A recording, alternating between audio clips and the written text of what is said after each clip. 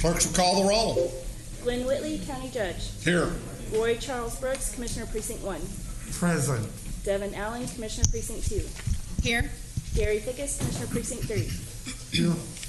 J.D. Johnson, Commissioner Precinct 4. Here. Constitutes a quorum. Our invocation today will be delivered by our own Chris R4 from our IT department. After the invocation, please remain standing for the pledges.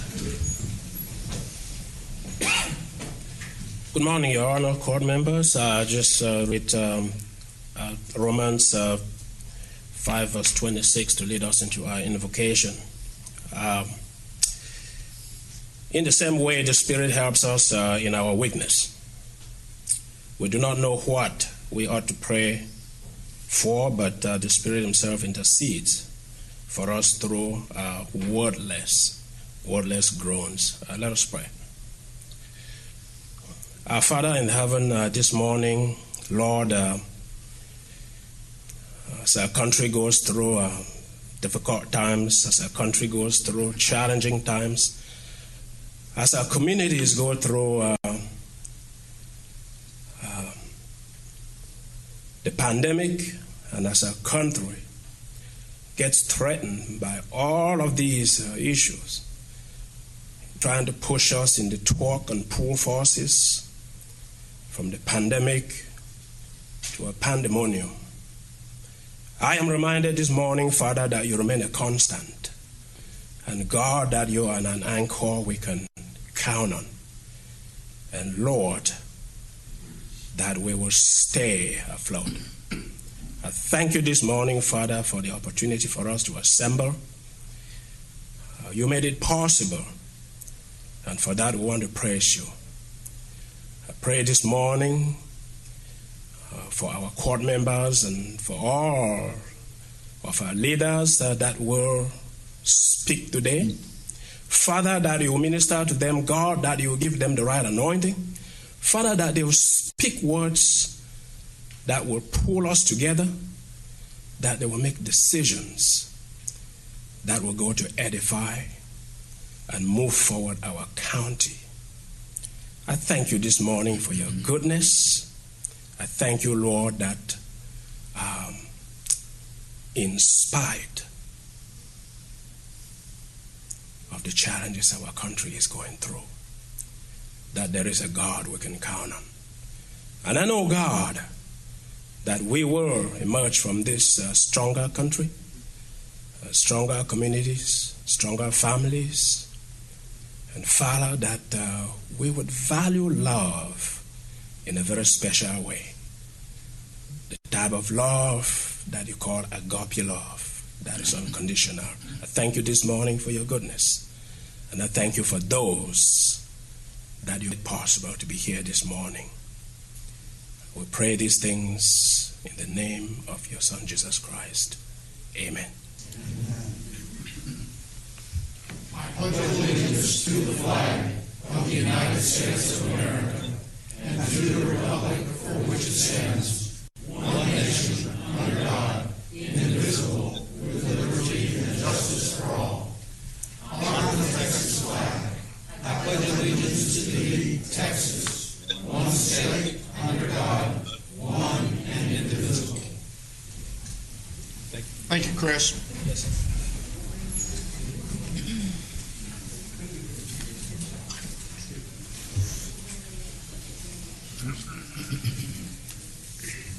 Mr. Manius, agenda announcements. Thank you, Your Honor. Members of the Court, we have several announcements as relates to the agenda this morning. The first one is under the County Administrator section, item 7A5.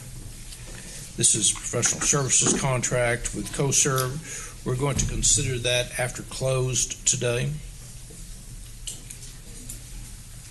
Also, members of the Court, under transportation services, item 7L2. This was originally on the agenda as a consent item. We're going to remove that as a consent item and consider that as a normal action item whenever we get to that particular point. Also, we have an IT steering committee, which is calendarized to start at 2 o'clock this afternoon. Are we taking bets? Just waiting for chuckles to end. Is your team taking bets, GK? I don't know what you're talking about, Commissioner. There is no over-under. Okay. I will say that I couldn't get in the pool, so they must not be having one today. I think the Grinch stole the over and under. Jay Singleton won that last week, and he was the last man speaking, or last person speaking. So, but this is scheduled for 2:00 today. So, let me explain that just because we scheduled it at 2:00 because if we start later, we can do that. But if we would have scheduled it at 4:00 and we would have adjourned here at 2:30, we could have not started that meeting till 4. So that's why we have that. Also, members of court, we are going to change our agenda around as we have in the past weeks, except for the fact that rather than starting with the COVID discussion, we're going to move, once it gets to that point in the agenda, after the consent, we're going to move to briefing items, and that's going to consider the memorial monuments, which are on county properties. We'll do that first, and then we'll move into the COVID discussions after that. So, thank you, Your Honor. Thank you, Mr. Haynes. Court members, you have before you the minutes of our regular meeting of June the 2nd. Move for approval. Second. We have a motion and a second. Please vote. Commissioner Johnson? Yes. Yes. He's on top of this. Commissioner Fickus, would you? No, you're okay. Okay, we got it. Thanks. Motion passes unanimously. Now you have before you the consent agenda. Move approval of the consent agenda as amended. Second. We have a motion and a second. Please vote. Commissioner Johnson? Yes. Motion passes unanimously. Are there any announcements or any? Do you have, I mean, I have a lot to say, but I'll wait till later.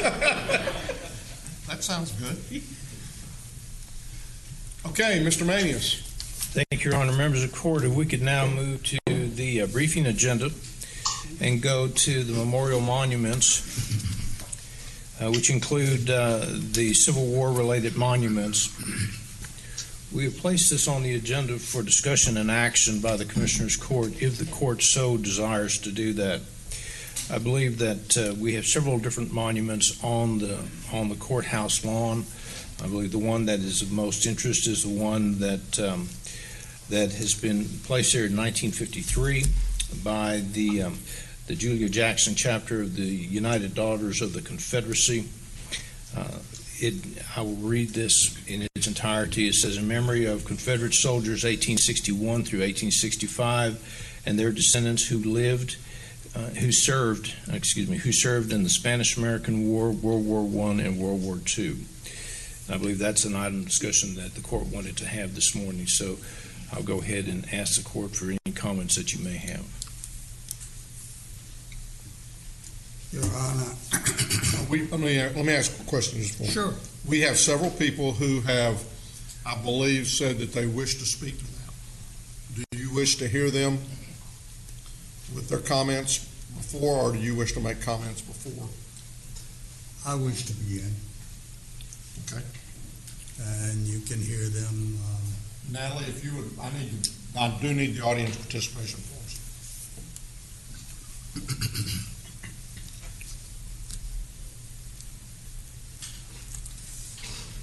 Your Honor, members of the court,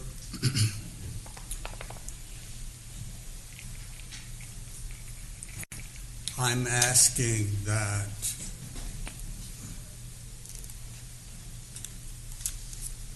we take an action today of reconciliation and healing. It is perhaps appropriate that this item comes before the court today on the date of the final memorial service for Mr. George Foster, whose life and death sparked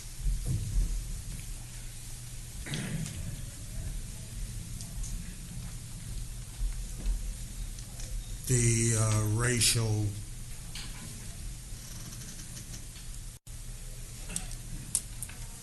focus that we have been dealing with the past couple of weeks. I ask you to consider the monument erected by the Daughters of the Confederacy on the Tarrant County Courthouse lawn back in 1953. This is not a monument to America. It's a monument to those who took up arms against America.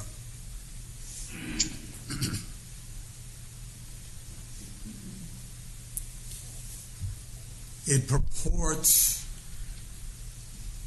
to be a monument that honors veterans, but it does not honor all veterans.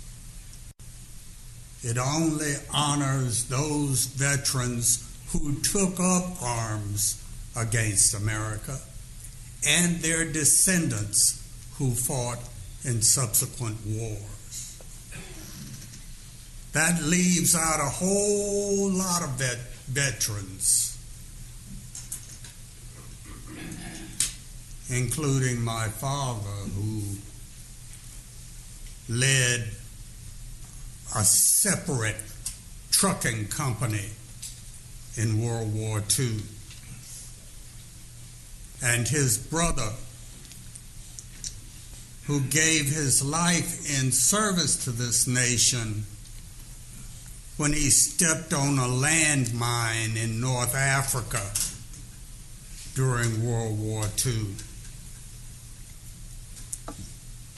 thus depriving him of the ability to even set eyes on the daughter who was born after his deployment. My cousin Ina, who to this day lives in Chicago, he never saw Ina because of his service to this nation. He is not honored by that monument. And I dare say that most of the veterans in this room are not included in that recognition either. In fact, I would argue that it's not a memorial at all.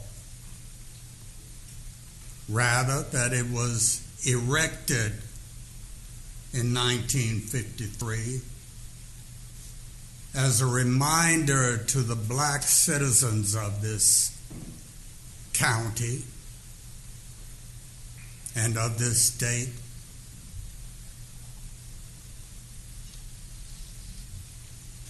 that the rules of Jim Crow were still in effect.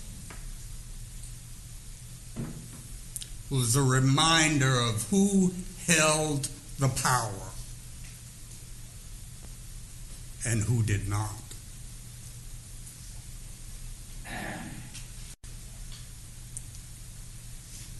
I would argue that it has a chilling effect on justice. Imagine a black man or black woman who has to go into the courts of this county to seek redress of their grievances in those courts or to defend themselves against a charge for an offense that they have been alleged to have committed. Imagine that person having to walk past that memorial on their way to seek justice. Imagine the impact of that so-called memorial.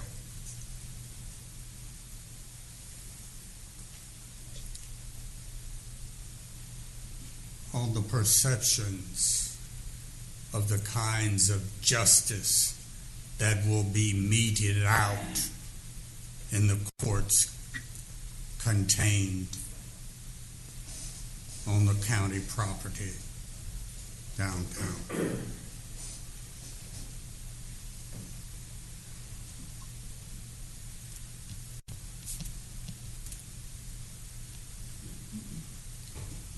I'm a proud American. I'm a proud Texan. I was raised to honor and appreciate this nation. Yes, I came up during the time of Jim Crow.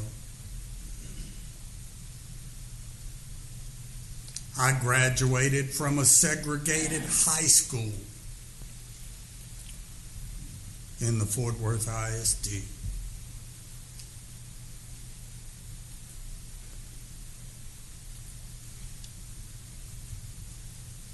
But in growing up under that system, I was taught that regardless of what other people thought of me,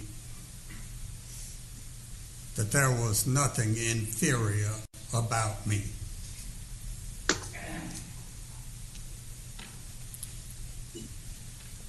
That monument seeks to put a lie to that training that I received as a child. I would say to you, my colleagues, that this is something that we must do. If we're to have any chance at succeeding in creating the real change that our nation is demanding, changes in our criminal justice system, changes in our healthcare delivery system, changes in our school system,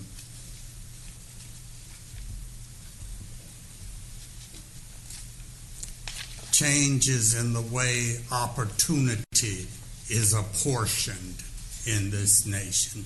If we're to have any chance at addressing those hard issues, then we must start with the easy ones. The decision to remove that monument is an easy one. It's one that is well within our control.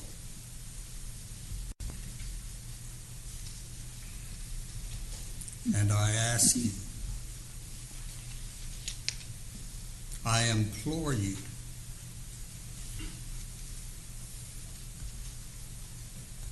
to do the right thing today.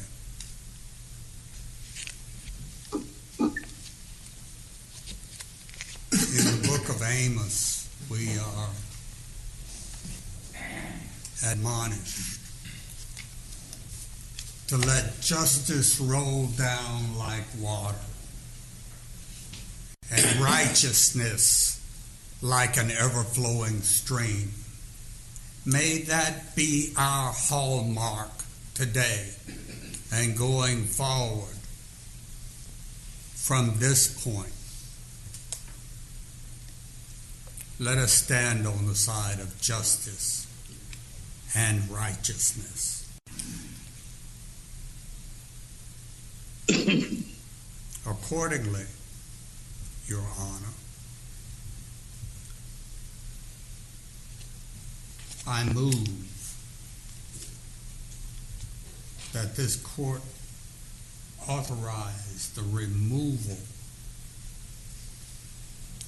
of the monument erected by the Daughters of the Confederacy in 1953 on the Tarrant County Courthouse lawn, and that we direct staff to remove it to a temporary location where it can be held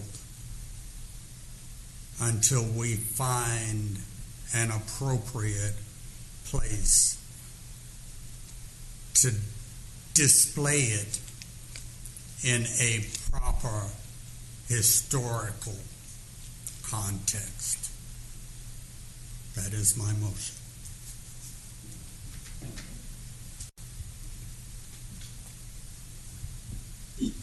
I'll second.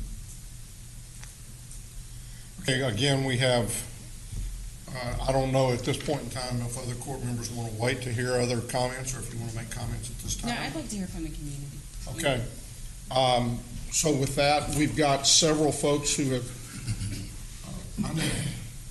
Chandler, would you please go get, I've left my phone, which is my timekeeper in my office. It'll be 3 minutes. You can please, when you come up, please give your name and your address, and then you have 3 minutes to make any comments that you would like to make at that point in time. Okay. Where to be read? We may start a new thing today.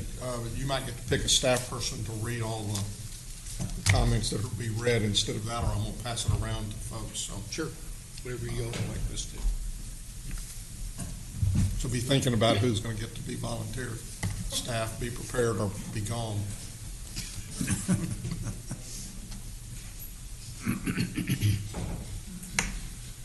Hopefully they're finding my phone.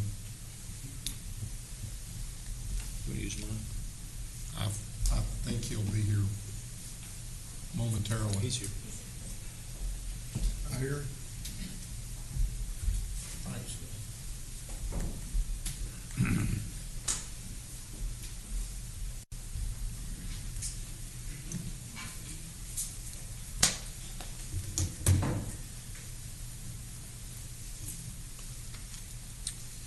Okay, the first person that I have to speak is Jason Smith.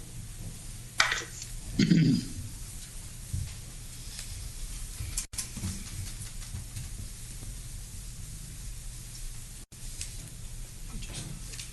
are you? May it please the court. Good morning.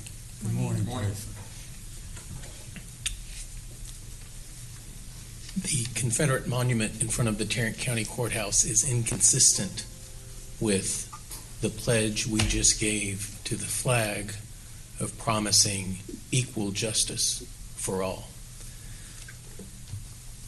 I appreciate your motion, and I'm sorry that your uncle is left out of being honored for his service to our country.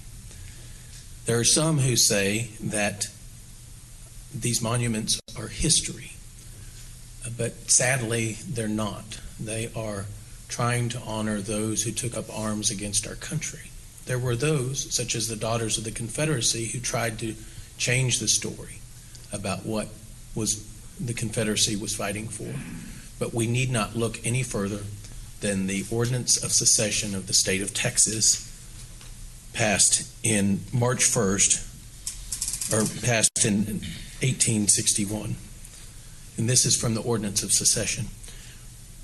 The state of Texas said at that time, as they left the United States, "We hold as undeniable truths that the governments of the various states and of the Confederacy itself were established exclusively by the white race for themselves and their posterity, that the African race had no agency in their establishment, that they were rightfully held and regarded as inferior and a dependent race, and in that condition only could their existence in this country be rendered beneficial or tolerable.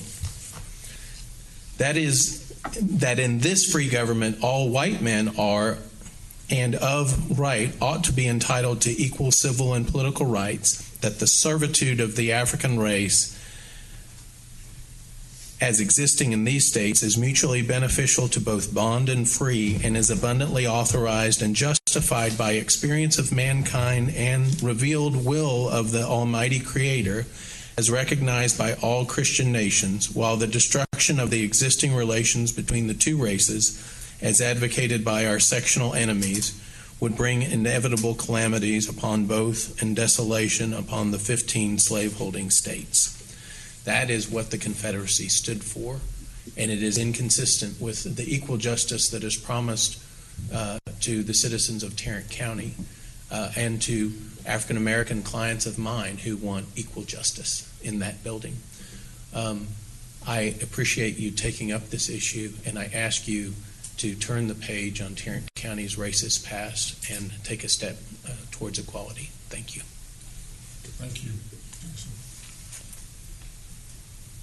Next is Amy Hunter.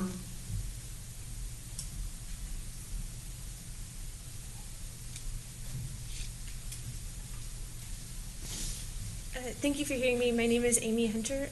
I grew up in Haltom City. I live in North Richland Hills and work as a public school teacher. Thank you for your motion. I ask that the monument to Confederate soldiers be removed. It's a vile monument to racism on the very grounds where justice is supposed to be upheld. In a recent article from the Fort Worth Star-Telegram, Judge Glenn Whitley, you recently said that I don't condone racism, but it is important that we don't obliterate all traces of it, because then we might forget that it actually occurred. I don't think that we need to lose sight that there was a war about it. We always want to remember it was wrong, and eventually we had to fight that wrong. Respectfully, no one wants to forget the Civil War. In fact, forgetting the Civil War would be impossible given its echoes still today. Black people remain underrepresented and or oppressed by almost every system in the United States generally, but Texas and Tarrant County specifically. There are many, many sources that prove the disparities between black and white experience in our country, which I will not spend my time on now. Instead, I will name Fort Worth native Tatiana Jefferson, who was shot and killed in her home by an officer under the employee of Fort Worth less than a year ago. Her death should show us that black people are still not free from the oppression of white people in this country, this state, and this county. If we do not want to forget racism, rather than let that monument stand, we should work to eradicate it in our community. Some claim that statues and monuments seek to remember, not to honor. This is patently untrue. If you Google the question, what is the purpose of the monument, the top hit reads, a monument is a type of structure that is explicitly created to commemorate a person or event which has become irrelevant to a social group as part of their remembrance of historic times or cultural heritage. The definition of commemorate is to recall and show respect for or celebrate. This monument is celebrating slavery and those who fought for it. Of course, this is terribly unjust. This statue memorializing Confederate soldiers does not warn us against the dark history of slavery. Instead, it, 1, celebrates treasonous people willing to die for their right to own other human beings. 2, reminds black and brown people today that their government would rather honor racist forefathers than honor them as citizens. And 3, it allows white people to believe that racism is over and that we have no responsibility for making a more just society. This statue is embarrassing, vile, and easy to remove. There is no reason for Fort Worth or Tarrant County to have a regressive monument on the courthouse steps. It is inexcusable. Removing it is literally the least Tarrant County can do to indicate that Black lives matter here. I am a citizen, a taxpayer, and a voter, and I respectfully ask that you remove this monument to slavery and discrimination. It does not represent my values, and I hope that it doesn't represent yours. Thank you. Thank you, Amy. Next is Chaplain Stoglin.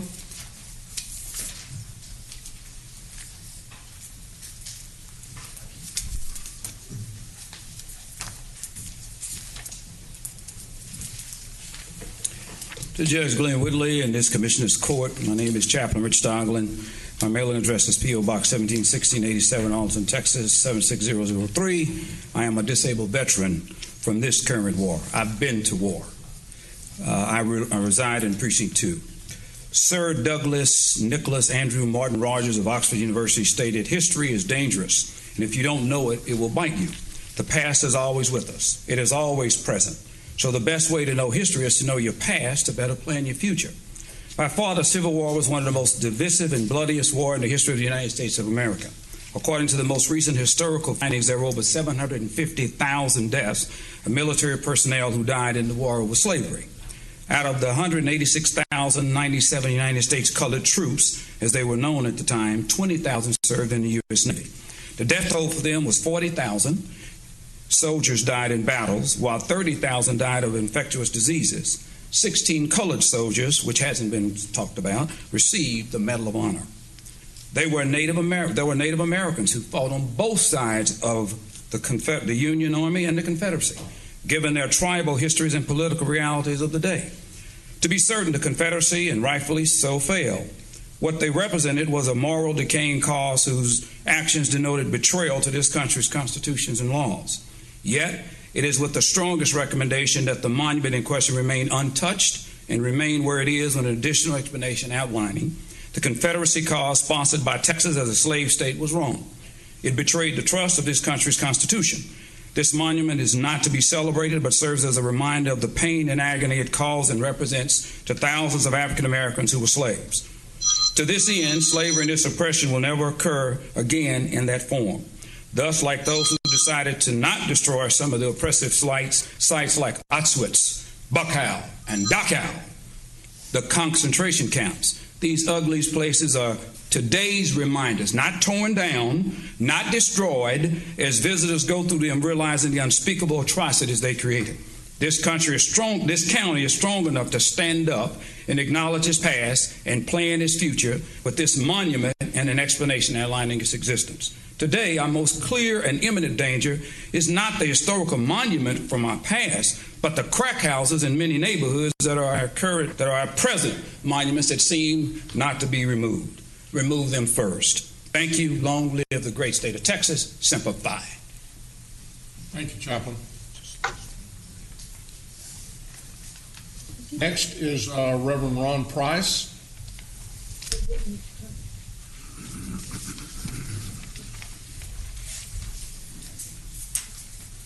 My name is Ryan Price.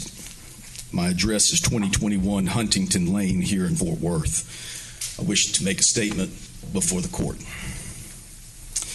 I've already communicated to Judge Whitley and now wish to communicate to the court my belief that the Confederate monument on our courthouse lawn must be removed in order for us to move forward in our community and take responsibility for our part in the continued healing of the deep wounds of our nation. This is a bridge which at some time has to be crossed. As a Fort Worth resident, pastor of the historic Broadway Baptist Church here in Fort Worth, husband of a black woman, and parent of 3 biracial children, I believe strongly that that time is now.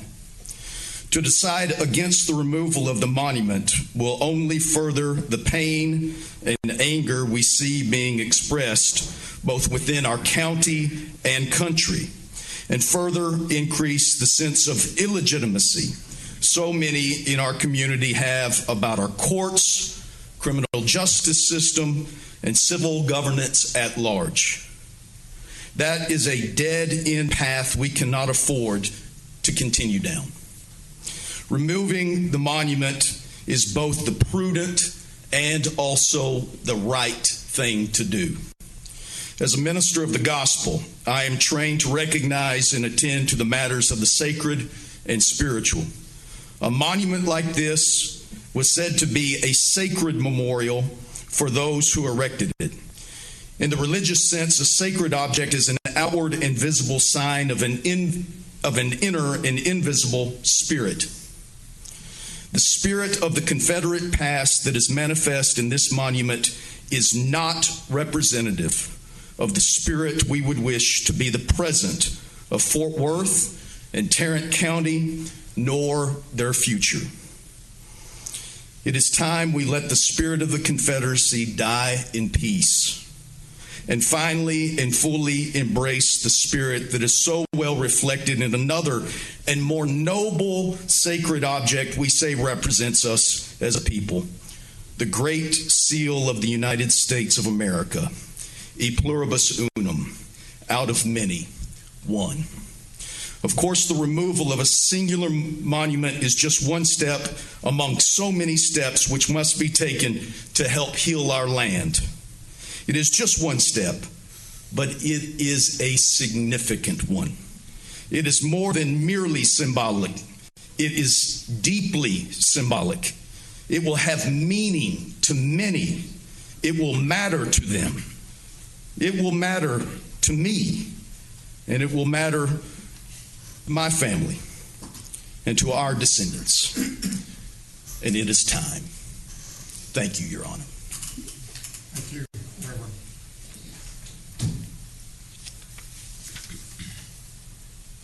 Next is Sheila Randolph.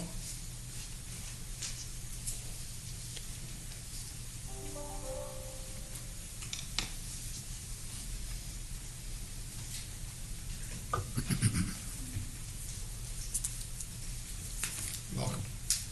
May it please the court. Old habits die hard. My name is Sheila Randolph. I live and work in Fort Worth. I'll give my office address because I'm a little nervous about giving out my home address in public. My office address is 3505 Airport Freeway. I want to speak in favor of leaving the monument exactly where it is.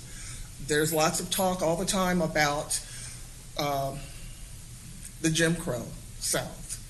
But a lot of people don't know there were black Confederates that drew pensions during Jim Crow, that drew Confederate pensions because they fought for the Confederacy. Whenever people talk about taking down Confederate monuments, a lot of them start with the Articles of Secession. Well, I've read the Articles of Secession. All of them mention slavery in some form or another. But I've also read President Lincoln's inaugural address from 1861, where he said unequivocally to the southern states who had seceded that they were going to be able to keep their slaves if it were up to him. And that was his whole speech was devoted to that. When Mr. Smith 2 years ago asked for the removal of the Confederate monument and started a petition, I went down to the library, because the public library, which is open to anyone, to look and see why the monument all across the street, in front of the old historic courthouse, why it was put up there. And I read what the women back then said. I read what they said in 1952. Our country was in the middle of a war. This had nothing to do with Jim Crow. It had nothing to do with white supremacy. It had to do with the fact that we were in the middle of a war at the time, and they wanted another memorial to memorialize Confederate veterans and their descendants who had fought in other wars, the Spanish-American War, the World War I, World War II. That's why the monument was put up. It was not put up for for white supremacy. That was not the reason. And I'll say this one thing, and I'm probably not allowed to say this. While there was talk about removing the monument this last week, that particular chapter of the United Daughters of Confederacy was swearing in an African American woman as their president. They had voted on her back in April. They would have sworn her in May. That person was me. So I would really appreciate it if you would vote to keep the monument. Thank you. Thank you, Ms. Randolph. Robert Gustafson. Mr. Manius, if you would, please ask whoever our designated couple of folks maybe to read the Yes. My name's Robert Gustafson. Everybody calls me Gus. I live at 6107 Amicable Drive, Arlington, 76017. I don't know how I ended up here. I was just coming down here to voice an opinion. I didn't know I'd be able to talk here. My thing is, I'm just an old beat-up white guy, but certain things are obvious. One is that walking past that thing on the process of being given your day in court, and being an African American, you can't believe that you are going to be seen as a full citizen. I've heard a lot of this stuff, and I don't want to be dismissive, but we all know it's kind of silly. It shouldn't be there. Nobody's saying destroy it. Nobody's saying do terrible things. It doesn't belong in front of a courthouse. My biggest thing is when people protest peacefully, behave the way that you would like, and you don't reward them, then you can't be surprised if people behave in a way that you don't like. And if we can't do something this simple and this easy, then what are we going to do? What we're really going to say is, in return for you guys peacefully and honorably requesting change, after seeing that horrendous George Floyd video, in response, what we say is that we will do nothing. We will say nice little platitudes and stuff, but when it comes down to it, we will do nothing. So I don't know how I ended up here, but I thank you for your kind attention and stuff. Thank you. Thank you, sir. Thank you, Mr. Gustafson.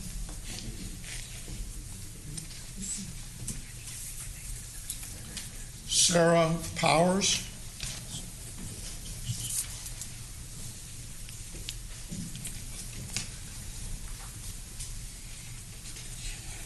My name is Sarah Powers. I am a resident of Fort Worth, and I appreciate the opportunity to be here today. So thank you, Your Honor and Commissioners, for the opportunity to speak. I'm here today to speak in support of the removal of the Confederate Soldiers Memorial Monument in front of the courthouse, and further to any Civil War-related monument that is on county property.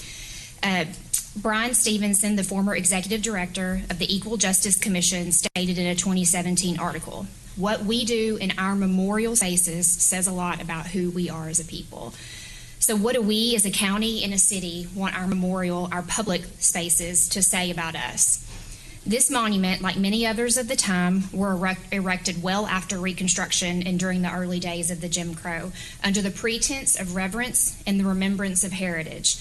Many supporters of these arguments argue that this isn't about racism and slavery at all. The war was about states' rights, and any Confederate monument is simply to remember our history.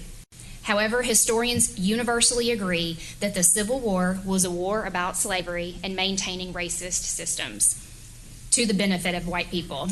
It makes sense that monuments memorializing the Confederacy cannot help but serve as a painful reminder of the racism of the past and how it continues today. During a speech on May 19th, former New Orleans Mayor Mitch Landrieu spoke about a friend who asked him to think about a young black girl. And this is similar to what Commissioner Brooks said, and he said it much more eloquently than I did, but I already have it written down on paper, so I'm going with it. He asked about a friend who said, "What would you say to a young black girl who must pass every day past these monuments that memorialize the Confederacy? They depict Robert E. Lee, Jefferson Davis, P.G.T. Beauregard. What can her parents say to her?" Landrieu continued by asking, "Can anyone look that young girl in the eyes and tell her or convince her that Robert E. Lee is here to encourage her? Do you think she will feel inspired and hopeful by the Confederate story? Do these monuments help her see a future with limitless potential? And have you ever thought that if her potential is limited, so is ours?" This, to me, is the heart of the issue. What messages do these monuments send to that young girl and others in our community? The romanticized past that is depicted in these monuments, the Confederate heroes that stand on those pedestals, they are telling her, we put more value on this history than we do on your pain. And if these monuments are about respecting history and heritage, whose heritage do the symbols truly represent? It ignores the near universal heritage of black people whose ancestors were enslaved by the millions in the South. It trivializes pain, history, concerns about racism, whether we're talking about racism of the past or racism that continues today. I'm heartbroken by our continued reluctance to truly see that the ideas that are depicted on these pieces of stone for what they really are. A romanticized message about the racist history of the South, and that it's more important than the past and present pain of the people here today. I'm not from here, but Fort Worth is my home now, and I love it. And as our mayor likes to say, it is your Fort Worth. But what does that mean when the you is someone that is not white? I personally don't know, but I'm listening to others in our community that do. And no one's going to forget the history just because the monument is removed, but it will be a start to healing the pain that was caused by this history. And as a resident of Tarrant County, that is a message that I can be proud of. Thank you for your time. Thank you, Sarah.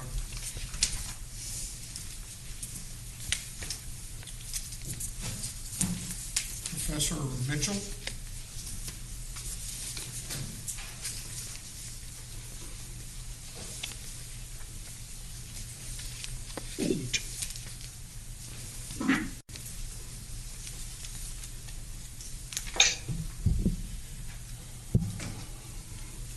Good morning.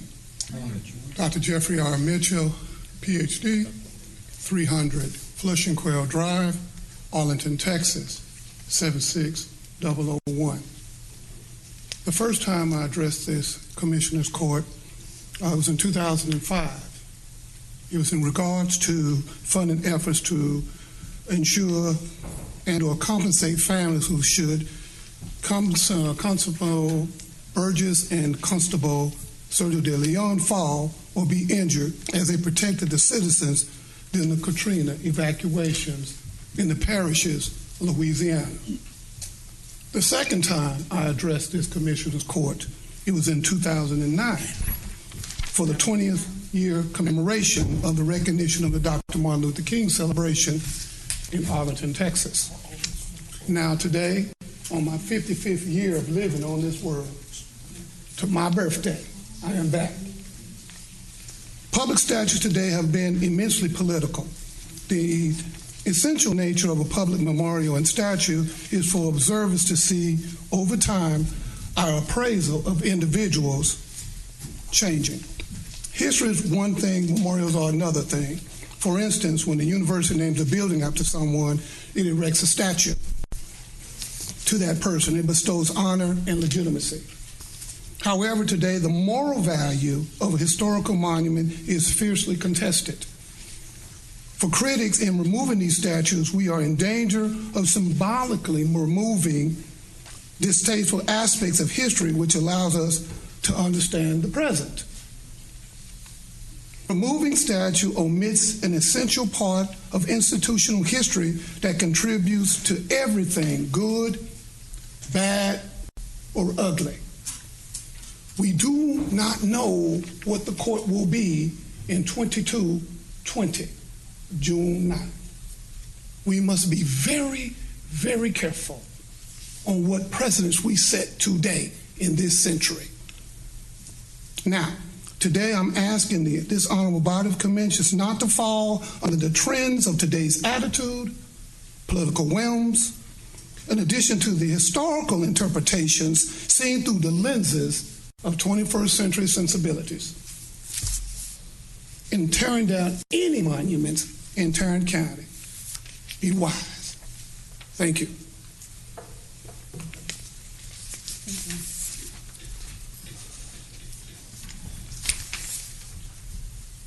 Luis Castillo.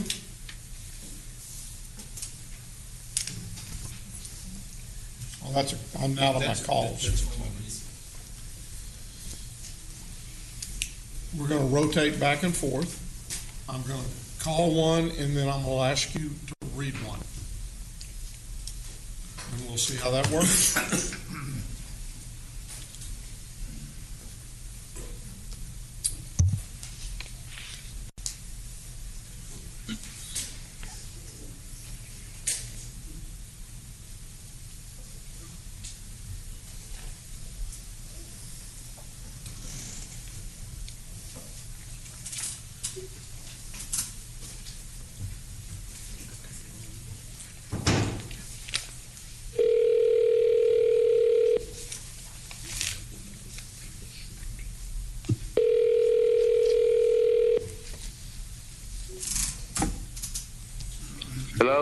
Luis, this is Judge Whitley. You had asked to participate in the discussion regarding our memorial monument.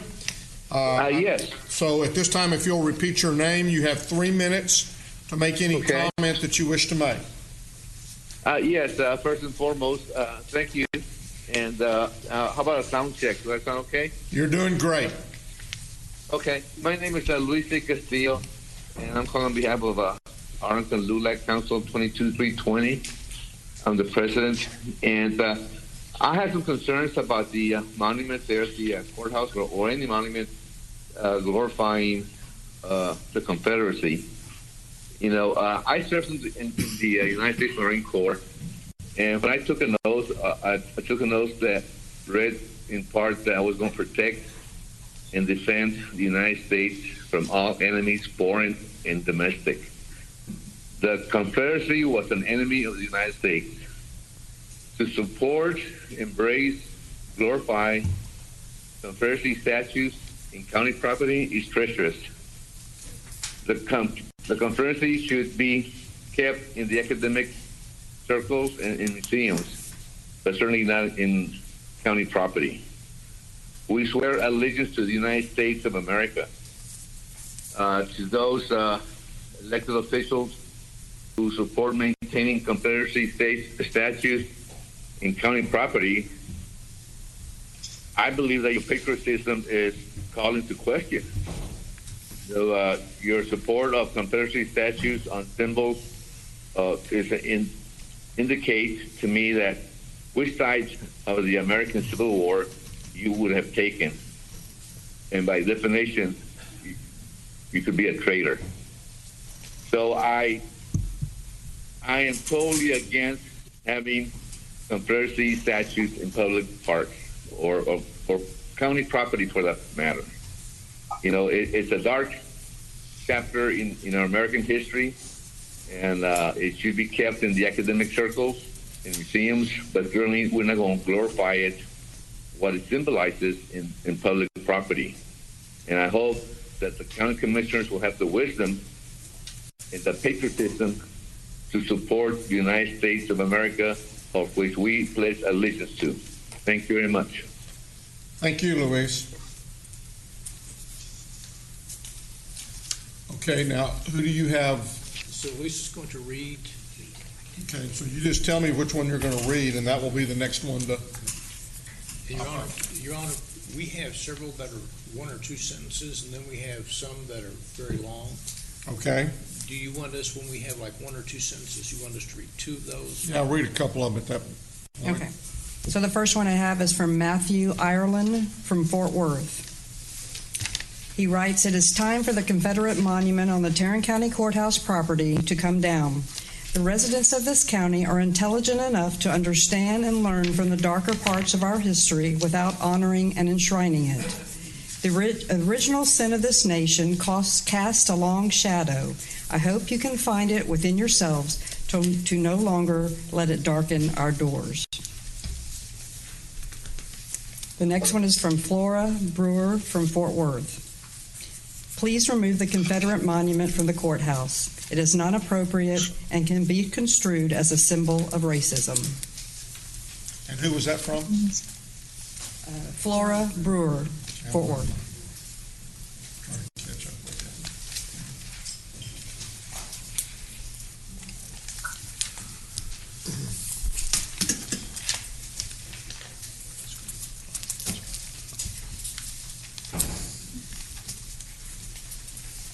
Y'all found Flora. There she is up there.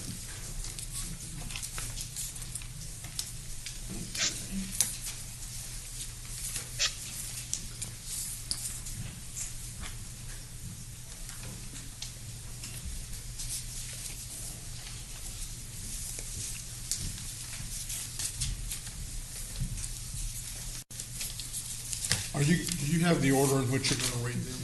The next one that we'll be reading is Dr. Robert Devine. What I was going to suggest is that let me give mine to you, and you put them in the order, and then that way I can. Gotcha. That's a read. Okay. Yeah, put that right there.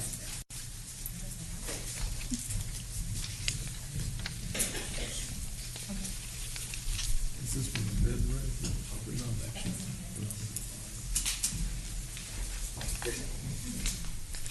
the next call will be to Nidra Robinson.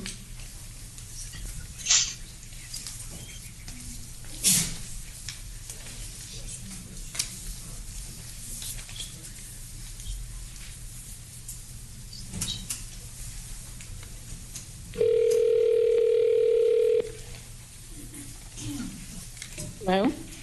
Nidra, this is Judge Whitley. You had said you were interested in participating in the discussion regarding the memorial monument.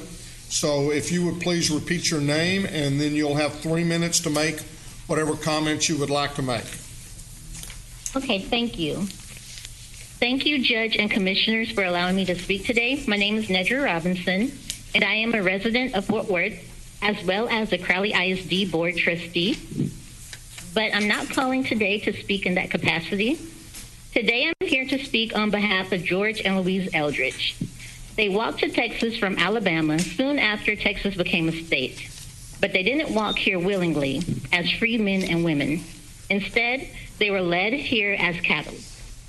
George and Louise had their first enslaved child less than a decade after Texas became a state. They were robbed of their dignity, humanity, and kept in bondage in this state for nearly 2 decades. George and Louise Eldridge were my third great-grandparents. I learned that I descended from enslaved people at 10.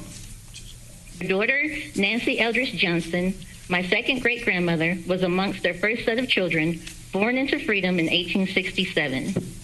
She moved to Fort Worth, Ward 1, in 1920 as a widow with my 10-year-old great-grandmother in tow, where she lived under Jim Crow laws until her death in 1960. My father was born in Fort Worth in the 1950s, shortly after this monument was erected, still under the same subjugation that his parents and grandparents had to face. Confederate revisionists often cite state rights as a reason for secession without answering the question, states' right to do what? Texas answered by listing slavery 21 times as a reason to secede from the United States. They even went as far as to say that Texas was established exclusively by the white race for themselves and their posterity, that the African race had no agency in their establishment, that they were rightfully held and regarded as inferior and a dependent race. My family has a 100-year legacy in Fort Worth. That monument represents nearly half of the time they lived in this region as second-class citizens, under a racist caste system with rigid anti-black laws, not including the years of trauma that George and Louise endured during slavery. Today, I stand on the shoulders of my ancestors as a fully free citizen of the United States and ask that you remove the monument outside of the courthouse, which perpetuates a history of white supremacy, terrorism, and the systemic oppression of African Americans, and stands as an affront to the promises of justice and equality. In 2020, we can and must do better. Thank you for your time. Nedra, thank you very much for your call. Have a good day.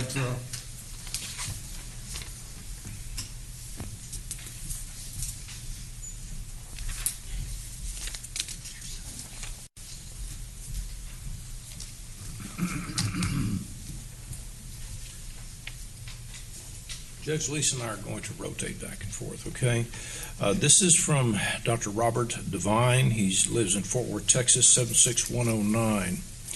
It's addressed to the Honorable Judge Whitley and Commissioner Brooks, Commissioner Allen, Commissioner Fickus, and Commissioner Johnson. It reads, Dear Judge Whitley, I am writing you in regard to the Veterans Monument located on the grounds of the Tarrant County Courthouse. My father, James Lincoln Devine, was a World War II veteran who served in the Merchant Marine, Army Air Corps, and U.S. Air Force and flew missions over Germany and Romania. My uncle Clyde E. Devine served in the U.S. Army in Africa, Italy, in the Battle of the Bulge, and received a Purple Heart for multiple combat wounds. He was captured by the Germans and was held as a POW in several locations, including one in Austria near Mauthausen concentration camp. Another uncle served in the Pacific Theater. My great-uncle Robert Thompson was appointed U.S. Consul General to Germany during World War I by Secretary of State William Jennings Bryan.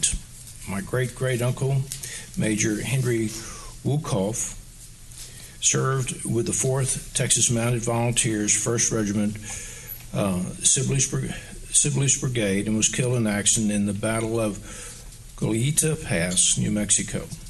My father, Henry Wolkoff Ragu, Sr., served as in the War of 1812 and later served as a staff officer under Sam Houston in the Texas War of Independence and was in service during the Battle of San Jacinto.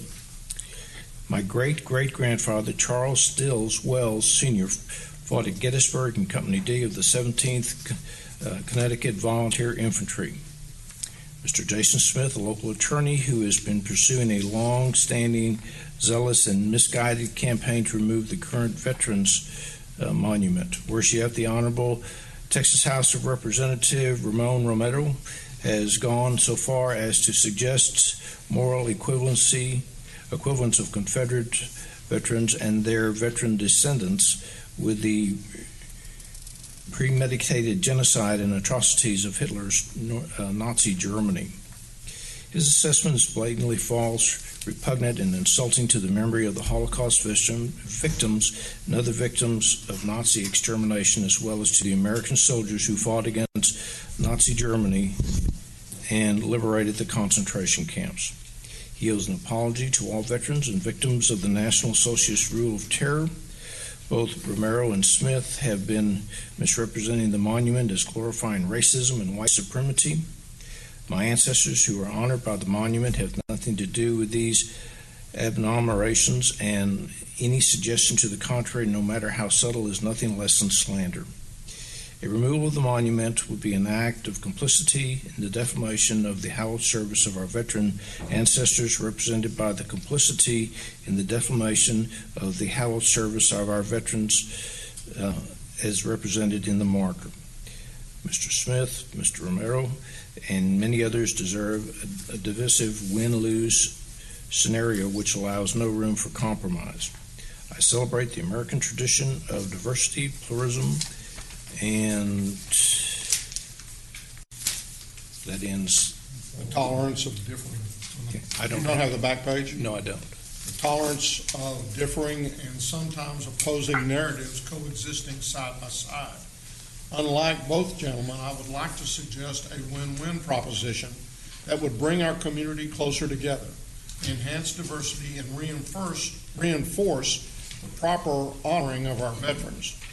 While my father was stationed at Wheelus Air Force Base in Tripoli, Libya, as a DoD civilian, I had the distinct honor of personally meeting ace fighter pilot Daniel Chappie James of the Tuskegee Airmen fame. He was instrumental in turning around the air war in Vietnam in America's favor and would go on to become the first African American to reach the rank of 4-star general in the armed forces. Fort Worth is an air power city and has been so since the early years of flight. Through my volunteer work with the Commonwealth War Graves Commission, we have been monitoring and cleaning the grave sites of Commonwealth airmen and sailors who trained during World Wars I and II in Fort Worth and in many other locations in Texas. Veterans deserve assurances from Tarrant County that the current Veterans Monument will remain in a place of perpetuity and wholeheartedly support the creation of a supervisory board led by yourself and the commissioners with representatives of the hereditary societies and veteran organizations related to the wars depicted on the current monument and members of leading air power organizations in Tarrant County to create a monument to General Daniel Chappie James Jr. to be placed at minimum in an equal place of prominence on the grounds of the Tarrant County Courthouse. This monument could be a statue, bust, plaque, or other suitable aesthetic or artistic rendition. I'm willing to provide the first $100 to start a public-private partnership to fund this project. I cannot emphasize how important it is to me, and I urge you provide your unwavering support to the preservation of the memory and sacrifices of all our veterans without exception. Respectfully, Dr. Robert Devine. Judge, I simply didn't have that second page. I understand. I'll read one more. This is very short, and then if you'd like to do another call. This is from Joe Alcock. He lives in Fort Worth, 76114. It reads as follows. This is part of our history. It shows respect to our veterans of all races. These people are not from Fort Worth. They don't know how we honor our veterans. That was Mr. Alcock. And my next call will be to Roderick Smith.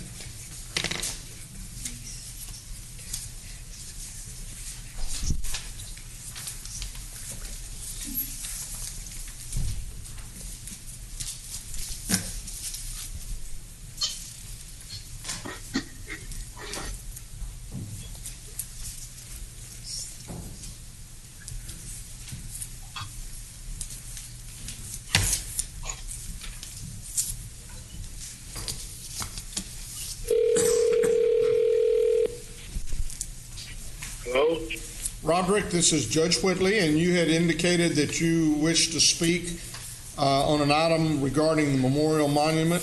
Now is the time, yes, so if you would please repeat your name, and then you have 3 minutes to make any comments that you wish to make. Yes, so my name is Roderick Smith, and I was calling. I wanted to talk briefly because it's time that we remove these Confederate monuments around our city and our county.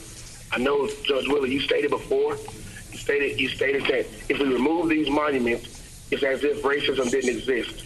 However, us that's living through racism and us that haven't experienced racism, we will never forget racism. There's no way that we can forget the racist rhetoric that individuals have deemed to us, have said to us, the actions they've taken towards us. So I say this, Judge Willie, I understand what you said. However, racism, we'll never forget racism because this country was birthed on racism. However, what we're doing now is we're trying to tie this racist rhetoric down and rebuild our country. See, the whole "Make America Great Again" was "Make America Great" because the way we was when we was enslaved. But now we're not trying to make America great because America was never great. What we're trying to make a new America that's free, that's freed of slaves, a new America that's equal for everyone. See, George Floyd, the stuff that happened in Minneapolis when George Floyd was killed, he was killed by somebody who supported those Confederate monuments.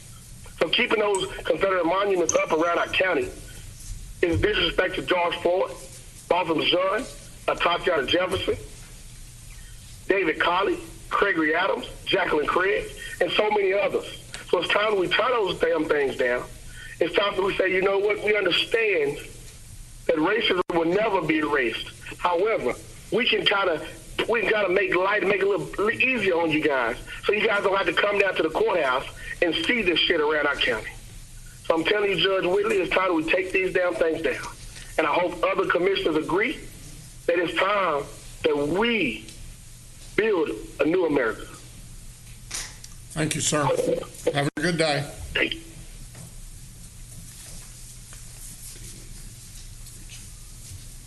You don't want to? No.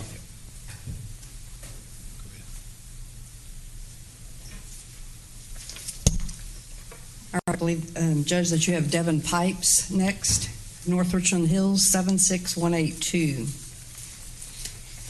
No monuments should be moved or removed. My family has been in Tarrant County since the 1850s, and I have ancestors that fought for both sides of the Civil War. The monuments were placed there to honor our ancestors, which were pioneers of this county. If we must, historical connotation plaques can be placed near the monuments. Learn from history, don't be offended and victimized by it. The attempts by the Democrats to destroy their own party's history are greatly disturbing. We must respect the pioneers that built this county's wishes to have monuments to honor the local veterans of the Civil War. You want to go ahead and... The next one I have is Allison Pope Fort Worth 76133. On Confederate statues and monuments, if it is of concern that we may lose our sense of history by removing those figures which have stood for so long, rest assured that the effects of the Civil War and the legacy of slavery and systemic racism are woven into the very institution and arena. Additionally, a marker may be placed to reframe the history of the monument after its removal, to let passers-by know of the once there statue which was erected to inflict fear and suffering and removed to usher in a new era of acceptance and equality. Further, the safety of the public will benefit by the removal of Confederate monuments, as a controlled and planned effort will eliminate concerns of citizens taking the task upon themselves. See the case of Silent Sam in Chapel Hill, North Carolina for more explanation. In short, decades of peaceful protest went unheard, and the University of North Carolina continued to protect and preserve the monument, spending hundreds of thousands of dollars per year to do so. Student groups forcefully removed the statue, which seemed to be of concern for safety among the highest levels of the university leadership. Additionally, as we consider the manner in which we frame and preserve history, I implore you to consider the difference between the Holocaust Museum and a public statue of Hitler. I trust that you all understand the difference between honoring and preserving history in a way in which is respectful to those most oppressed compared to the idolization of the oppressor. For the sake of public safety, public funds, and the preservation of history, I urge you to remove swiftly Confederate monuments.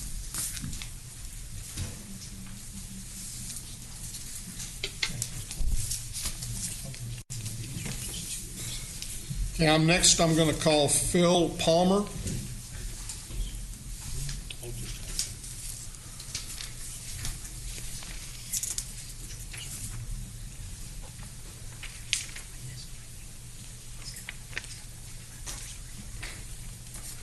I am sorry, but that's not a valid extension.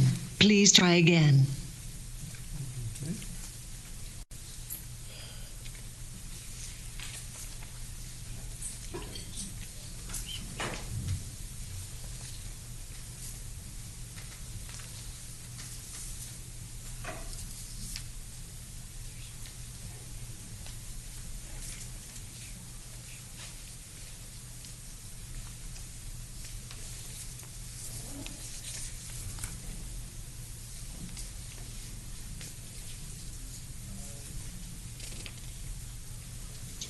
I have a problem with Mr.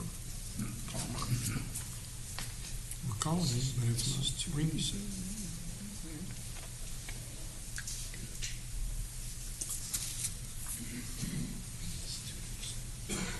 Okay, we're going to try. Please leave your message for 81. Nope. Okay, we have one more. It says call, but I'm going to call you up to the mic, Mr. Townsend.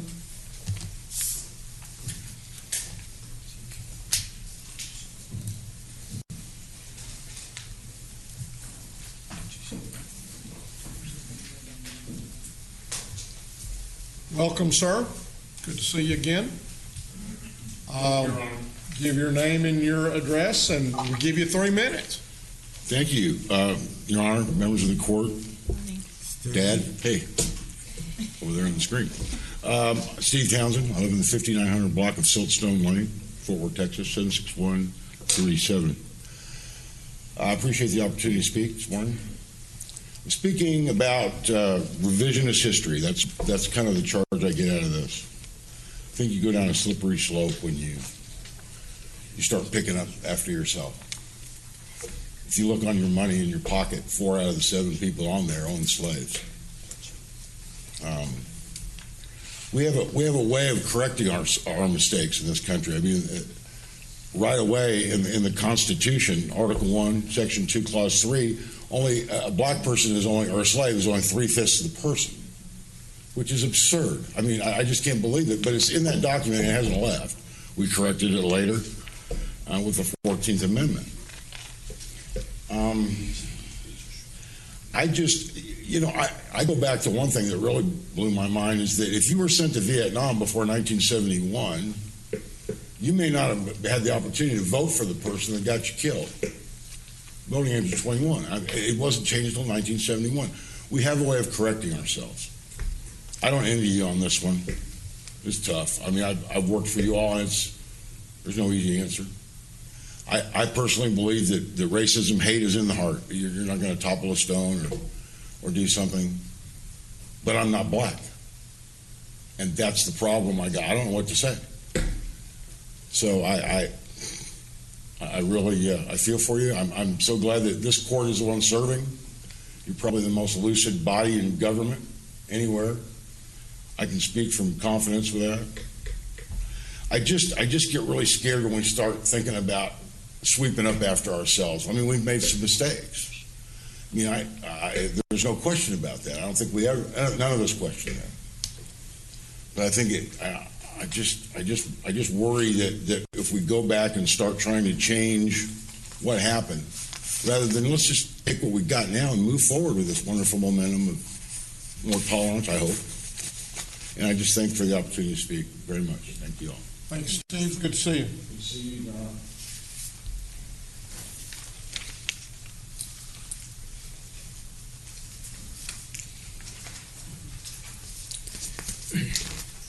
Okay, I'm going to read three of them, Judge. The first one is Kathleen Kletchy, Westworth Village, 76114. This is how it reads. It is my wish that the memorial be taken down. As a history teacher, I believe deeply that we should know our history. However, memorials do more than instinct. They heroicize, to make a hero out of someone. The Confederacy found to maintain the institution of slavery as it clearly enumerated in each state's individual secession documents. Surely we can find better heroes from Tarrant County to hold up as examples, and historical leaders take it down. The next one is from Holly Anderson. She is from Fort Worth, 76110. It reads as follows. The Confederate States of America was a rebellion to the United States. These traitors to America should not be honored. Rather, we need to take these memorials down. These memorials are often built to inspire fear and to communicate to black Americans that they had no place in American society. It is time for these to come down.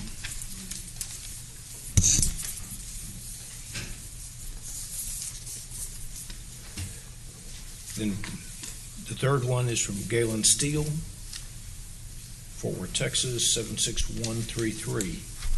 Please remove the Confederate monument from the courthouse. Ultimately, the Confederacy was organized around preserving slavery. This was an unjust cause and not a cause we need to recognize or celebrate. Judge, I'm going to ask Ms. McMillan to read some more. And I've got one more. I'm going to try one call back. Oh, come on up and we'll. Okay, I have three short ones. The first is from Caitlin O'Connell Owens, Fort Worth, 76133. A monument toward the Confederacy has no place in our government's property, but only in museums where it can be remembered but not celebrated. I am hopeful Fort Worth will do the right thing and remove the memorial. The next is from Anna McElhaney, Fort Worth, 76107. Please take action to remove the Confederate monument from the courthouse grounds. The next is from Arabella Statura, Fort Worth, 76104. The fact that the Confederate monument stands in front of the Fort Worth courthouse in this day and age is horrifying. This monument does not honor our citizen, but instead stands as a reminder of black oppression under white supremacy. These monuments were erected as a means of intimidation. Please leave your message for 8. These monuments were erected as a means of intimidation and as a way to ensure a white supremacist future. It is disgusting that we have allowed it to stand and represent our city for this long, and we must remove it.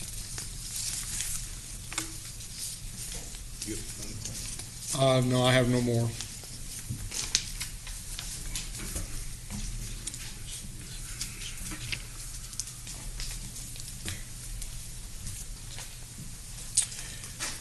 Okay, this one is from Councilman Marvin Sutton, It's from Arlington, Texas, 76010. Honorable Judge Whitley and Commissioners Court, I'm a local elected official, United States Air Force veteran, retired federal air traffic controller, and a 28 resident of Tarrant County.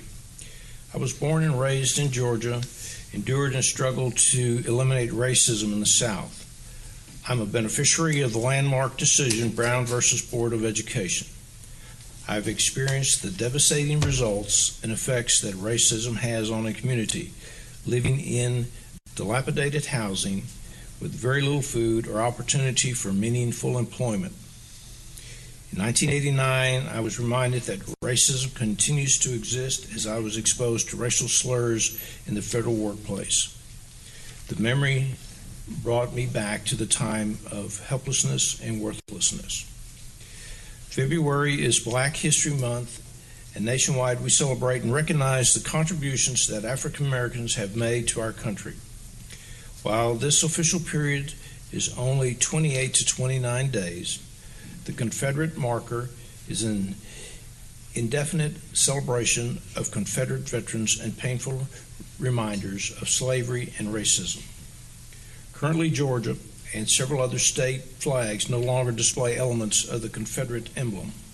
I urge the Commissioners Court to seriously consider removing the Confederate marker at the downtown courthouse in Fort Worth. This marker is a constant reminder of how African Americans were victimized and brutalized. Removing the marker will never change history, but it will bring healing and ease the racial divide in our country. In order to form a more perfect union, establish justice, and ensure domestic tranquility, I respectfully ask that the Confederate marker be removed from the grounds of the Tarrant County Courthouse in downtown Fort Worth. I'm going to ask Lease to read the rest of these.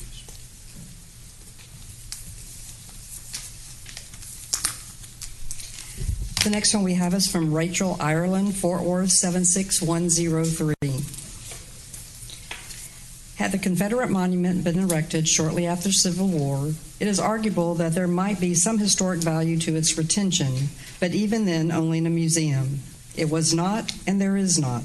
The monument was erected by our parents and grandparents to serve as a tacit reminder that they did not believe people of color were their equal, no matter what other verbiage was added to dress it up. For it to stand at the foot of the House of Justice in this county is an affront to the ideal of equality before the law. Put it in a museum if you must, destroy it if you will, but remove it and the warped ideology it represents from these grounds. Next is from Megan Malone, Fort Worth 76137. I would like to request the removal of the Confederate Memorial and any other monuments honoring the Confederacy or Confederate soldiers within Tarrant County. Imagine if you went to Germany and saw a memorial honoring the fallen Nazis. This is how Black people feel when they see a statue honoring individuals who fought to keep them enslaved and deny them their rights as human beings. There is no reason 2020 we need these monuments. Removing them is a small step Fort Worth can take that will help us heal as a city. Thank you. Derek Hunter, North Richland Hills, 76180. Regarding the Confederate statue on the public grounds in Tarrant County Courthouse, the commissioners must have it removed. The Confederacy committed treason against the United States of America for the right to own slaves. It is an embarrassing perpetuation of racism for this monument to stand. As a voter living in Tarrant County, I demand that this statue be removed. And the last one I have is from Raquel Sutton. She provides no city. Why should the Confederate marker be removed? Confederate markers should be moved because they are painful reminders of brutalizing times. There was a feeling of intense grief, disappointment, and shame when reminded of enslavement. Simmering tensions arises when thinking of slavery and injustices. Why would we celebrate and idolize those who separated the Union of the States because they selfishly believed in inducing pain, cruelty, violence, or insensitivity toward others? Confederate leaders enjoy the pain of others by advocating for slavery. These acts or lack of caused the Civil War within our nation. This shouldn't be celebrated. The Civil War is over. Slavery is over. Why should we be reminded of this horrific time during our ancestors' lives? Seeing these Confederate markers reminds us of the oppression and pain that was inflicted upon us. Have you ever been in a place after you have given so much of yourself that now you are left feeling weary and faint and you want to give up? The difficulties of civil injustice nearly take us out every moment of the day. Someone somewhere is experiencing injustice. Even though we will face adversity and hardships that drive us to continue to worry and give up, we must continue to stand for equality so that the city, county, and state governments will eventually hear us and do what is right. We have to depend on God's grace and great people to help us and give us the strength that we need when we are naturally depleted of over and over again. Please consider removing the Confederate markers so that they will not be reminded of this horrific time and continue to heal. We have wept and sacrificed enough. So thank you and GK for reading those. With that,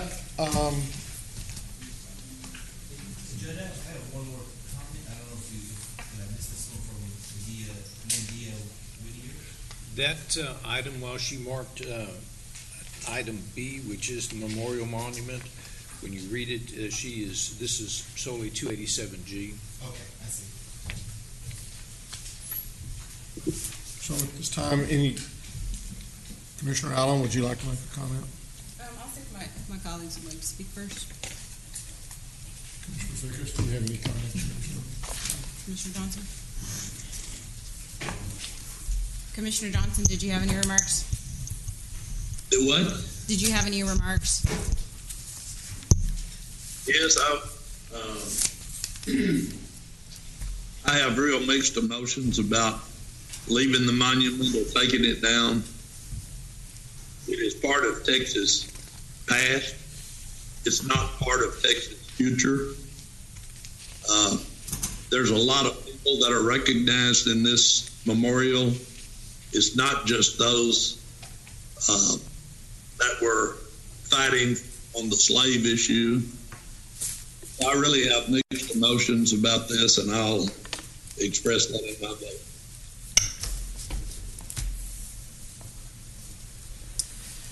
I might also, I have had many calls at my office. About 90% or more is in favor of leaving the monument in place. I'll close with that. Well, Commissioner Johnson, I too had mixed emotions about this issue. I'm just going to be totally honest. As a student of history, I can appreciate the history that this monument represents. That doesn't mean that I agree with it, but I have to appreciate it. And any person of color, any person of a marginalized group can tell you that you have to be a student of the history. You have to understand why and how systems were created, because your life depends on your ability to navigate those systems. Part of me is really frustrated that there has been so much conversation about this monument, yet every week our court makes decisions that either reinforce the systemic issues or they break some of these systems, and we don't necessarily have this level of engagement.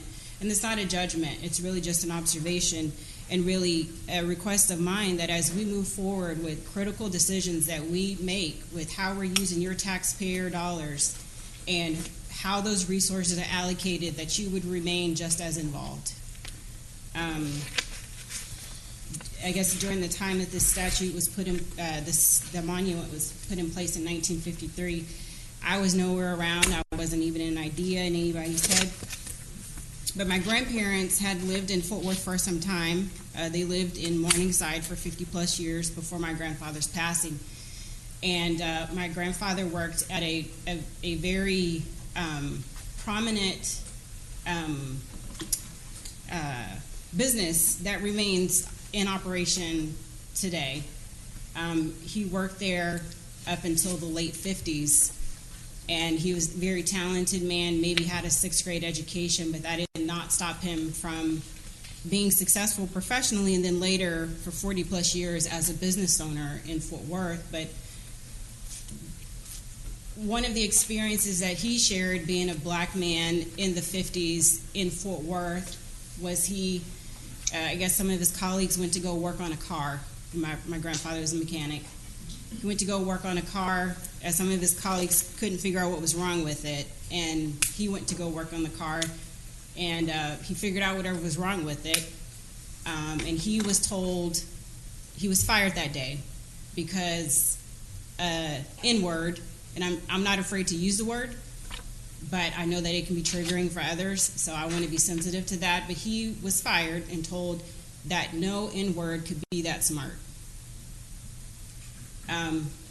While he was working at this business, my grandmother was cleaning houses on the west side of the city.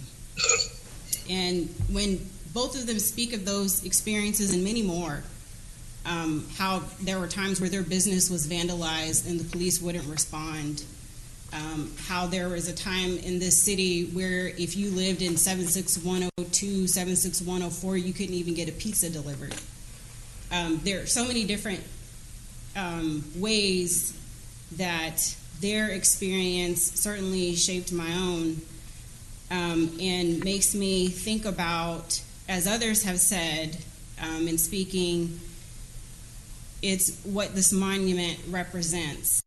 And I believe that it represents, perhaps in some instances, the best of people, but it also represents the worst in people. And I'm here because people ask me to think about our future. And while I certainly want to be sensitive to our history, I have to be much more concerned about our future. And it's for that reason that I see no other choice but to support removal of the monument. And as Commissioner Brooks made in his motion, that it be put someplace where it can be considered in context. I don't want to see it destroyed. I don't want to see it vandalized like I wouldn't want any other monument, regardless of what it stands for, to be vandalized. And so, again, I just ask that as we move forward with shaping the future of our county, that you all remain equally as engaged. Some folks have called this monument discussion low-hanging fruit. Some folks have seen it as being a significant turning point in where we're headed in this county and in this country. As others have shared, they're really concerned about us picking up after ourselves. I really like the way that Steve said that, because I believe there's some truth to that as well. But I really I'd like to see that in our future, that a person of color isn't followed walking through the store. And every person of color could probably share that as an example. I've got one from right before COVID hit, walking through Pottery Barn, of all places. I was followed. Not to be assisted, but because I was a black woman who seemingly did not belong there. There's so many other examples that me and other folks can give. And so I would ask that as we continue to go through this process, that we not rush through it, that we allow folks to air their grievances, that we hear folks and just get ready to be uncomfortable in the uncomfortableness. Because people of color, those of marginalized communities, we don't get to make that choice. We wake up every day not knowing in our day what's going to be said to us, what may be done to us, and if we will return home. Thank you. Last week I was quoted in the paper as I tried to speak of how righting the wrongs of history starts with acknowledging history. My words did not accurately reflect my intent. Acknowledging history is more than just reading words. This past week I have researched the times when the monument was placed, and I've talked with many folks. While words do matter, you must also study and try to understand the times in which things are written or said. The folks that I have talked with and those that you have heard speak today have communicated their feelings, and they vary dramatically. But they are, I believe, their genuine feelings. This monument was erected not just after the Civil War, but 88 years later during the Civil Rights Movement. Some believe that it was to honor soldiers who had fought in various wars.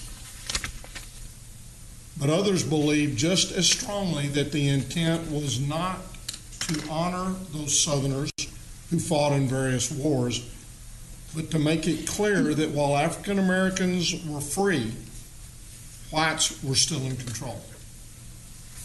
That alone is reason enough that this monument needs to be removed from public grounds.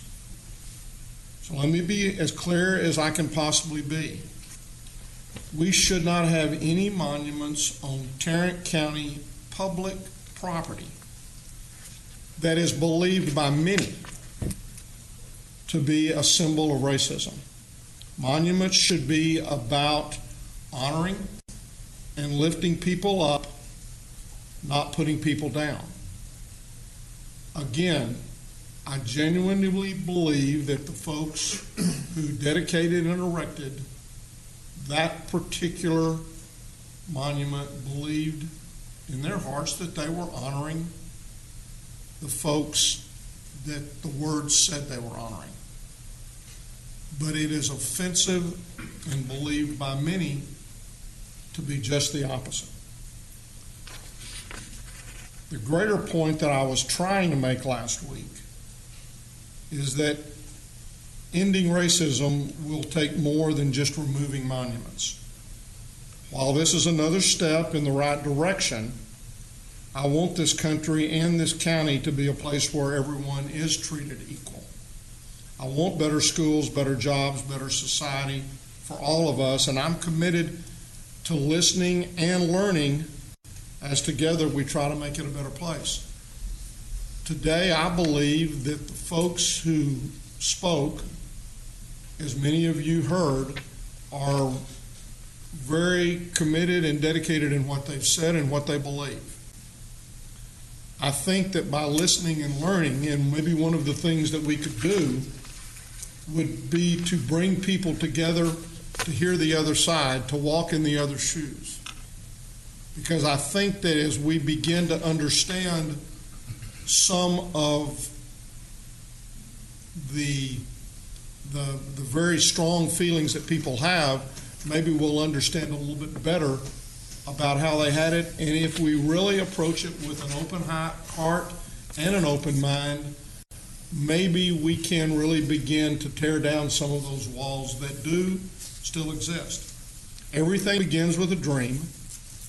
And while the dream of racial equality is far from reality, it's still a noble dream and one which all of us should work toward every day in every way. We can all do more. We can all be better. And it starts with each one of us. And I'm committed to try to do my part in listening and sitting down and trying to understand where each of us are coming from. Because I really believe that those people who feel the strongest on either side don't do that out of hatred, but out of a belief that that has been instilled in them over decades. And until we really begin to try to understand where those decades have come from and where those feelings have come from, and really sit down and genuinely try to talk with one another, I'm not sure we're going to ever reach that reality of no racism. I appreciate all of the comments that were made here today, that whether they were read, whether they were called in, whether you took time to come and to make your comments. And with that, I'm going to call for the vote. Judge, yes, sir. Say a couple of things real quick. I want to thank Commissioner Brooks for what you said at the beginning about who this monument doesn't represent. and you talked about your father and your other relatives that had fought in wars, who this doesn't represent. And when you read this, you know, I never thought of it, but my father fought in the war. My grandfather fought in the war, in the Spanish-American War. He was a member of the Merchant Marines. My father was a medic. In World War II, they were not represented by this because their Civil War era relatives were from Ohio. So they're not represented. That alone eliminates, as you brought up, so many people that live here in Tarrant County and their ancestors. That's one of my concerns. So I'll stop at that, but I want to thank all the comments that came in, those for and against. I got a number of calls at my office. I will say that the majority of them were to leave the monument up, but it was close. So I didn't get quite as many calls. We don't get quite as many calls as you got. So, thank you. Thank you. Please vote. Commissioner Johnson. Yes, I was not here in 53 when the monument was placed. I didn't vote for it. I'm not going to vote to remove it. I'm going to abstain. Okay, motion passes 4-0 with one abstention. Again, thank each and every one of y'all that came out today. And I thank my colleagues. Your Honor, I have a suggestion. Why don't we go? It's about 5 minutes till 12. Why don't we ask Dr. Tenasia to make his report, and then we break for lunch? Okay. Vinny, come on down.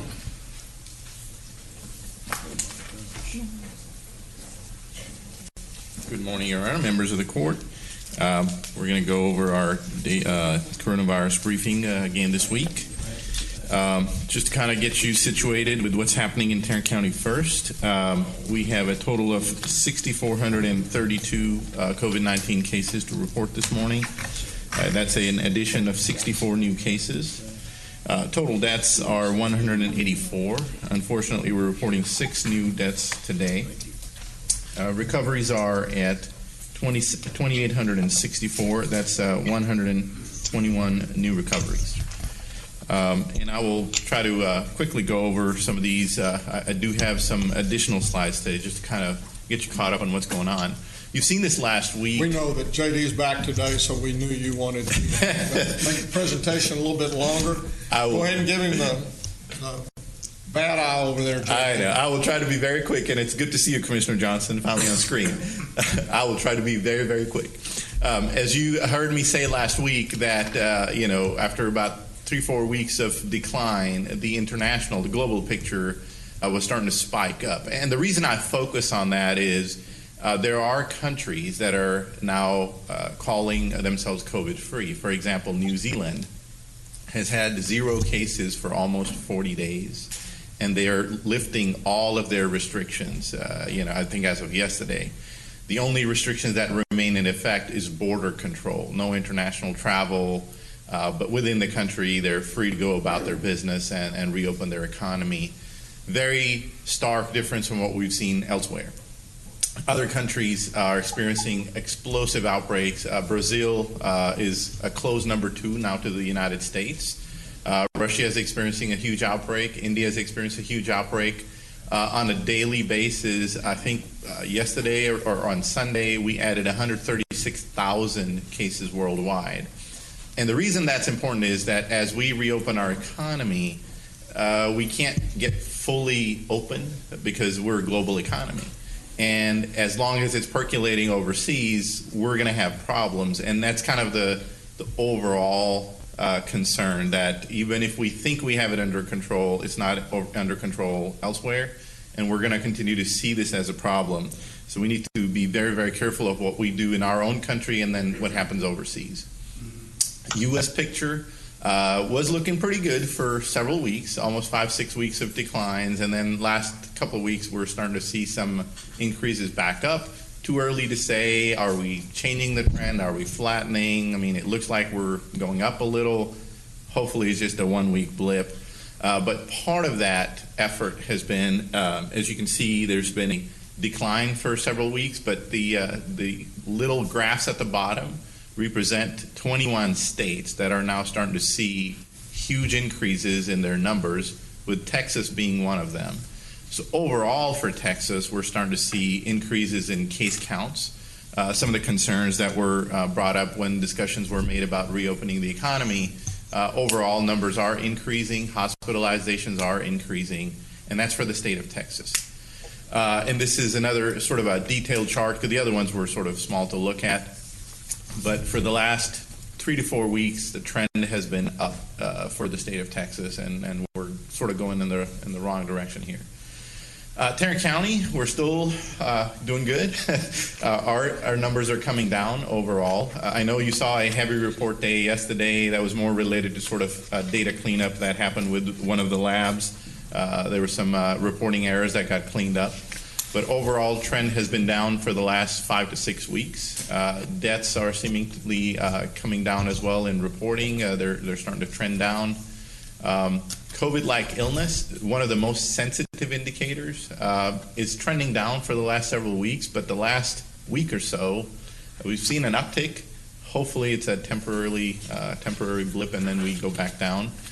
And then hospitalizations, after trending down for a few weeks, we seem to have plateaued. So I wouldn't draw too many conclusions there, but I'm a little concerned that they've plateaued. I'd like to continue to see them go down. So that's where we are with most of our trend data from COVID-19. So far, trending down in Tarrant County, but a little hesitant because, as you've heard the saying, a rising tide lifts all boats, and we are in the state of Texas, and if overall case counts are going up, I'm a little worried about what will happen in Tarrant County. So testing effort. We have had about 11,552 people that use the screening tool on our website. 5,583 have availed of an appointment. And as you can see on the right, almost 28,000 unique visitors to our website looking for information and looking for testing information. I do have to share with you a couple of things. That we had 3 partnership sites, 2 in Fort Worth, 1 in Arlington, and the 2 sites in Fort Worth have had a change in plan starting at the end of the week. UNT Health Sciences is working with Mr. Manius' office to revise their agreement with us. And for now, Fort Worth has decided to move forward. They're going to have a couple of private pharmacies help take over those sites. The site on May Street is going to be a first responder only site. And the site on MLK is going to be open to the public, but it will be run by Kroger Pharmacy as a partnership with Fort Worth. So currently, they don't have any plans to accept appointments from our screening website. But as you know, we're working on other options. So for now, starting next week, we'll have only Arlington available as an option for the testing location. But we're working behind the scenes very vigorously to trying to onboard other locations and provide more access through this website. And for Arlington, it's just 2 days a week. 2 days a week. It's Tuesday and Thursday. I did ask, Dr. Simmons to sort of see if they had any capacity to take on another day. I haven't heard back yet. But for now, it's 2 days. 2 days a week. Yes, ma'am. And with that, so Vinny, let me ask you a quick question, because what you're raising a very good point here. On that chart, you have 11,552 that have been tested or that have gone to our site. The number of people that are tested, are all of those numbers reported to the Public Health Department? Yes, sir. Those are. Everyone, regardless of it's Kroger or Walgreens or anything? That is how it's supposed to work, yes. There are delays, as you can understand. Average delay is about 8 to 9 days from time of testing coming to us. Yes, sir. Thank you. And just to clarify, those people with appointment, that is how many appointments were issued, not necessarily how many people got tested. There's about a 20 to 25% no-show rate. So yes, there's a little bit of that. You know, people book an appointment and they don't come. That happens in any clinical operation. We began opening things back up around May the 1st. Yes, sir. And, you know, while I do acknowledge the fact that we've got more positive cases, the last time that our folks in the hospital was in excess of 200 was May the 22nd, which would have actually been May the 21st. So we are close to 18, 19 days. Yesterday, I believe the number was 178, and we had over 2,000 available beds. So again, as I have a tendency to do, keep pounding on the fact that the goal and the reason that we did this in the first place was to make sure that our hospitals were not overrun and that we did not have to close them down to not only COVID-19 patients, but even, or equally as important, we didn't have to close them down to folks who needed emergent care or deliver babies or whatever. And so we were successful and have remained very successful in making sure that our hospitals stayed open. And I do believe that we're now beginning to at least see the start back and hopefully the turnaround of the financial burden we placed on our economy. Last week's jobs totals and jobs report showed a lot more people going back to work. We still have a long way to go, but I do very much believe that we've got to encourage people to get back to work and to get the economy going. We have been successful. It doesn't mean we need to quit wearing masks. It doesn't mean we need to stop the other things when we're outside. You know, we need to try to maintain our distance. But the key there is wearing the masks. As two of you have them on, and I'm sitting over here without it, but I'm talking to you, and you're more than 6 feet away. Yes. Again, I think I want to make sure we focus on the fact that we have been successful. We've always had around 2,000 hospital beds available, even after elective surgeries have begun back. And that's the thing that we've always want to be very careful to watch. I cannot thank our hospitals and the work that they have done, not only to take care of those folks who came into their hospitals with COVID-19, but also in keeping the hospitals open. And I really want to thank the healthcare workers, not only there in the hospitals, but equally I want to thank them in the long-term care facilities, because those folks, I mean, that is just that can be the hotbed for this if it gets in there. They have done a tremendous job, I think, of keeping the spread of this down to as minimal as possible. So thank you very much. Thank you for your work. Any other questions of Vinny at this time? Yes.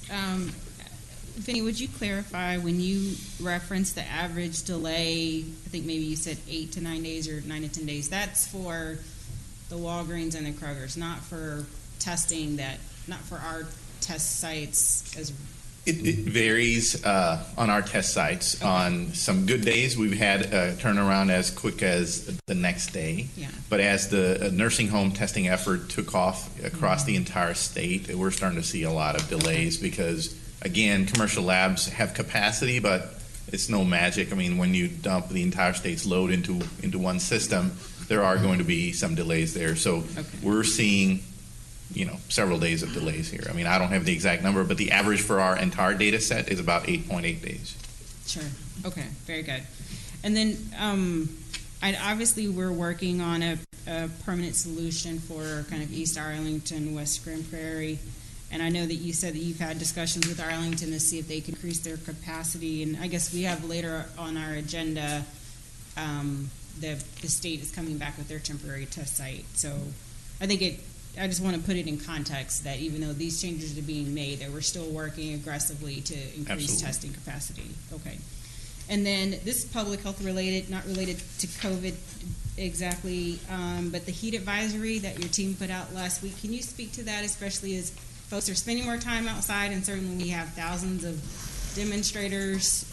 There's food distribution sites. I was at one volunteering Saturday morning, and I had to, my old EMT skills kicked in. I think this volunteer was someone on the verge of heat exhaustion, and they can come on you really quick. So will you just talk about how to be safe in the heat? Absolutely. So thanks for that reminder, because heat is upon us, and we fortunately had a very good spring. We didn't have a lot of bad weather and nice cool spring, which is unusual. But the heat did come on real fast. We were approaching over 100-degree heat index, and that was going to be the weekend. And it does tend to overcome people very quickly. They won't realize. And as we've all been cooped up inside the house, a lot of us want to get out in the backyard or out in the public and do things. And that was a reminder from various entities, public health being one of them, but a lot of other entities were reminding people about heat safety. If you're going to be out and about, people need to, make sure they stay protected, take breaks, get indoors in air conditioning, drink a lot of water. People tend to grab sugary drinks, and that's not a good idea because it tends to dehydrate people. So water is the best solution. And then a lot of us have taken up gardening during COVID. If you're out and about in your garden, do it early in the morning or late in the evening when the heat is down, because during the day it can really overpower you real quick. And then, of course, couple that with the mosquito season. Wear long sleeve clothes and DEET. All of those reminders, are public health things, and I know the focus has been on COVID, but we don't want something else to sneak up behind it. So that's why we sent out the reminder. Yeah, very good. Thank you. All right, thank you. Any other questions? Thank you, Vinny. Judge, before we break for lunch, our Justice of the Peace, Sergio De Leon, came over here this morning apparently to address the court, and he's been sitting here all morning. Sorry. I'm sure he needs to get back to his court. Sergio, come on down. Hey, Judge, how are you? Good morning. Before I begin, just want to congratulate all of you on taking a very bold move on the vote on the statute. I certainly do appreciate that. Again, good morning, Your Honor and Commissioners. My name is Sergio De Leon, and I live at 4521 Diaz Avenue, Fort Worth, Texas. I'm here today to discuss an item that occurred last week here in court, where Commissioner Brooks and Allen gave some passionate and eloquent remarks about current events, about racism, and even the culture here at Tarrant County. I thought it was a very powerful moment for the court. I watched as our leaders were talking and pouring out their hearts and feelings, and other members of the court were listening. And I thought that this is what we need. This is more of the honest dialogue that we need in our society today. And Your Honor, I felt it, I sensed it, I knew that you picked up on that, and even offered a suggestion about creating a fund for diversity training for employees. And I think that's a positive first step. However, I do believe that the court must do more. It is time for the court to take bold steps, proactive steps, to reassure a weary public that we are determined to bring about meaningful change. And I have a few recommendations. Number one, next week, vote to end Sheriff Wayburn's 287G policy. Period. This is nothing more than a political tool that seeks to divide our community rather than keep us safe.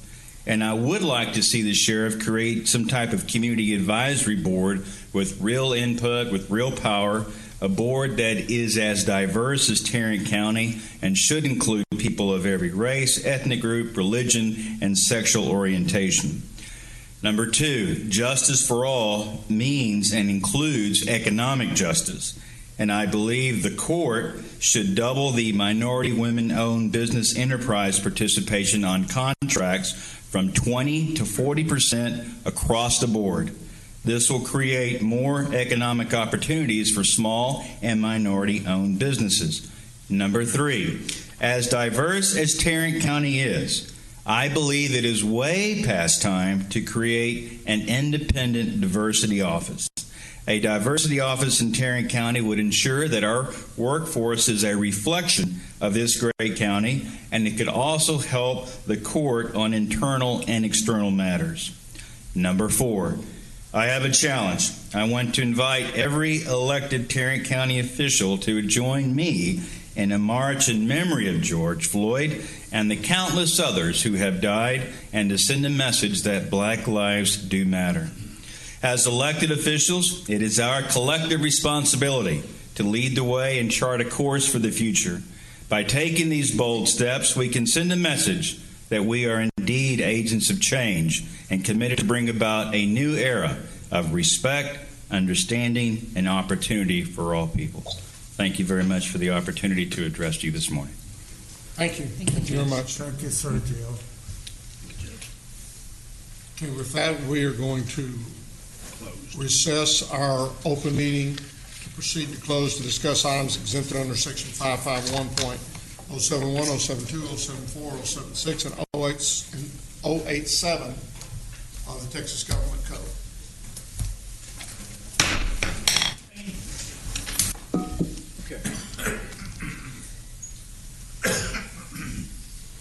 So now we're going to go to the administrator section, and we're going to start with item number 1. I'm going to ask Mr. Schaffner to come up and make that, just simply talk a little bit about the governor's new executive order. And I think that he has an announcement to make prior to him getting into that particular topic area.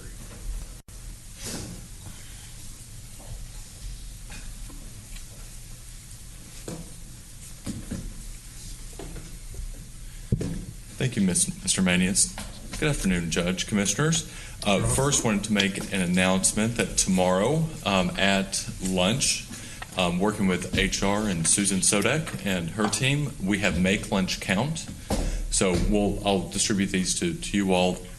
There's been notifications go out over email about tomorrow during lunch. All county employees, if they have not taken the census, they should bring in a brown bag lunch and take a few minutes out of their lunch break and take the census. So go to my2020census.gov and fill out your information. You do not need the number that was on the postcards that were sent to your residents. You can actually look up that number through the process on the my2020census.gov website. So I believe that Susan will be sending another email tomorrow morning. Just to remind everybody, but again, we really, really want to encourage everybody, if you have not taken your census, to go ahead and take your 2020 census. So this is the first part of that. Okay, how many have you taken your census? I just want you to look out there and see all those people who've taken their census. Where have you been the last 2 or 3 months? I thought you were working on this. Well, we have been, and we've been actually having a great deal of success in Tarrant County. So we're at a 62.3% self-response rate in Tarrant County. During the 2010 census, Tarrant County had a 68% response rate. So given the circumstances and the fact that the census has not begun door-to-door enumeration, we are really doing well. And something that we as a community should be very proud of how hard we've worked to get here. City of Fort Worth has been actively engaged, City of Arlington, Mansfield, Benbrook, and a number of other complete count committees have been doing excellent work on this. But this is our attempt to make sure every county employee does take their 2020 census. Anna, have you done your census? Yes. Good for I did before April 1st. I hope you didn't move. All right, and then on to the subject of the presentation. On Friday, June 3rd, the governor issued GA 26, which was a new executive order. So this executive order, let me step back. On GA 23, which is his previous large statewide executive order over his Open Texas program, it expired on Friday, June the 3rd. So the governor's office was working throughout the week to develop where they were going to be. And then we got GA 26 on Friday, which allows for phase 3 of the Open Texas plan, which means that about 50%, or the majority of businesses that were open at 25% can now be open at 50%.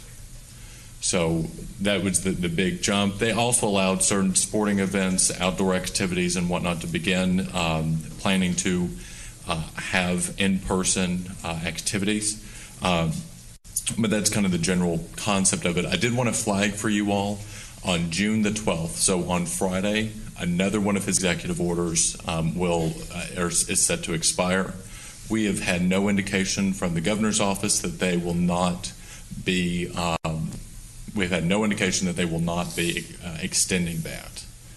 So again, we haven't heard anything that they will not be, but we haven't had direct confirmation that they will. So we anticipate. We anticipate, yes.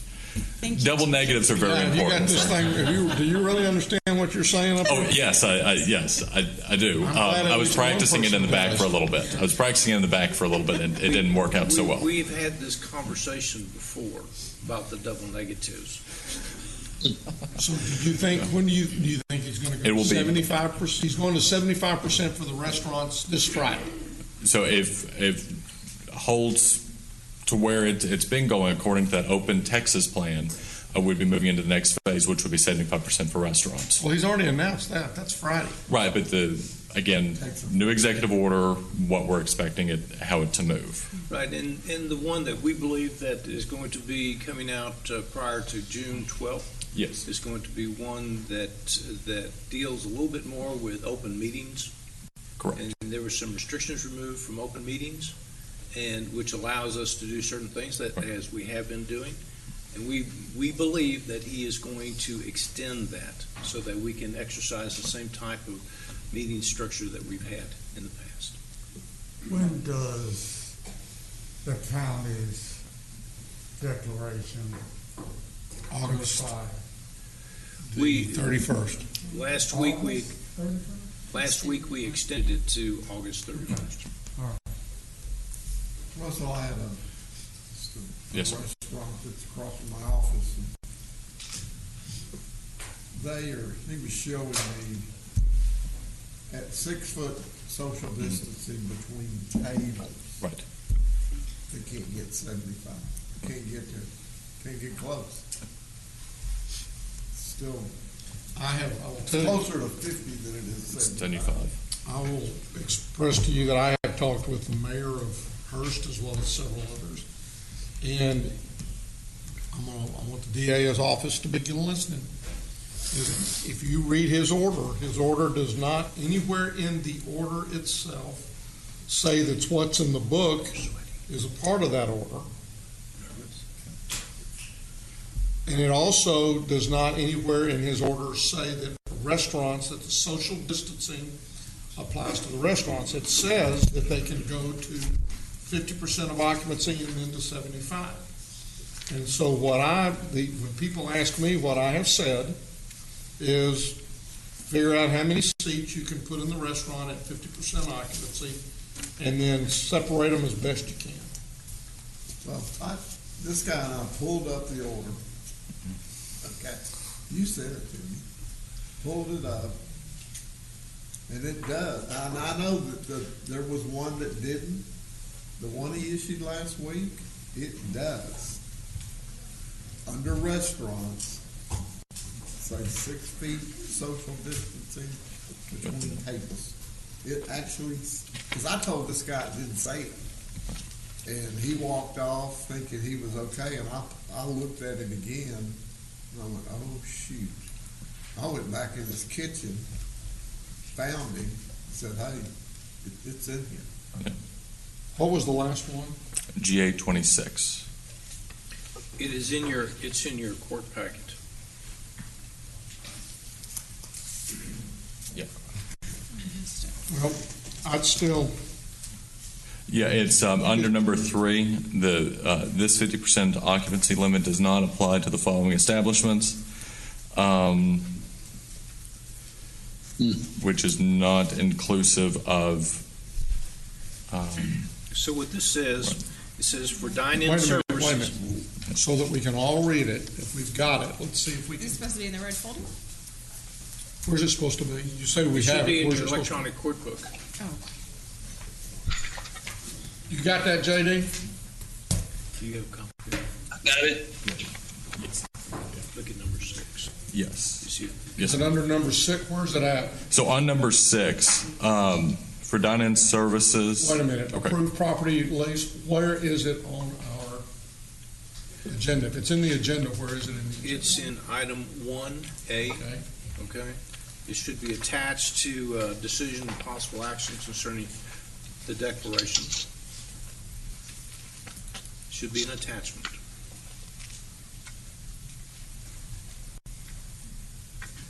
Well, You don't have an attachment. I don't have an attachment. Okay. I say I don't know either. Another place I'll check. Okay. Can we get? Whoop, here it is. I just found it. Okay. I apologize.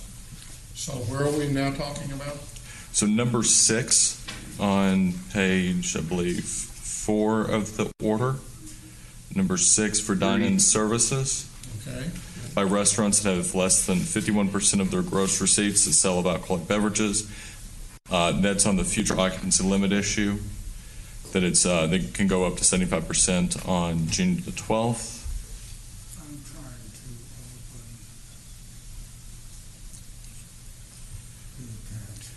open. Leslie, do you have thoughts on this particular issue?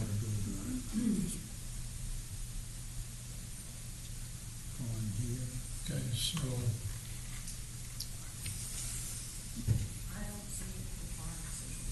yeah, I don't see any social distancing. Except for cosmetology.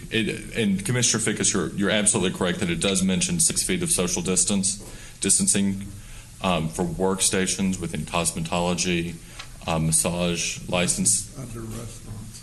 Yeah. I thought. But I'm not seeing anything under restaurants. Okay.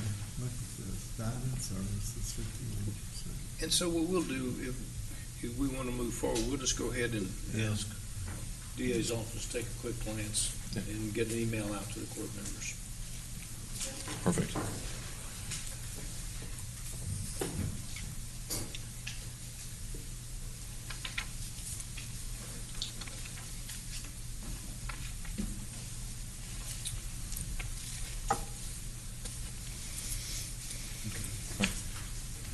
Thank you very much. Thank you, Russell. Okay. So we're going to move now to item A2. We're going to have several different, there's going to be 2 action items as it relates to this, or 1 action item, 1 discussion item, and we're also going to ask Guidehouse to make their presentation. So, Katie, are you on from Guidehouse? Yes, I am here. Okay, so, Excuse me, is this the item number that we're going to also discuss the small business? we're going to talk about the Chambers of Commerce issue. This will be the one we'll talk about. That's the discussion item. So let's go ahead and start Guidehouse's slide deck. Okay, Katie, you're up. Good afternoon, Judge and Commissioners. As GK said, this is Katie Chesson with Guidehouse, as usual. So if we want to start on the project status slide, just to give a quick update, as you'll see on the right, we have completed the 3 current key activities that were in progress last week. We delivered the draft guidance letter to GK's team earlier this week, and that is in review. We have delivered the initial overview of available grant opportunities, which I believe is in your kit for today as well, and we'll discuss that in more detail in a couple slides. And then we have also delivered the initial procurement review to GK's team. We're continuing our outreach to stakeholders, continuing to monitor grant opportunities, and working with the budget and the auditor's office to review expenditures and allocate to funding sources. For today, we're going to provide the brief overview update on the pillars as normal. We're going to walk through our process on the overview of available grant opportunities and in the findings from that process, and then provide an update on county spend. Any questions on this slide? Okay, if not, I think we can move to the next slide, the Tarrant County Pill. So, starting with the COVID-19 testing pillar. As of yesterday, there's still no additional guidance from the state on the $474 million that they received for testing out of that $11 billion. We have been hearing rumors that the state is not planning to distribute these funds, but we have not been able to confirm that. So we'll keep you posted as soon as we get a positive confirmation on that. Moving over to economic stimulus, as you all are aware, last week the Small Business Assistance Grant Program was approved, and it is currently in the promotion period. We have continued our discussions around the EDA grants. Last week, we met with the Department of Transportation to discuss potential projects that Tarrant County has. And that team was going to be doing a little additional research on infrastructure projects to review for feasibility. We're also planning to reach out to the North Central Texas Council of Governments to discuss the potential for coordinating EDA grant projects. And Commissioner Allen, we will make sure to continue to include you. So if you are able to join those meetings, you have that opportunity too. And then on the social services pillar, the rental assistance program was approved last week. They are finalizing details. The NGO program is still in development. On the final pillar for local partners, Treasury has still not provided any additional FAQs on the CRF that could potentially cover FEMA's 25% match requirement. And then finally, the additional guidance, as I mentioned on the previous slide, the draft guidance letter to GK's team, and they are reviewing that, and we've been in discussions with them about that document. Any questions on 4 pillars?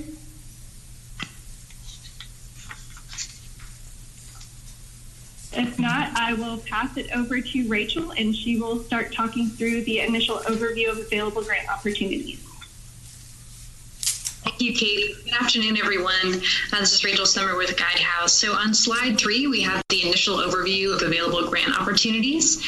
Here we want to walk you through some of our research around potential opportunities. We started with 61 opportunities and eliminated those that were not being allocated to local entities. And of the 27 remaining, we identified 18 potential opportunities for the county.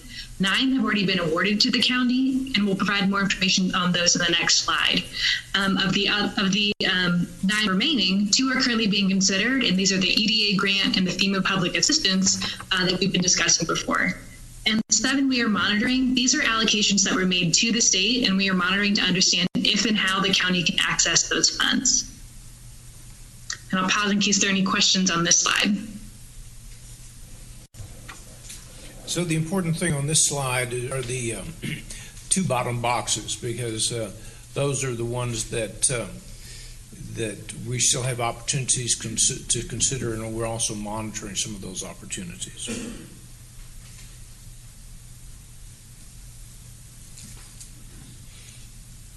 Yes, that's right. And oh, go ahead. No, I'm sorry. Please go ahead. Oh, I was about to move on to the next slide, but if there's any more questions.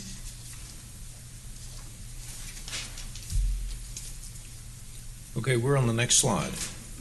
Okay, so on slide 4, this is the county spend update on grant opportunities. So here we provide an overview of grants that have been awarded or are expected to be awarded soon to the county. About $212 million are grant funds that have already or will soon be received by the county, and about $12 million are grant funds that are reimbursements. So there's an amount available, and you'll see that in that column there under amount available, and the county must submit for reimbursement. Among the grant funds that have been or will be received, there's the Coronavirus Relief Fund, which we've discussed extensively during our court meetings. And there's also the Help America Vote CARE Act grant, which has been approved, and the funds are expected to be received soon. So among the funds that are reimbursement funds, we have funds or grants from the Bureau of Justice, from HUD, and from HRSA. So these are the 9 of on the previous slide we were speaking about opportunities that have already been received or are expected to soon be received. These are those 9 grants. Are there any questions about this slide? So those that have been awarded, we've not received any of the money, but they've been awarded to us.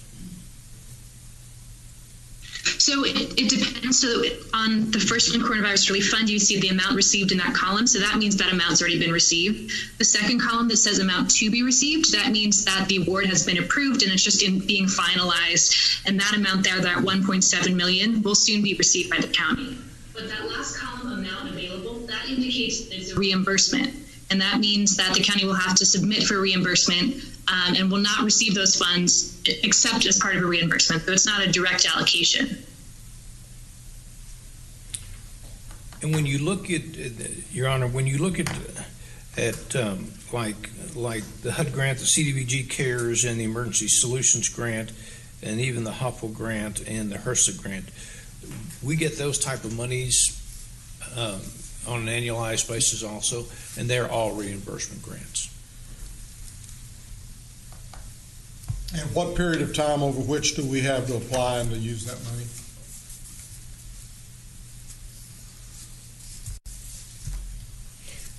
Sir, would you mind repeating that? That on the ones it says amount availables, and we said they're reimbursement grants, what period of time do we have where we must spend that money? That's a good question. And it's going to vary a lot by grant, but we can provide that information next week if that's something you'd want to see. Well, I want to see it because I want to make sure our departments know that I want it spent. Yeah, and when it comes to the HUD grants and things like that, that's a multi-year grant. It's not a December 30th trigger. And so we've already structured the programs in order to go ahead and expend those monies, especially in the housing area. And Judge, you might recall on the HAVA grant, this is the one that elections highly aggressive. Yeah, you're ready. And that's the other thing that might be helpful on this particular chart would be who in Tarrant County or what department in Tarrant County is primarily responsible for making sure that these dollars are spent and not in no way, shape, or form do we plan on ever sending anything back to them. I can tell you right now that on the CDBG CARES Act, Emergency Solutions Grant, and the HOPWA grants, those are all community development is responsible for those. The Ryan White, the administrative agency, is responsible for that, and then the HAVA grant, that's elections. The other two, I'm assuming that I believe that we're working with our grant people and working with the Sheriff's Department in order to pull the $58,000. The $4.5 million is what we anticipate asking the COG in the monies that they've received for reimbursement of expenditures, including the fact that we have 303 inmates in our county jail who have already been there that have been accepted by the Department of Corrections but have already been with us for over 45 days. And our burn on that is $85 a day. So we're calculating that, and we're going to seek reimbursement for that also. And Judge, I can tell you that the contract terms on those grants varies as it was stated. Some of them are through March of 2021. Some of them are through like November for the HAVA CARES Act. Okay. So they do vary, with the shortest one being the like a WIC COVID one that is through September, and another one that's through August of this year. So those are smaller grants, so very small, 25,000 and 43,000. So they vary.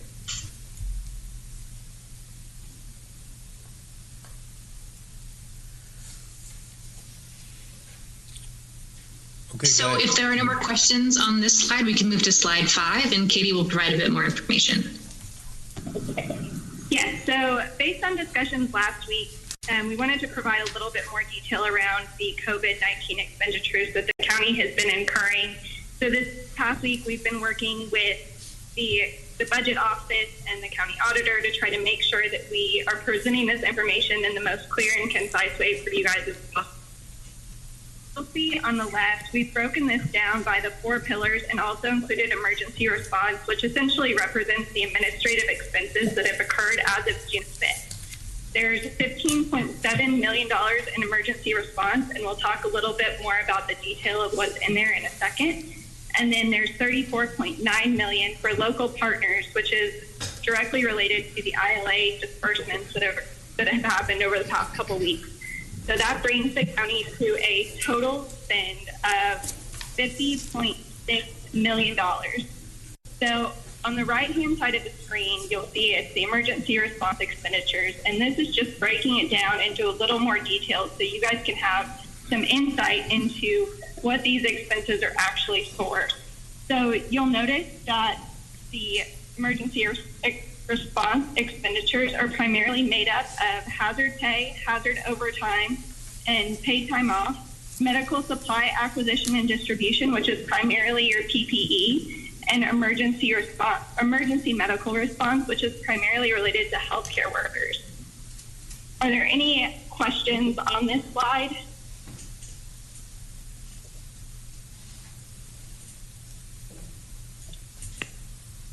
Okay, if not, we can go ahead and move to slide 6. So slide 6 is our typical pie chart slide. I have made some adjustments based on our discussions last week again. You'll notice there is now a category called eligible expenses in the funding pie charts, and this is to denote the expenses that have been identified as eligible for FEMA PA or CRF. But we will continue to work with the county to determine the best strategy forward to ensure that we're maximizing the available funds and allocating things where the county kind of has their strategy laid out. Starting with FEMA PA. So just to clarify, we are estimating that the county could potentially seek reimbursements of around $25 million. This estimate is based on what we've seen in other counties of similar size. So because it is an estimate, this amount obviously could be less than or greater than what we have here, but we will continue to adjust. Everything on this slide is going to be a moving target. So under FEMA as well, we're based on the expenditures we've seen, we've noted that there's $14.6 million worth of expenditures that are potentially eligible for FEMA reimbursement. So that leaves $10 million remaining out of that $25 million of expenditures that you could potentially be seeking. And obviously, like I said, that will fluctuate with time. Moving over to the relief fund, as you are all aware, there is $209 million that you have already received. The earmarked portion, which is the $147 million, represents the $62 million ILA distribution, less $34.9 million of ILA distribution that's already been dispersed, $30 million of economic stimulus, $20 million for testing, $30 million for social services, and $40 million for county operations. The $34.9 million is noted as expended, which represents the ILA disbursement. We have also identified $1.1 million as eligible expenses, which leaves $26.7 million remaining of the CRF fund. And then moving on to the multiple grants.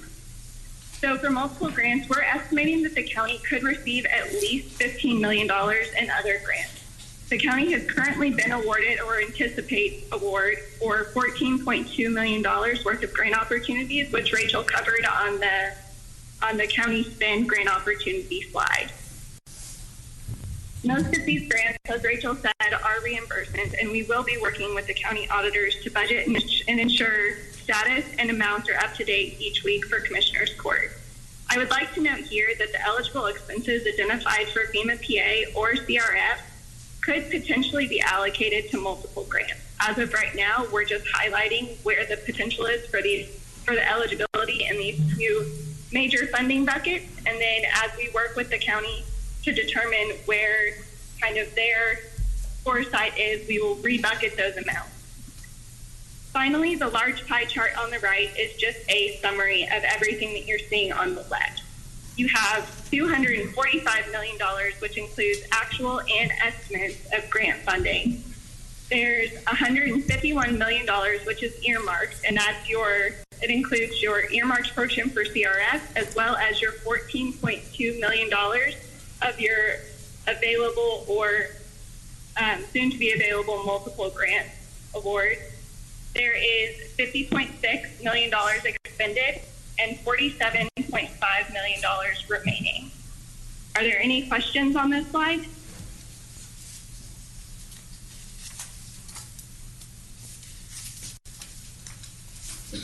If not, I think I can pass it back to GK and he can move on to his second topic for discussion. Are there any other questions for Guidehouse? Thanks, Katie. Okay. So we have two other items that we want to talk about under this this agenda item. Let me first go to an action item. We've been working with Workforce Solutions of Tarrant County, Public Health has, and they have received a sizable amount of funding that they could make available to us in salaries as it relates to people that we could hire, or they would actually hire and provide to us, that would help us go through the contact tracing. And what we're going to ask you all is to approve that agreement with Workforce Solutions of Tarrant County. There is no dollar amount on there, in that the number that we believe it's going to be somewhere between 55 and 65 people that they will provide to us. There's no cost to the county on this, but it will give us a substantial working group that can do the contact tracing. So since these people will not be hired through Tarrant County, they will not go through HR and our normal hiring and screening processes.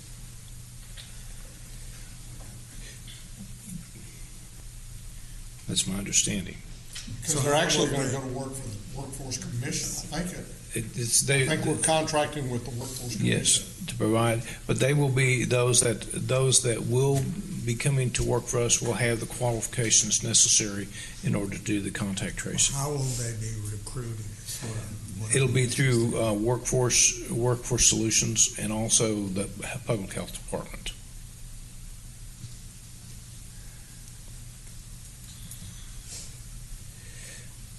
Tarrant County Public Health will work with Workforce to select program participants to be utilized in the epidemiology division for contact tracing. So where can we see job descriptions so that we can get that information out to our various publics? We'll make sure that you have those job descriptions, because those will be something that we'll ask Public Health to assist us. We already probably have an existing job description, but I'd rather have them tell us which one rather than I tell you. Aren't they? I believe they're going to be various and sundry jobs. I think they're all going to be located out at the Mercantile. Well, we've got two different action items. Yeah, we can get this approved, and we have another item further on in the agenda to actually lease some space. Do I have a motion? Move approval. Second. I have a motion and a second. Any discussion? If I could just have one more minute to finish reading this. This is the first I'm seeing it.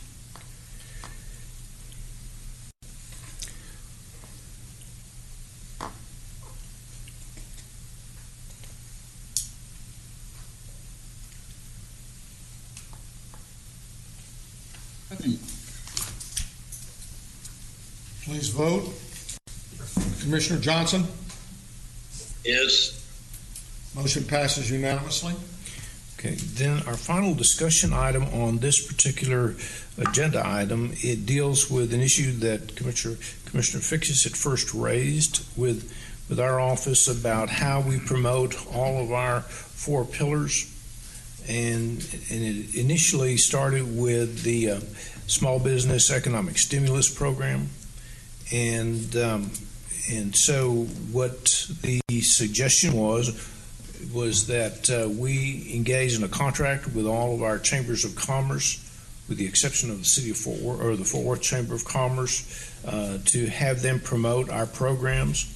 And I believe that this is a program that's similar to one that's being run in Denton County, and that we would pay, we would contract based on the number of businesses that each of those chambers had as members, and we would pay a flat fee of $10 per business, and then ask them to promote our entire package. And Commissioner Fickers, you may have some comments on this. Yeah, I have been talking to a couple of chamber, not just me, it's people on my staff. We've been talking to a number of area and Precinct 3 chamber executives about working on this project, and it's similar to what Denton County did. They engaged their chambers of commerce also to do this, and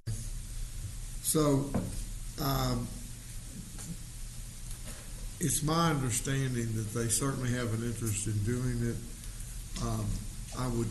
I would like to ask. We have a friend, Jack Bradshaw, who is executive director, or is that the correct title, or president? I guess officially president and CEO. President and CEO of the Northeast Tarrant Chamber of Commerce, which is primarily Haltom City, Richland Hills, North Richland Hills, and Watauga,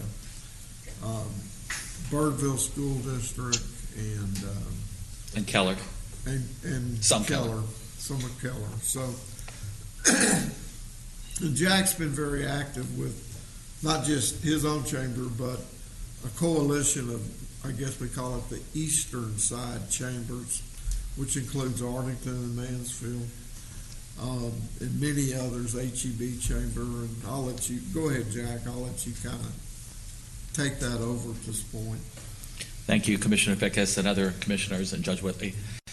Yeah, it's been, we do have an East Tarrant Coalition of Chambers, which is Arlington, Grapevine, HEB, Northeast Tarrant, and Mansfield. But then also we meet regularly with the presidents of all our kind of Northeast Tarrant chambers, which also include Colleyville, Keller, South Lake, HEB, Grapevine, and Northwest Tarrant, Northwest Report, rather.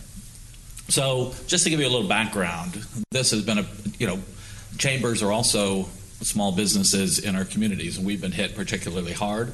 We were not eligible for the PPP program, although we put out lots of information about it. We worked directly with our businesses to make sure that they could work directly with banks. We identified banks that were taking on new customers. So we tried to do everything we could do to help our businesses through this very tough time. A lot of them are up and going. And, for us, our chambers, the springtime is really a time of all our events. And so all of us are pretty shut down and continue to be shut down, making it very difficult for us to operate. We're 501c6 organizations, business nonprofits, so we don't have we don't have a lot of reserve.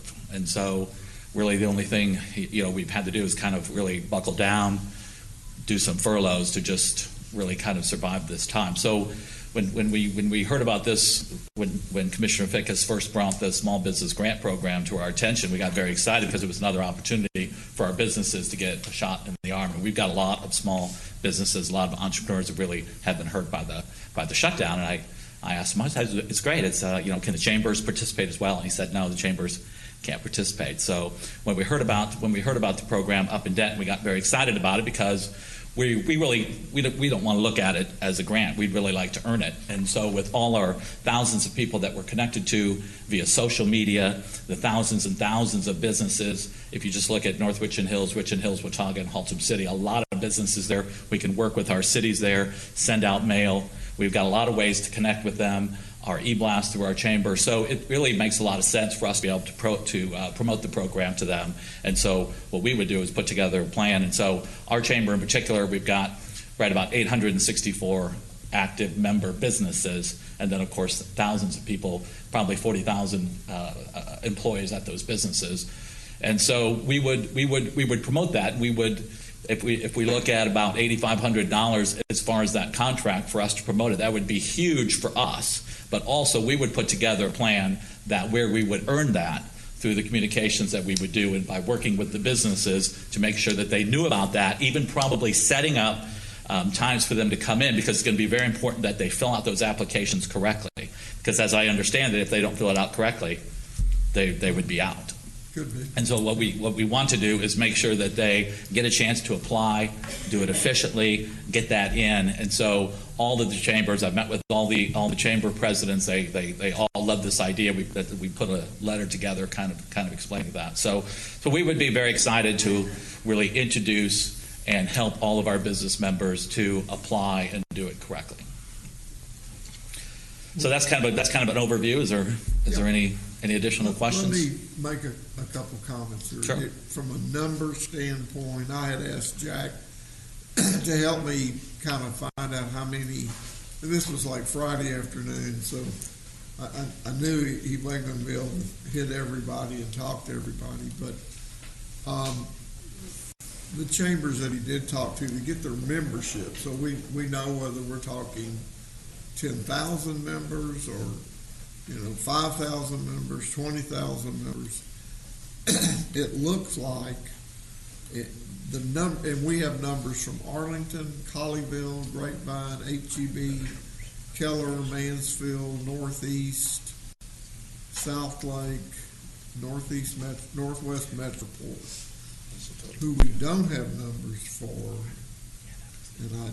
is Kennedale. Do they have their own chamber? Are they in with some other? Do they work with other cities like HEB? They have their own chamber. Yeah, Kennedale has their own chamber. Yeah, we reached out to all the chambers, and so we have a. You have the numbers? Yes, sir. Okay. Well, the numbers should be. I'm just guessing some numbers, but when you add Kennedale and tell me who else has. Kennedale, Grand Prairie, Mansfield. I mean, all of the precinct 2 cities either have their own chamber or like between TIDO and DWG, they are part of the Arlington, but there are multiple Arlington chambers, and then there are. We've got the Asian. There are multiple of those as well. So I'd like to see the list to make sure we're not missing anybody. Well, we got the Fort Worth Black Chamber. We got the Hispanic Chamber with Burleson, I'm assuming. Well, wouldn't the other chambers inside of Fort Worth also be Fort Worth? Not necessarily. Not necessarily. Okay, so but it's kind of like a split city. Let's take Grand Prairie. Sure.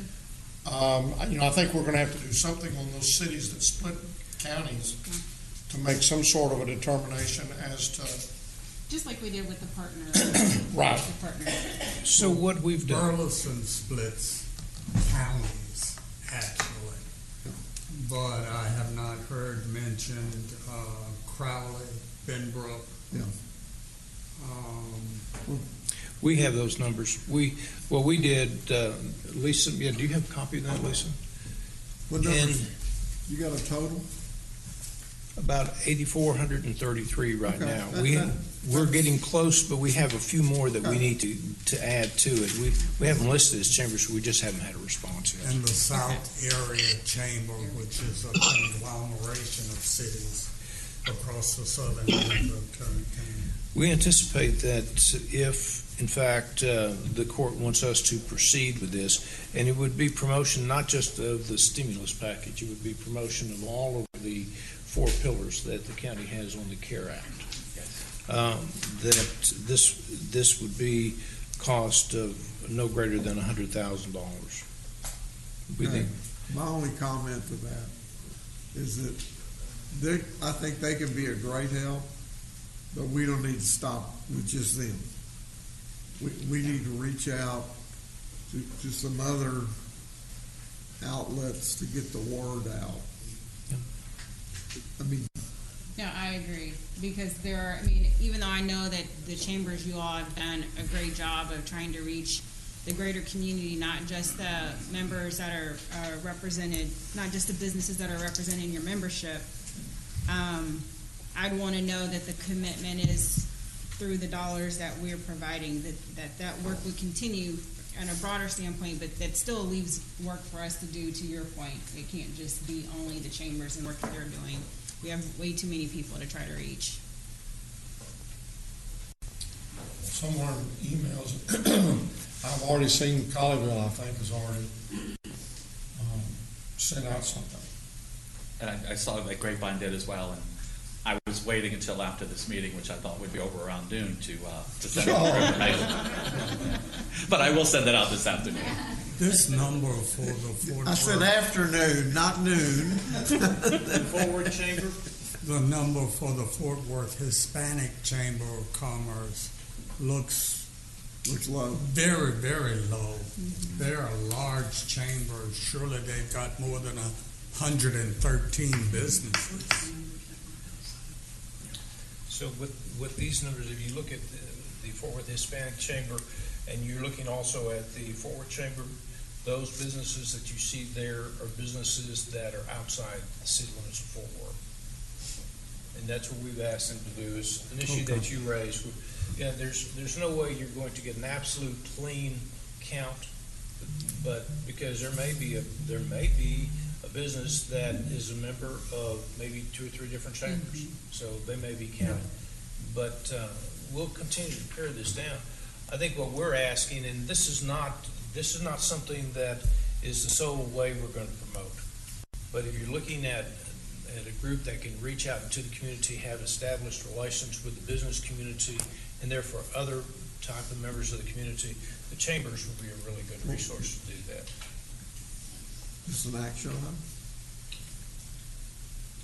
What we would do, if it's an action item, we would ask that you authorize us to develop a contract and contact these chambers, clean up the numbers, and then bring those contracts back to you for approval. And again, the estimated spend is how much? I think on this particular piece, I think it's going to be less than $100,000. They need to get started now. I honestly believe that if you give me, if the Commissioner's Court passes that order at $10 per member, that as soon as we get that order, we're going to be contacting the chambers tomorrow, and they will get after it. Okay. So I have 3 organizations that aren't on the list. We can And if you will just give us those, and Okay. Lisa is running point on that particular issue. And That's a great list you put together. Yeah. too. And if there's other chambers that you think that we didn't catch, then let us know. And if you have a contact for those, that would really be good, because we just simply need to get the numbers. We've already worked with the district attorney's office in developing a draft contract. We'll get the contract out to them. As soon as they sign it and send it back, we'll approve it here in Commissioner's Court, and then we will distribute the money. I've got an adjusted number for you on the Northwest Tarrant too, since the majority of theirs is in Denton, but about 264 are in Tarrant County. So I'll 264. Yeah. Okay. But I'll have to check on that for sure. Could be 254. But if you've got an email, I can email that number to you. Lisa McMillan, she's on our staff. TCadmin@tarrantcounty.com.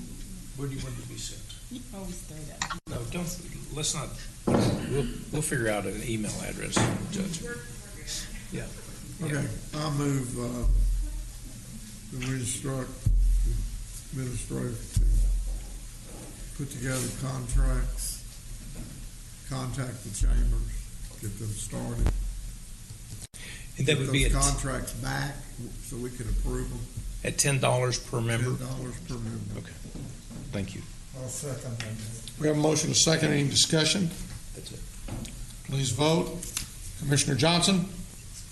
Yes. Motion passes unanimously. Okay. Now, if we can go to item number 3. This is we're requesting that the Commissioner's Court approve, aside from mobile testing in coordination with the Texas Division of Emergency Management, this site, which would be this weekend, would be the Miller Avenue Government Center located at 3500 Miller Avenue, Fort Worth, Texas. Move approval. Second. A motion, a second. Any discussion? Please vote. Commissioner Johnson? Yes. Yes. Motion passes unanimously. GK, what is the mechanism by which people would access this site? Actually, the TDM is the one who advertises. They advertise in the community, and we also advertise to our public health department, and that's how we've been able to get the turnout. Would you direct them to contact my office? Absolutely. So that we can Absolutely. assist them? Yes. Now, some good news about testing. Talking with the state, they've been able to come out every 2 weeks to do this. So our first one was in precinct 3, then we went to 2, 1, and then we're going to look at a site in precinct 4. In discussions with the state, I believe that they'll be able to come out every week, not just every other week. And it may be where that they will have multiple testing sites every week here. We've been working very hard with them. Tatum has been Josh and his team have been a great team member with us. David McCurdy from our emergency management is playing a key role in that. So it looks like we'll be able to get additional testing sites that will be run by Office of Emergency Management, which is a good thing for us. So, Roger Miles will be the point person. Okay. Absolutely. Okay. Very good. Did we get it? Now, if we can move to item number 4. We're requesting that the Commissioners Court approve interlocal agreements related to the CARES Act relief funds for the following cities. Cities of Benbrook, Colleyville, Forest Hill, Hearst Keller, Kennedale, North Richland Hills, Dow Worthington Gardens, and Euless, and authorize the county auditor to release funds after the full execution of these agreements. Move for approval. Second. We have a motion and a second. Any discussion? Please vote. Commissioner Johnson? Yes. Motion passes unanimously. You mentioned North Richland Hills. I don't see that on the agenda here. Richland Hills, North Richland Hills. North Richland Hills is down in the bottom. It's on both the subject matter of the court order. Hang on just a second. It's not on the top. No, it's not. I'm just looking at the agenda. Yeah, you're right, JD. What we'll do, we will go ahead and process that and bring that grant, that agreement back to you all next week. But we're going to go ahead and process it now. Could we have a list of the cities with which we now have interlocal agreements so that we can see who's missing? I think that's in there. I think we might. Yeah. It's kind of hidden. It's on the second page. Does it include these? It's under the list for court consideration.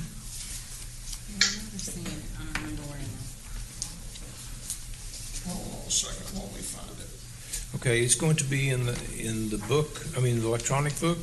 Well, we've also got a picture of it here. It was printed someplace. I just got to find the printed version. Don't get it confused with item number 2. Do we have a printed list there also? But yes, Commissioner, we can get that list for you, but it's in the court book also.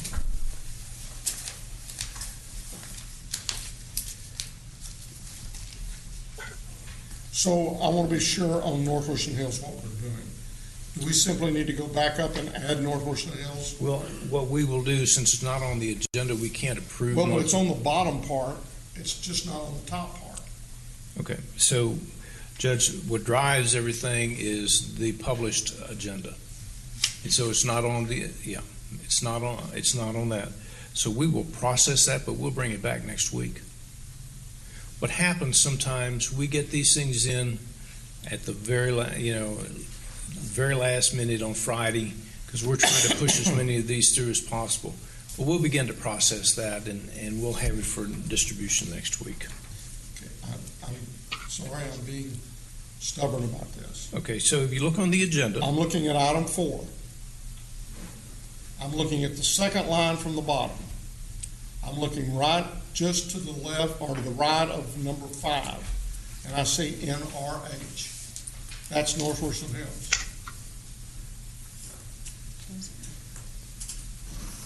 I don't see it on the agenda, Judge. Right here, 5, North Richland Hills. You want to? Maybe that is it. Yeah. That's right, that is Natalie's. Simply look on the electronic file. What? Okay. Judge, we'll just need to bring it back next week.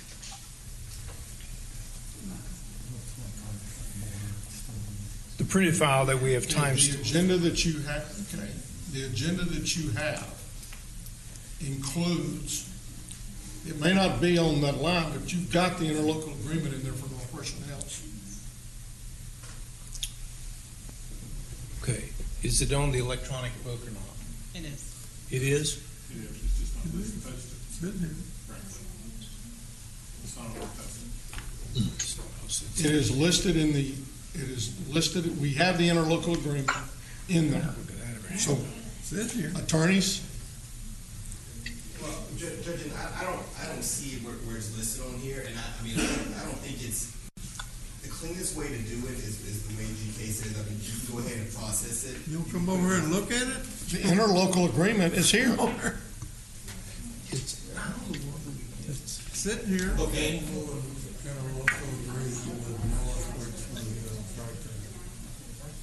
Okay, so it's listed under the supporting materials, but it's not what went out to the public. So if I was to print the agenda out from and a public member showed up, they wouldn't know Northwestern Hills was being considered unless they look at the supporting materials, or if they just came to court and picked up an agenda. So you want to pay them the interest on that money for a week? So let's just do it this way, okay?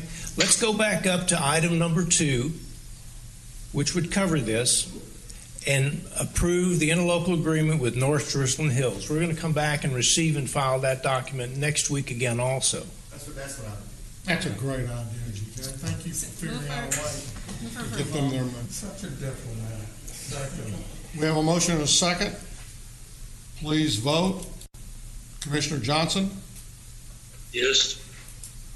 Motion passes unanimously. Commissioner Johnson, thank you for catching that. I do want to say one thing, though, and I may be overplaying this a little bit, but normally our agenda time cutoff is noon on Wednesday. Okay? We got this at 4 o'clock on Friday afternoon, and we are doing everything we possibly can. We normally time clock our agenda between 11 and 12 o'clock on Friday. We are holding this thing open so that everybody can get their money as quickly as possible. So we're not perfect. We understand that, GK, and we're not assessing any blame. It's not a matter of blame, it's just a little frustration. So, okay, all right. So, y'all don't want to listen to me right now, so I'm going to ask Megan South to do this next one. You got us roared up here, Megan. Now he's turning it over to you. Come on down. I got you, Megan. Yeah. Sorry. I'll be quick, I promise. So, good afternoon again. I'm here today to talk to y'all about a contract with CoServe. So, back on May 26th, the court had asked us to explore the option of using CoServe to develop our small business assistance grant application. Commissioner Fickus had previously mentioned that Denton County had used CoServe.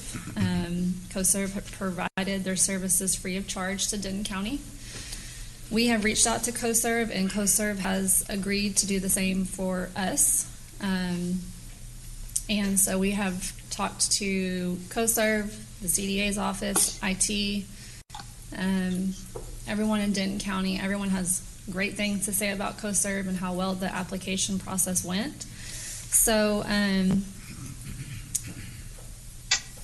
basically that we just want to recommend the approval. There's a professional services contract that we're going to approve with CoServe, or that you all can choose to approve with CoServe. And then there's also an addendum with Wise Hive, which is who CoServe contracts with. It's the original contract.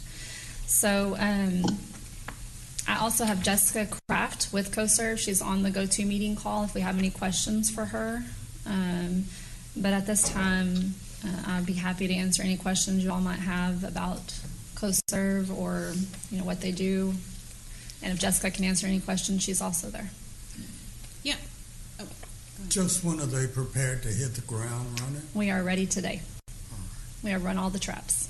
And I want to say we had this conversation about the benefits of using CoServe like maybe a few weeks ago, and then you all were doing the due diligence. Can you just remind us why we're using CoServe? Sure. So CoServe, we talked with our IT department and we talked with CoServe.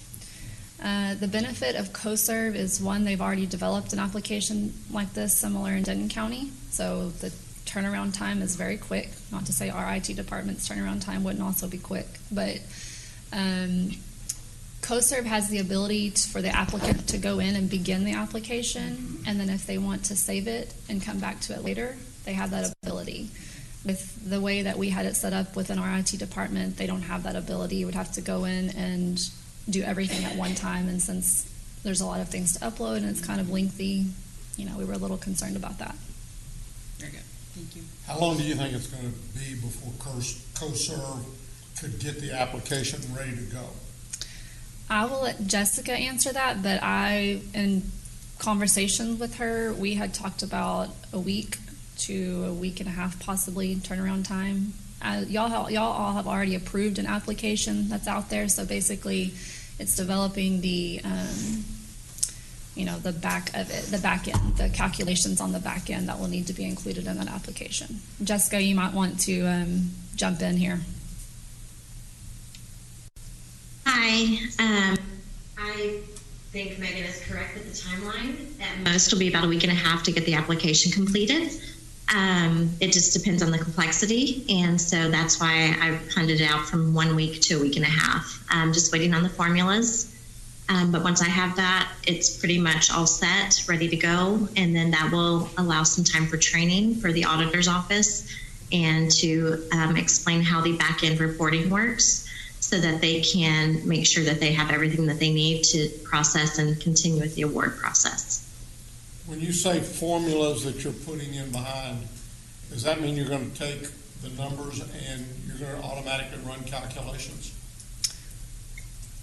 I don't know if that, I think that just, and you're going to have to help here, Jessica, and I don't have anyone from IT, but I think it's a matter of creating a flow chart type thing. We're having a meeting tomorrow to try to do the flow chart, and in my mind, an example that came up this morning that I've used is if we're going to have an automatic routing of an application associated, this isn't a math formula, but if we're going to ask the question about them being a DBE, and if the answer yes, they're going to go one way on the decision tree, and if they say no, they're going to go another way.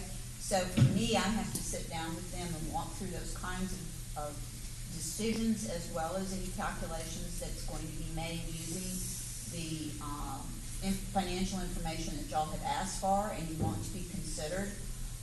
It's premature for me to have any idea of how we're going to move forward until we have that meeting tomorrow, but that meeting is scheduled for us tomorrow. The question that I had is we do ask whether or not the applicant has received any money from federal or state. And as I related, I think, to you this morning, when I was talking with a hairdresser, she indicated that she had received money through unemployment, that it was nowhere near what she lost as a result of the deal. But we asked the question, we asked, did you receive it? We don't ask how much you received. So somewhere in that application, that number is probably going to need to be added. Yeah, it's not currently on the application. It's not in what was agreed to by the court. Do we want to open that up again? On the application, we ask if they received any, but it does not take that into account. We simply ask that, and then at the end, we certify that they understand that those funds that they received from any other grant funds cannot be used for the same cost. Gosh, I hope we don't have.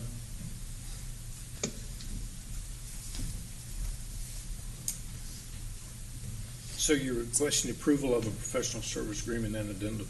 And I'm asking that the application include the amount that they received. And we can sit here and get into this debate again. If you want to get into it, just parade the other two up here. Because this is not your, we can argue about this again. I hope we don't. I don't want to argue about it again. But I would like for on the application, there be an indication of how much they received. would that be a determining factor in whether or not the application would be rejected or? No. Okay. It might be a determining factor in how much they are eligible if their total amount was under $10,000. We've already agreed on the calculation for the total amount for them to be eligible, and then the calculation for the amount. What I believe was to be left open was when we bring them all back to the court, for the court to determine the final funding amount available that could be distributed. Percentages. So I guess we want to get into the discussion again, back away. I don't really want to get into discussion either, but again, for the purposes of tomorrow's meeting and for moving forward, we can't configure a system that is going to change. Judge, That's why we better discuss it now. we have an approved 381 agreement with a program that had an application. We modified it with what you asked us to modify last time, and we have the guidelines. Those were approved last week. We got them out. They have been sent out, have been sent to all the chambers, all of the cities. They are on the website. So that is in, like I said, we asked the question, but we let people know that they cannot use it for the same funds. That was in what we presented to you, and that's what we're moving forward with, because that is the program that was approved by the court. Cannot use it for the same funds. Correct. So we're paying back, we're reimbursing for business interruption. And so how are you going to say that the money they received isn't going to be used for the same funds? As with a lot of things that are in that application, they are self-certifying and affirming it under penalty of law. And if we have to go back to audit, they will have to prove that to us. So what are you asking? So under that statement, what are they, from what you put down there, what are they supposed to do with them? Let's just say they got $1,000 for 2 months, and they would have lost during that period of time, let's say $9,000. What amount are they asking for? 8. Judge, I can't do that because we're asking for the same things that you asked for the simplified profit and loss statement for January, February, March, April, and May. And they were looking at those expenses that were in the month of April and May and determining what those the eligible costs that they can be reimbursed for, or the costs that can be covered with our grant funds. So what are they supposed to do with the $1,000 for the 2 months? Let's say they received $1,000 a month for April and May. What are they supposed to do with that $2,000? They can use it for other things that were not covered by the eligible expenses that we list in our. So what are the eligible expenses for Schedule C? Schedule C. That's the owner's compensation or owner's salary, Okay. plus the occupancy cost, and then you had us add some other expenses. And I would point out that one of the underlying assumptions here that I have, which I still hold up to it, I guess, is because we're in theory going to have more applicants than we have resources, even though they may be eligible for up to the $10,000, depending on what their expenses are. More than likely, that's going to have to be reduced because we're not going to have funding for everyone who applies to receive the full amount. So it was always anticipated that they would have more cost than what we were going to calculate as being their eligible amount, and certainly they were going to have more cost than what we were going to calculate as their actual dollars that they're going to receive, because we're going to have to pro rata back for the actual funding. We may only be paying 50% of what they're eligible for because we'll have so many applicants that we won't be able to give them the full 100%. And we are only looking at April and May. They may have lost some in mid-March on, so they could apply whatever other funds they got. They may have other costs going forward in June, but we are only looking at April and May. And one of the reasons for doing that was so it was a reimbursement grant for the cost. And then as far as the owner's compensation, it was for any amount, an average amount on their previous tax returns, but it was for any amounts that they were not able to pay themselves. So with that said, again, we did not factor in if they had received unemployment or any other income, because that was never discussed in this discussion that I recall. today is the first time that's been brought up. I will tell you that everybody is waiting, has been waiting to get this on the streets. It is out there. We have not slowed this down from getting on the streets. Oh, if we change now, we're going to have to pull down the guidance that we submitted. And I don't know, are we going to have to change the 381 agreement?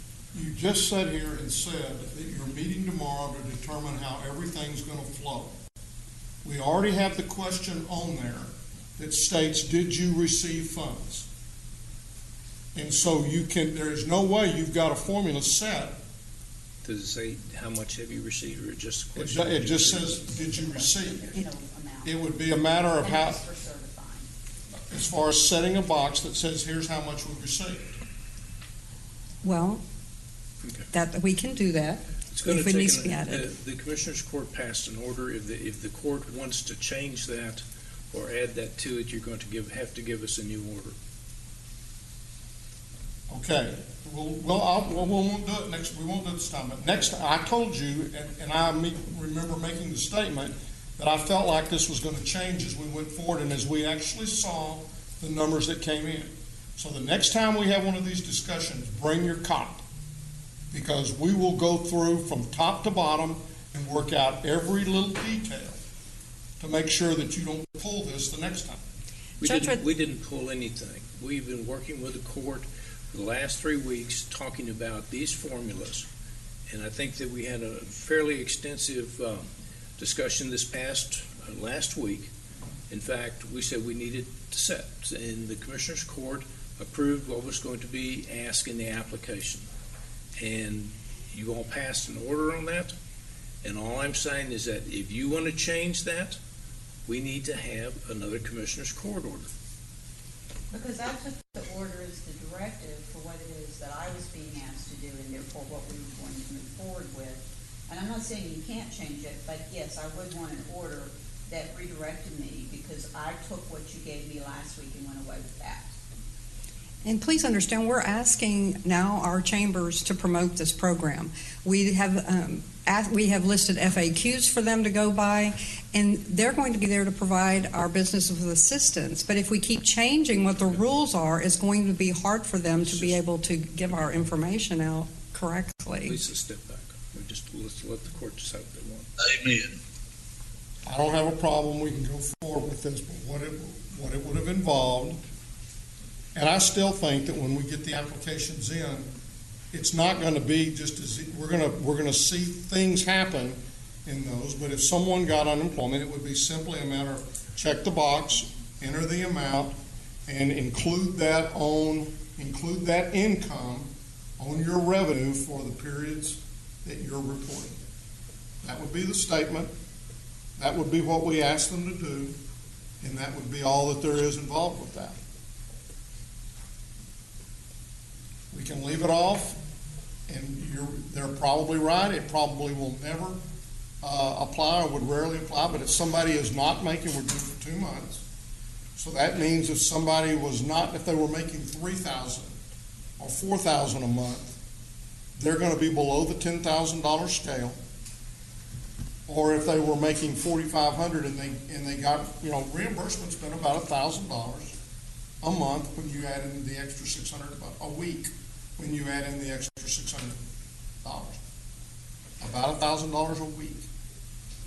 So conceivably, somebody's going to get reimbursed for that, plus, under this scenario, whatever they receive from the unemployment. If we check the box, said put the amount and include that amount in your monthly P&Ls, then we've accomplished everything, and I don't think we've done anything different than what, with the exception of putting the amount on there and a little bit more description. Thank you, you did put it to the point to where we can find the application.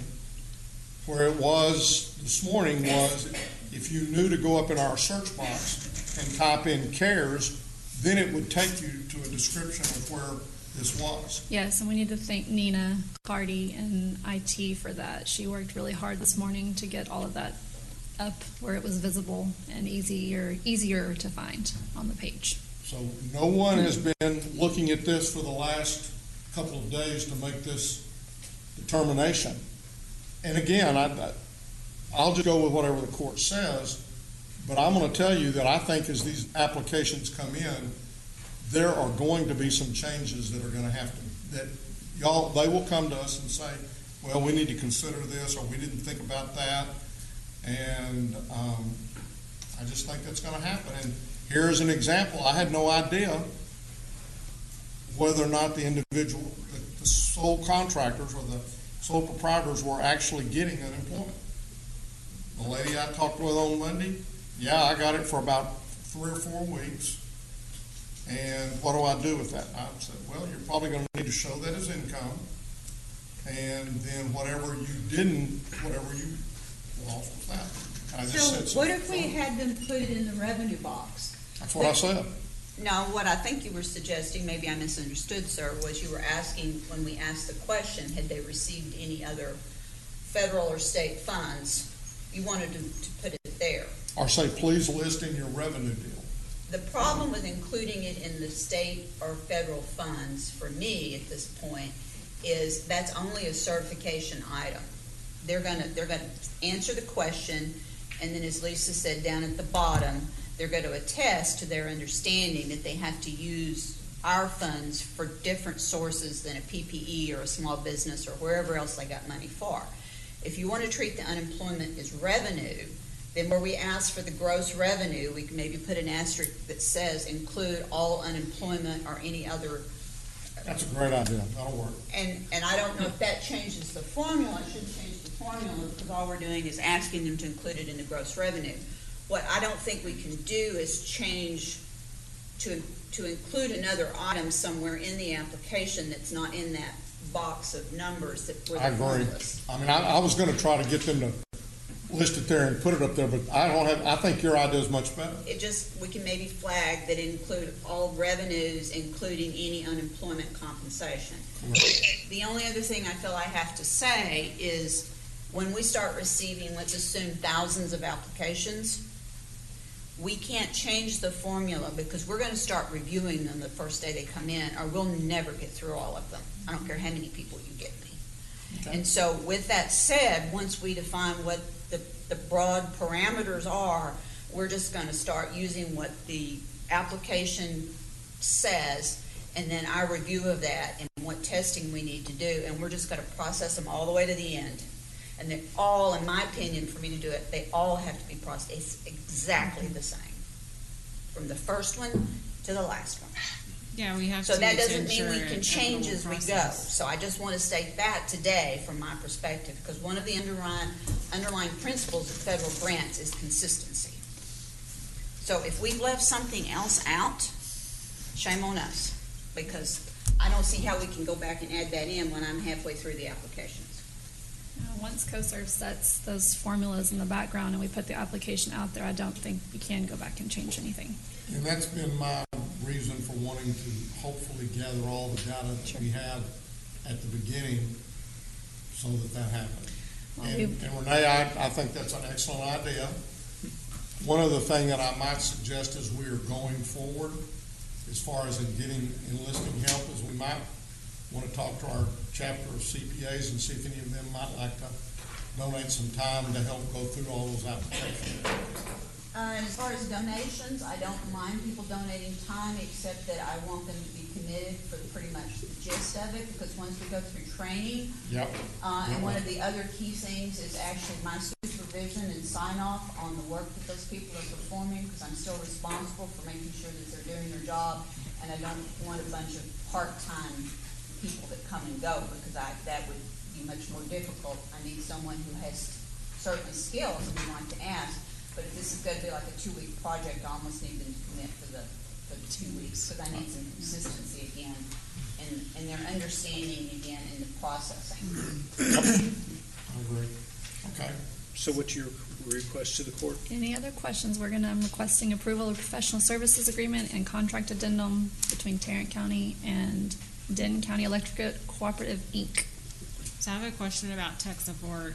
If I'm a business owner applicant and I have an issue with submitting my application or something goes wrong, who do I call? So right now on the website, there's not a whole lot of information under that part. Sure. And Lisa, are we going to have any of the chambers? Are they going to be helping if they reach out to them for not tech support per se, but help with filling out the application? I'm sorry, I didn't hear what you said. Maybe we need to ask the lady. Maybe on we the can, line yeah, for tech support. If there's a problem with the actual functionality of the website. Sure. We just hired 15 chambers. Yeah, but it's not their gonna- program, though. I think they're going to have the application support. Right. You're talking about actual tech support. Right. So Jess, can you answer Commissioner Allen's question? Okay, Commissioner Allen, so what was done with Denton County was that they had created a hotline number and also had a email that was specifically for the grants program.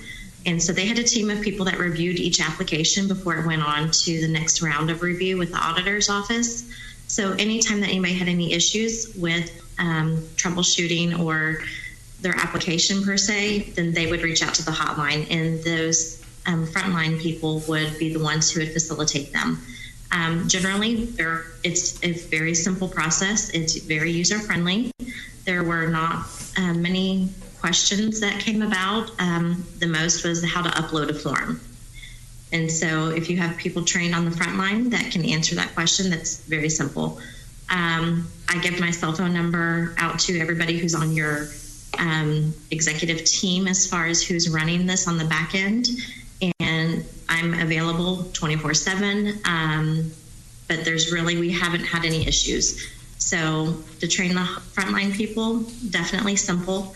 And if they cannot figure something out, then I'm the next one. Okay, and we also don't anticipate there being any issues with crashing, because I can imagine, as much as we've been building this up, and once it goes live, you could have people hitting up the website. So I'd also just want to make sure that we wouldn't have any issues with the website not being able to accommodate high traffic.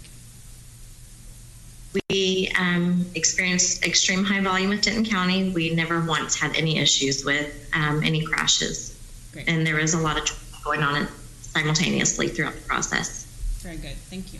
And I would point out, I'm not sure who that front line is, because right now, the resources, Mr. Manius and I have yet to finalize, but we've certainly discussed some contract employees from the city of Arlington and use of some of the project staff that were granted to him last week by the court. And then I'm using, obviously, numerous resources in my own office, but we anticipate that most of those resources would be dedicated to the actual determination and review of the applications. So I'm not sure, frontline, we can talk about that maybe in tomorrow's call and decide if we have resources for that or what that how looks that like. works. Sure. Remember that in my opinion, one of the biggest things that CoServe brings in his offering is the ability for you to go in, work on the application, save it, and then come back later and be able to begin the process again. Yeah. I just want to make sure, because if our process, I mean, it's good that that capability is there, because I was concerned about that, but just if it's kind of a one and done, once you submit it, that's it, then I want to make sure that there are any issues that arise with someone being able to hit submit button, that we've thought through that. Sure. Yeah. And ultimately, Commissioner, in the contract, the scope of services, this is the CoServe will assist with troubleshooting or outages or anything like that. So whatever we do with the front line, CoServe will be there on the back end to make sure that's functioning. Now, from what was... Do you have a motion? Move for approval. Second. A motion second.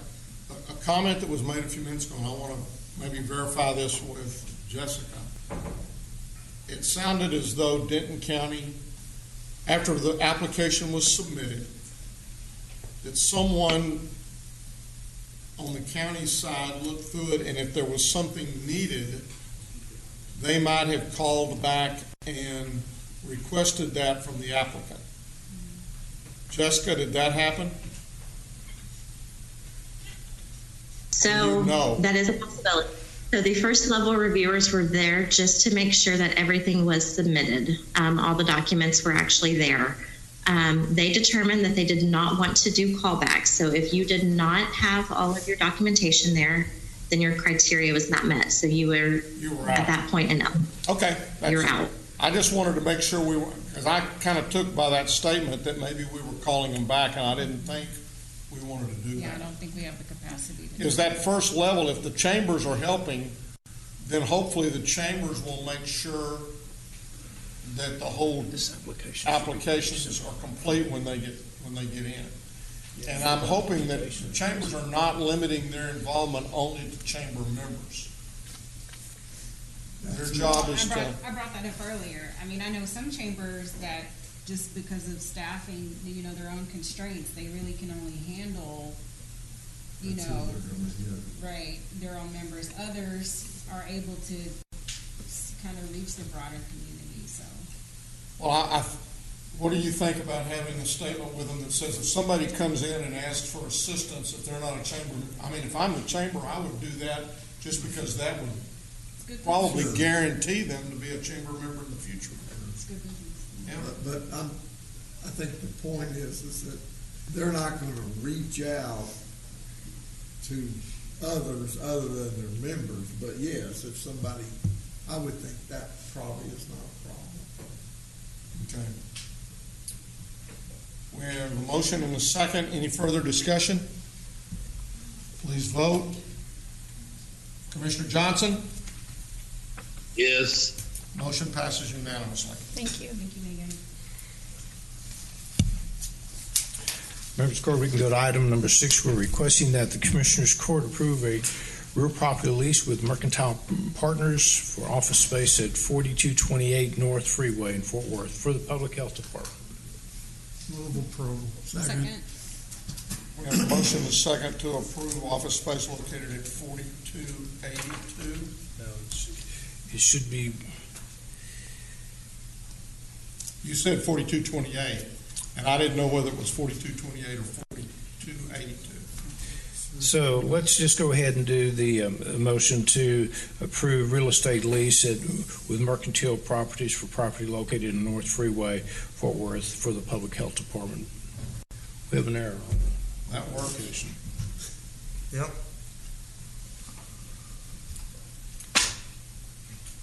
Any discussion? Please vote. Commissioner Johnson? Yes.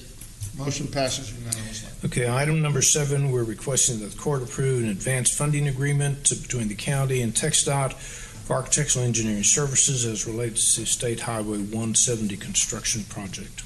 Move for approval. Second. We have a motion and a second. Any discussion?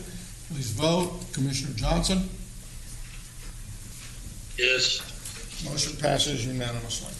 So, GK, before we move on, I have a question that's more general related to our Cares for Tarrant website. Yes. I know, obviously, that we're live with the small business program. Lisa had sent out an email about that yesterday evening. With the others, do we have a general sense of when that's going to become live? And the only reason is we can try to plan for that in our communications to our constituents. When are we going live on the rental assistance? Next week. So okay.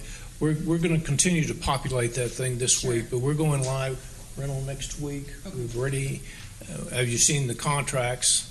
Those that made it on the agenda and those that didn't. Sure. We're continuing to do that, and we're populating that every day. So we'll just touch base with you all fairly regularly. So we get it in our communications. And you raise a good point, Commissioner. I think what we'll do is that we will give you, not tomorrow, but Thursday, an update on where we are on that website. Okay.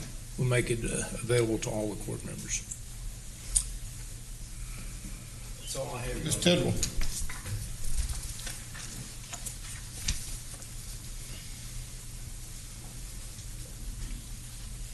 Okay, so the first item is we're asking the court to approve the release of the $25,001,000 of collateral as outlined in your court communication.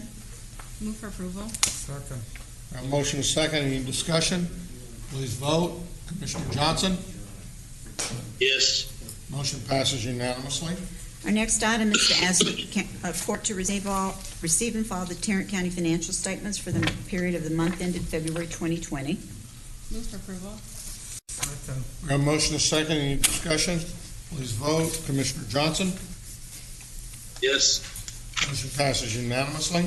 And I have just a quick couple of notes for the court that are not an agenda item. We started a very high-level overview of where we might be related to revenue, current revenue, not future projections for 2021. And the good news is it's pretty strong for what we've been through. We might be down approximately about $4,100,000 in taxes, but we'd also over budgeted the TIF by over $4.4 million as far as the expenditures that we thought we would have to pay out.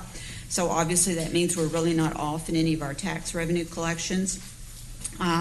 We do think we have some revenue that is lost. That would be like your liquor by the drink. We can't ever make that back up, and that's about right at $900,000.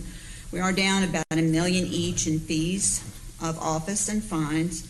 We, of course, are way down in interest. We were down at $1.375 million in interest. When we started this in February, interest rates for even what we were earning was 1.59. Today, it's 2.22.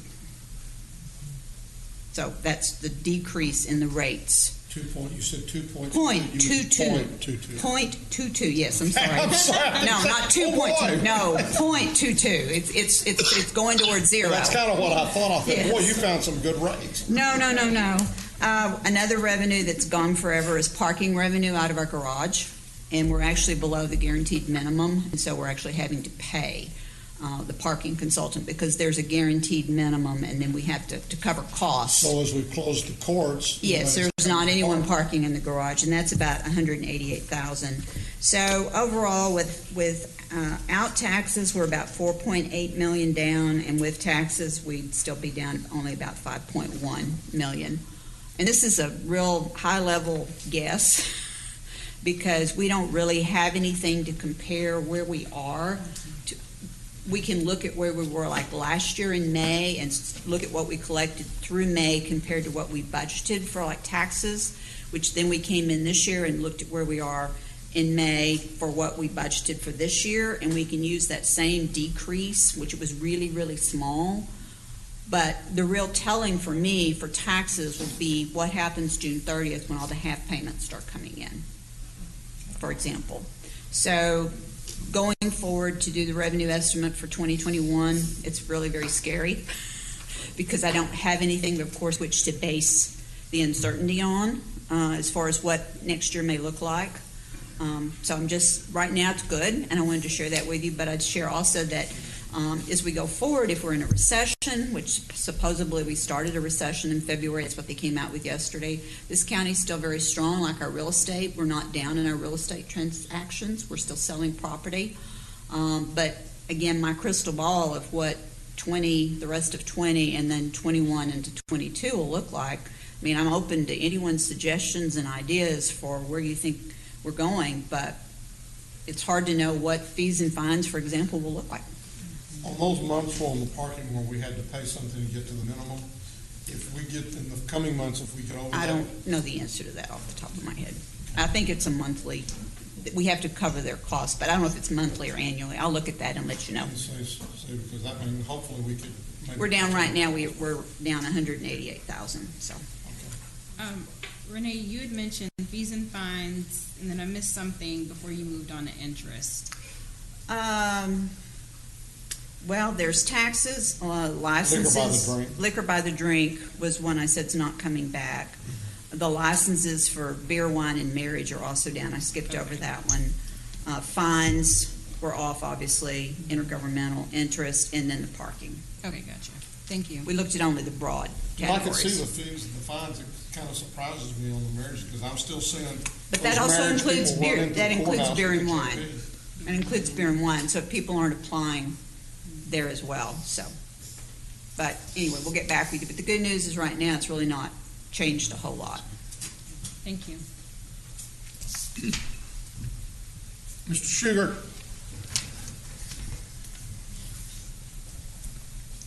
Yay. Reason I sat all day just for that, sir. Judge, commissioners, I'm very pleased that we're requesting that Commissioners Court approve an interlocal agreement between Tarrant County and the City of Arlington for video magistration. Move approval. Second. We have a motion and a second. Any discussion? Thank you. Congratulations. Please vote.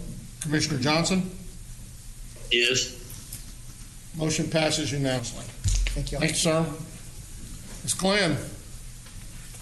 Move to receive and file personnel agenda. Second. Second. We have a motion and a second to receive and file personnel agenda. Please vote. Commissioner Johnson? Yes. Motion passes unanimously. Thank you. We have just one additional item. That's item 2. We're asking the court to approve a waiver of terminal benefits for human resources.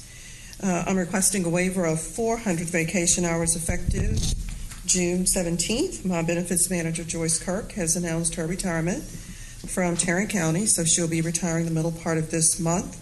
We're estimating the net cost of this request to the general fund to be approximately $17,700. That does include fringe benefits. I do want to add, we do have salary savings from a vacant position that we anticipate will even cover the cost of our request today. Move for approval. I'll second the motion and ask you what kind of succession planning you have done to fill that huge hole in Yes, sir. We have been working on that in my office for a very long time. Actually, we've gone through a recruitment process and selected Amber Duckworth, who's the current assistant benefits manager. She, along with several other individuals, applied. She was interviewed. Of course, it was a competitive process, and she came out heads above everybody else, whatever the phrase. Thank you. So we're really pleased. So Amber will be assuming that role. So we're in the process now of recruiting for Amber's replacement, and I believe that position closes. Okay, so we have a few days left. So we are recruiting for the assistant benefits manager. So we're really excited. In other areas in our department, we're doing the same thing. We've been doing a lot of training of staff, of course, and just somebody that has accompanied us.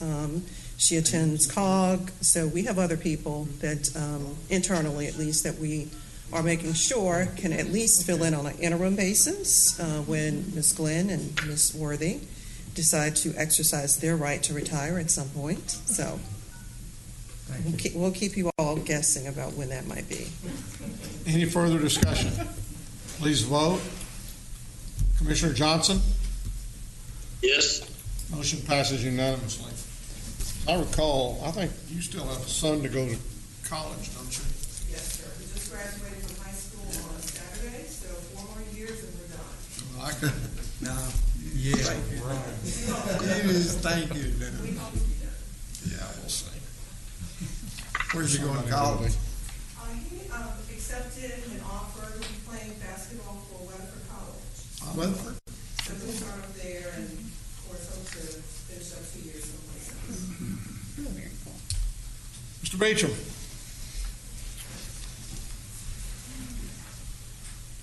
We have 3 items for your consideration this afternoon. Our first item is a bid award recommendation for bid 2021-26, signing a contract for fitness classes and personal trainer sessions. Recommendation would be to award a per enterprise basis, awarding to the primary, secondary vendors as shown in court communique. Move for approval.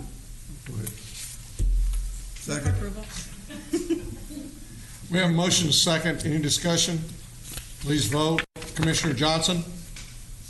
Yes. Motion passes unanimously. Our second item is also a bid award recommendation for bid 2021-28. This is signing a contract for fire suppression equipment inspection, maintenance, repair, and purchases.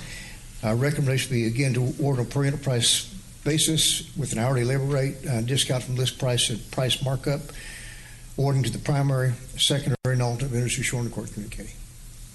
Move approval. Second. We have a motion and a second. Any discussion? Please vote. Commissioner Johnson? Yes.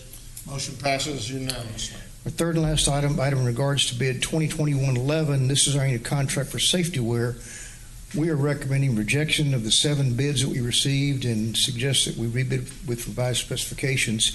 We always ask for samples for our safety equipment to check quality and durability and things of that nature, and we actually got no samples at all from the 7 that responded, so we'd like to try it again.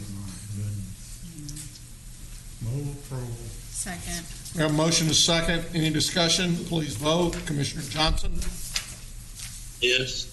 Motion passes unanimously. Thank you. Thank you, Jack. Mr. Skinner?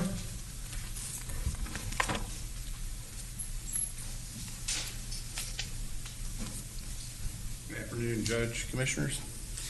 We have 2 items for your consideration today. The first item is an approval of a memorandum of understanding with the cities of Fort Worth, Forest Hill, and Everman regarding possible improvements to Wichita Street. This MOU will encumber $50,000 Precinct 1 discretionary bond funds.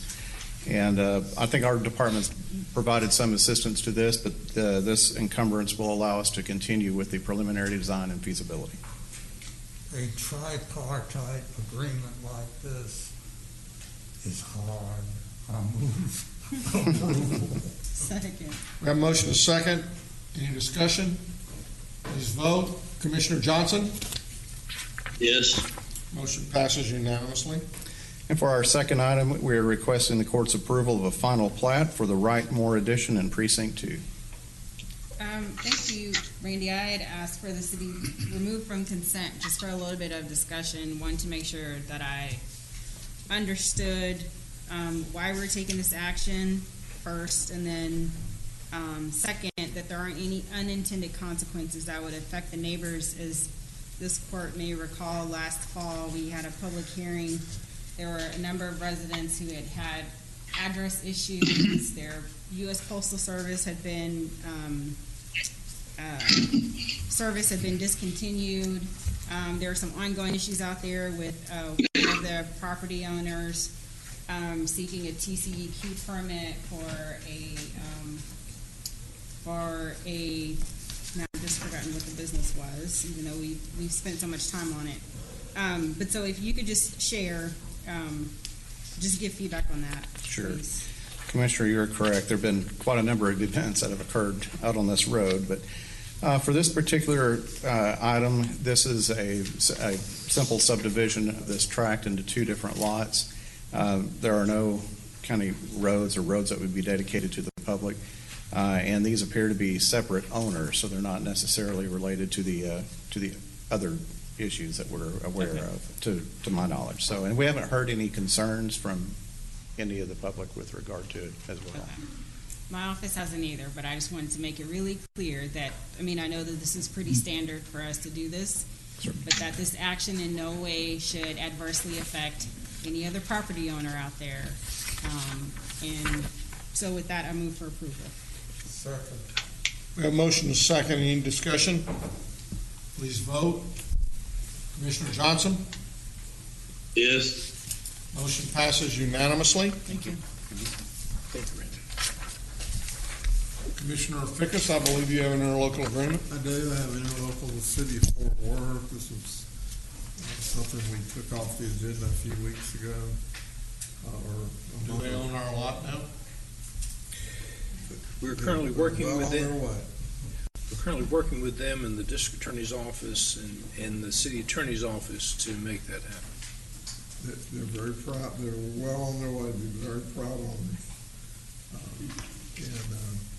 We're happy for them, and they're happy. Anyway, move for approval of M1, A, and B. Second. A motion is second. Any discussion? Please vote. Commissioner Johnson? Yes. Motion passes unanimously. Are there any appointments? Being none, then you have before you the claims. Move approval of the claims included the addendum. Second. A motion is second to approve the claims, including the addendum. Please vote. Commissioner Johnson? Yes. Motion passes unanimously. Now we get our 287G audience participation. In case you thought you were about to get to leave. Y'all all go home on me. I'm going to make some phone calls. We may have, is Cindy Mata here?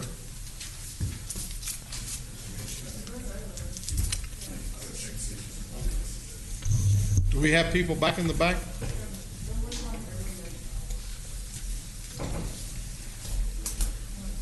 I would like to make the statement now. Okay. Good afternoon. Come on down. But before we get started, I want to make the announcement. Next week, this will be on 287G. Will be on the agenda, I believe, for action. Commissioner Johnson is now going to be in the court by video, which means that next week, in order to make audience participation, you must be here in court.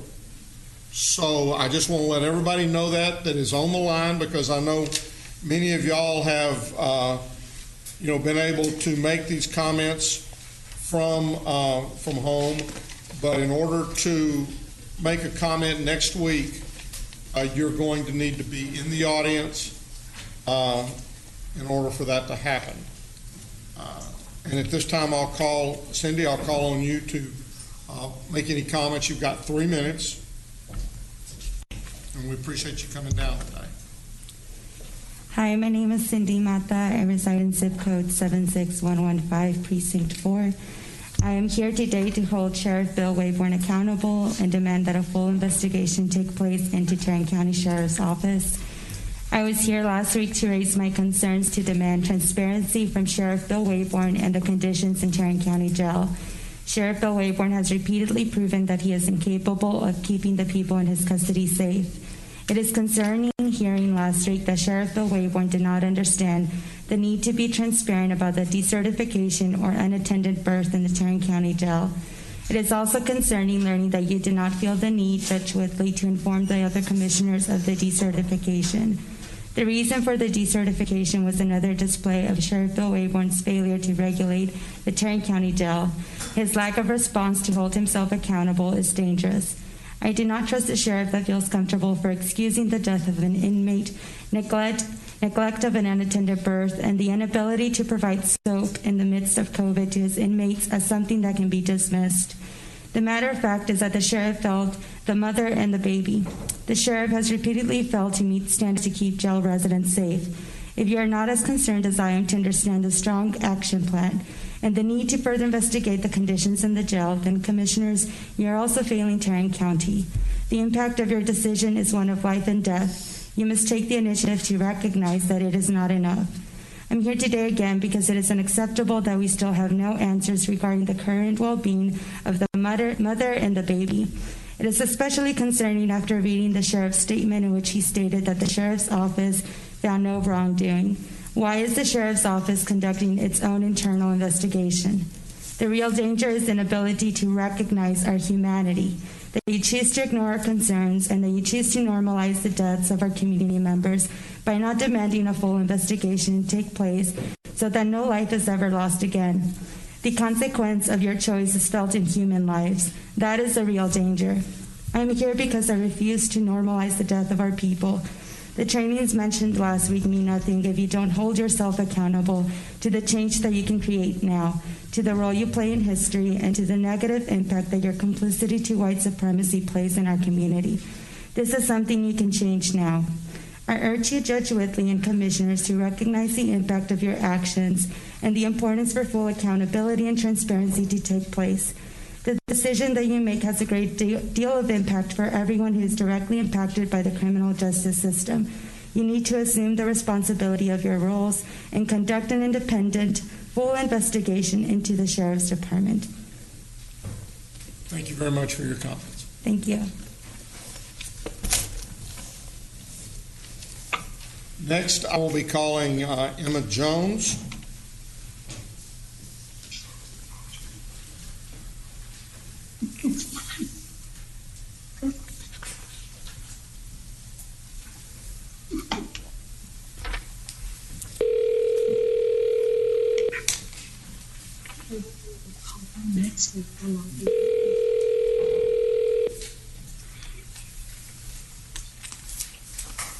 Good afternoon, Emma. Hello, how are you doing? Just fine. Were you listening earlier as I made the statement that next week, in order to make a audience participation, you will need to be here? I did hear that, but I didn't understand the reasoning as to why that is. Because Commissioner Johnson is now videoing into the room, which means that by our state laws, we can say that instead of being able to call in, you need to be here. So this is just something that's to your discretion. This is nothing else. If I'm understanding that, please correct me if I'm misunderstanding that. I don't know whether we would have the discretion otherwise, but I think I'm looking at our DA. Yes, please. I guess we would have the discretion if we wanted to continue to take call-in audience participation. We probably do, but my feeling on that, and we can talk about this as a court in a moment, but we feel like it needs to come in, and that if you care enough to make the presentation, then you need to come in and make the presentation. We had no choice at the other point in time, but I believe that if it's important enough, then you need to come down here and participate from that perspective. That's just my feeling. So I'm conflicted. Sure, I understand that. And we really can't. From this morning.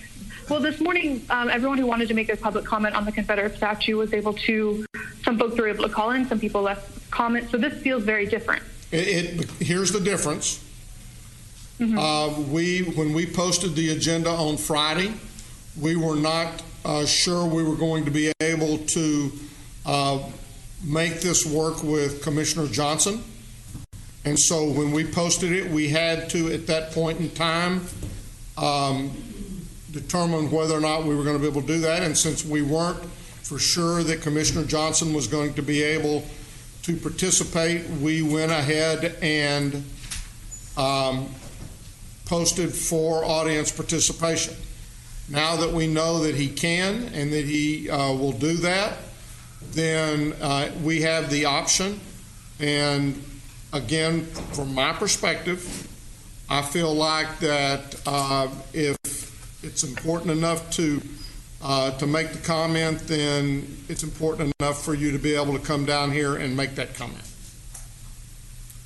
So can you understand from our perspective and my perspective that feels almost targeted, or for lack of a better word, inappropriate for you to suddenly change the rules of how we participate? We're not suddenly changing the rules. We've had these rules in place. The reason these rules, and these were, before Commissioner Johnson was not able to make it down and we could not do the video, this was the requirement. When he was here, it was always our requirement that the individual who wanted to make a comment had to be here in court. And so the reason that the audience participations were allowed for call-in is because in order for Commissioner Johnson to be able to continue to participate under the COVID-19 was the reason why the audience participations were required to be allowed via the phone. Now, I've got the district attorney standing here, I think, wishing to make a comment, so I'm going to turn it over to her at this time. Thank you, Judge Whitley. I just wanted to make a statement that the reason that the call-ins are permissible is because of the governor's actions relaxing the the Open Meetings Act, and because the governor allowed call-ins, so Commissioner Johnson has been calling in, and since that has been allowed, then the governor said if someone is calling in, then you have to give a dial-in number. But under the governmental code that dictates video conferencing, so just put COVID aside and just go look at the statute relating to video conferencing. A person can participate via video conference, And under those circumstances and under that statute, then the call-in number is not something that comes into play. So this call-in number has come, the reason that an audience member can call in right now during this period in time is because of the governor's relaxation of the rules. And so it's related to COVID. And the reason that the video conferencing makes that different is because now you can see Commissioner Johnson, and the law says that we can go back to the regular, just participation needs to be in person. So I'm hoping that that provides some level of clarification. Judge. I think so, and we may have to revisit with our legal team as well, because I think this might be a little bit above my pay grade. But I hope you understand where we are coming from, where this feels like an opportunity for accessibility issues. Because we have raised this issue with you, Judge Whitley, for some time. And every week? Yes. We've become very close. I think that this issue has excited so much passion in the community that we need to give persons who wish to address the issue the broadest latitude possible and not try to cut off a person's ability to comment arbitrarily. So, Leslie, could you also speak to what the capabilities, their accessibility for emails? Because we also, as a result of posting the phone number, provided the portal for people to provide their comments that way. So what do we do with that? I mean, it's a virtual communication tool, just like the video screen is. The email is a virtual? Yeah, where people can go in and put in their comment, or they can email their comment and ask for it to be read into the public record. Right. I believe that is a result of the loosening of the restrictions by Governor Abbott. Mm-hmm. If you're asking whether or not, I know that we are not required to allow that participation absent the governor's orders. Whether or not it is permissible, I would need to review the statute through that lens as to whether it's optional. I know that it's not required. I can't tell you right now whether or not the Open Meetings Act allows audience participation via email or phone call in the absence of Governor Abbott's order. Okay. So I just want to make it clear that I am for us providing as many avenues as possible for people to provide their public comment on this. But we can't talk about the changes that we want to make and the different kind of county that we want to be if we know how seriously that the community has weighed in on this issue. Then we need to make sure that we provide every opportunity for people to speak to it. And I get you're saying, well, people can come in person. We also have a responsibility to manage that from a public health standpoint, where when we have the ability, perhaps, to have people to provide their feedback in a way that doesn't require them being here in person, because we also don't have a guaranteed way of ensuring social distancing and things like that. I mean, we have a certain amount of space. We only have a certain amount of space that we can use. So I just want to make sure that we're not limiting anyone's options, limiting anyone's voice in this. We shouldn't do it for this issue or for any other, for that matter. Well, Commissioner, if you choose not to allow participation by phone, again, assuming that it is a choice, then that is limiting. It is placing limitations. Right. So that's a conversation I think that may need to be had. Like I said, if the court determines that they want to allow the broadest possible call-in, email participation, et cetera, then our attorneys would look to see whether or not that is, in fact, permissible. And if it is, then that would be your all's choice as to whether or not you wanted to continue to allow all of those avenues. Is the governor's order that permitted us to do call-ins and emails for participation. Is that order still in effect? Yes, the portions of certain code sections that order suspended is still valid. Yes. Yes. And I don't see a problem. Again, from my perspective, I believe that if they want to make a comment, they need to be here to make a comment. This has been, I mean, I understand, but it's, if they care enough to make a comment, I think they should be down here to make the comment. That's my feeling. When does this order that he's got right now on relaxation? There is not an end date in the order. The next time he's supposed to come out with something is the 12th, this Friday? Yes, but I don't know that this particular topic is going to be addressed. Chris, did you have anything to add? This particular topic says that those sections of the Open Meetings Act are suspended until such time that he invokes that, or until such time that there's no longer a pending situation.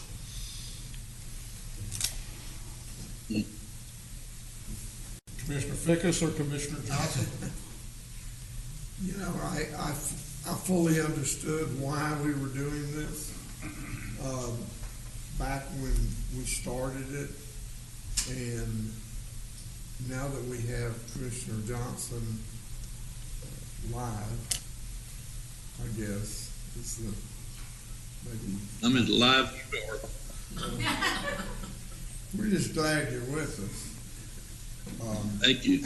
You know, and I welcome all these comments. Ms. Jones has commented every week, which is fine. That's her right. She can continue to comment every week, but she has been on our telephone every week for probably the last 6 weeks, and which is fine. But we can accommodate more people. With this room and the room down the hall, and that's how we've done it until this came up, and we've now fulfilled the requirements of the Open Meetings Act, where we can cease having the phone calls. So I would support doing that. Is there can we put any limit on if we choose to take discussion over the phone, is there any way we can limit the number of hours that we do that? Judge, the answer to that question is no. If you can set reasonable requirements over what time you actually accept people signing up to call, but you can't limit the amount of hours. If they sign up under the rules, they have to be allowed to speak. There is a logical fallacy here. I appreciate being able to see Commissioner Johnson here in the courtroom, but he is participating virtually. And that's all that people who would call in or email in are asking to be able to do, is to participate virtually. We ought to try to be consistent. During a global pandemic, I mean, this part of this, I mean, it feels very disingenuous. I don't like it, and I don't think it's the right thing for us to do. So I will not support us taking action that would limit people's ability to voice their concerns about this or any other issue. Literally, this is our job, to sit here and listen to our community and to take into consideration their concerns. And as I said before, and as I'll say again, last year we had 100 people come and speak on 1 week as a briefing, and they came, and the next week I said, okay, you know, I'm very interested in hearing new information. I'm not interested in hearing the same information week after week after week. That's not your choice, Judge. Well, it is in this particular instance. I disagree. Well, you're entitled to disagree. Sure. But again, if you're going to tell me the same thing, I would like to be respectful and let someone who wants to come up and say something different than they've said the last 2 weeks as we did last year. And that's why, again, next week, I want to take action on it. Because last year when we gave them that opportunity and when we asked them not to simply come up and say the same thing, they did not respect our time, and they came up and said exactly the same thing. It's respect goes both ways. Our time is their time. Respect goes both Our ways. time is their time. I would submit that you cannot limit a person's right to free speech just because they're saying the same thing that somebody else said. But if by the rules we can basically determine how, then we can at least ask for respect of our time.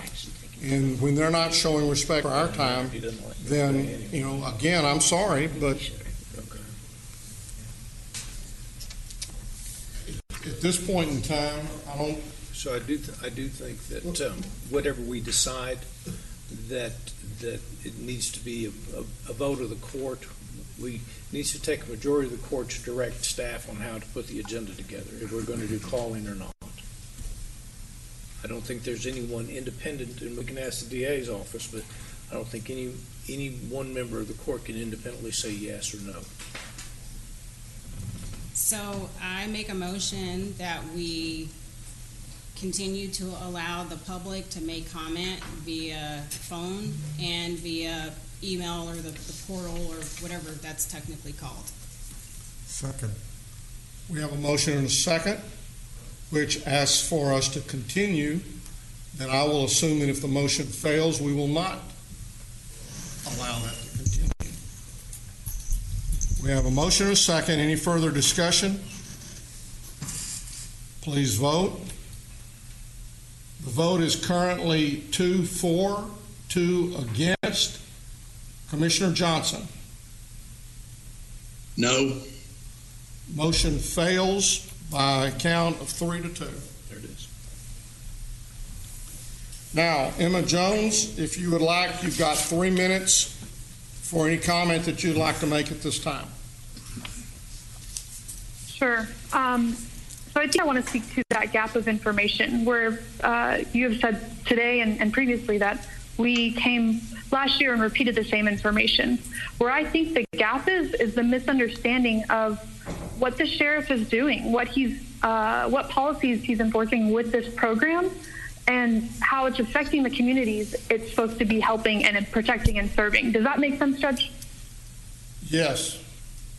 And there'll be and the presentation will be next week, and I hope that the information regarding that, although I'm not supposed to be answering you right now, hopefully that information will be out very soon, and you will have an opportunity to review that and be prepared to ask any questions about that next week. And we will have the opportunity to ask questions. Is that correct? Yes, ma'am. Okay. Because I'm very concerned about the cost.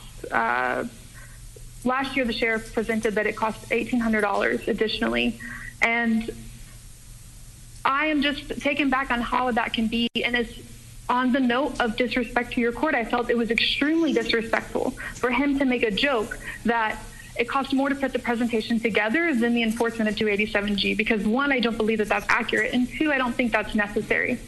And another note that he made was that the expenses were related to 24 reams of paper. I also found that profoundly disrespectful to you and your court. I urge you to ask questions of the sheriff next week. Based on the sheriff's briefing on the matter last year, it doesn't appear that they can competently explain how much the program is costing the county, nor justify any benefit out of our participation in 287G. I urge you to recognize and interrogate his scare tactics and the foundations of the sheriff's racist agenda. You have a responsibility to act with integrity, especially with armed state actors. This program encourages and perpetuates a system that allows and even incentivizes police to be their absolute worst selves. They're least empathetic, they're least dignified, and they're most brutal, and extremely unwilling to speak up against the powers that be.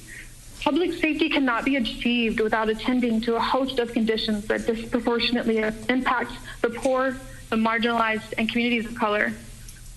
One of these conditions you have the power to end next week. And communities lie and deserve effective strategies that reduce crime and provide support and hope.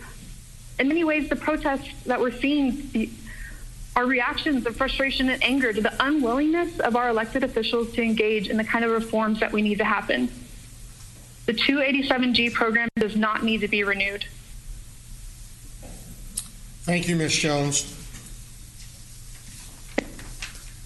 Next, I will be calling Cassandra Dobbs.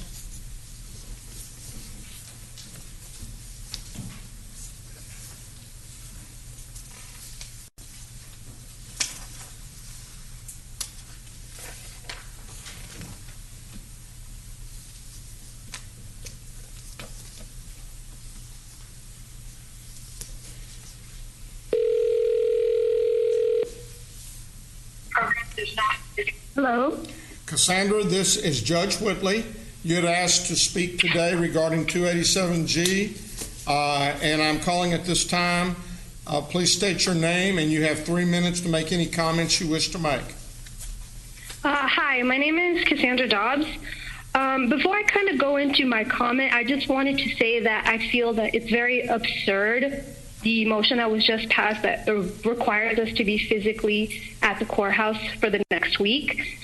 Given that it's such an important day for us to be able to speak up and voice our concerns, I think it is everyone's duty as a public official to be able to listen to their constituents.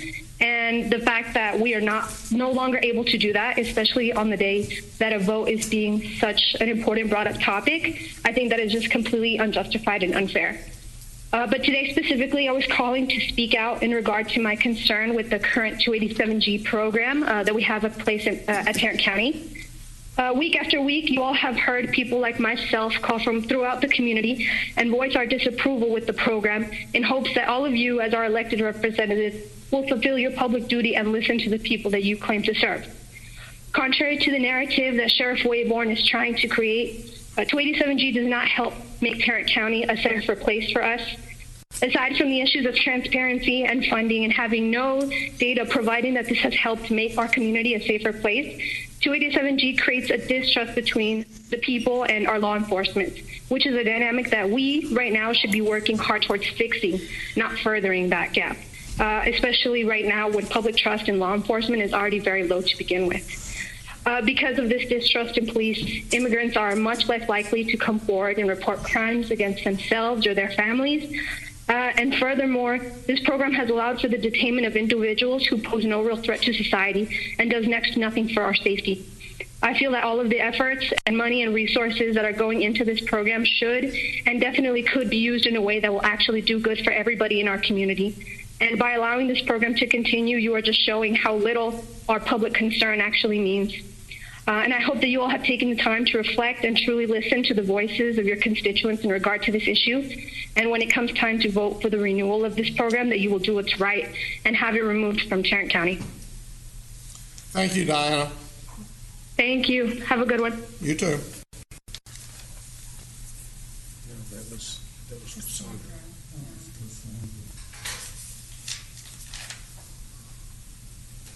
Say again? Okay, I'm sorry. Mr. Turner over already. Yes, I'm sorry.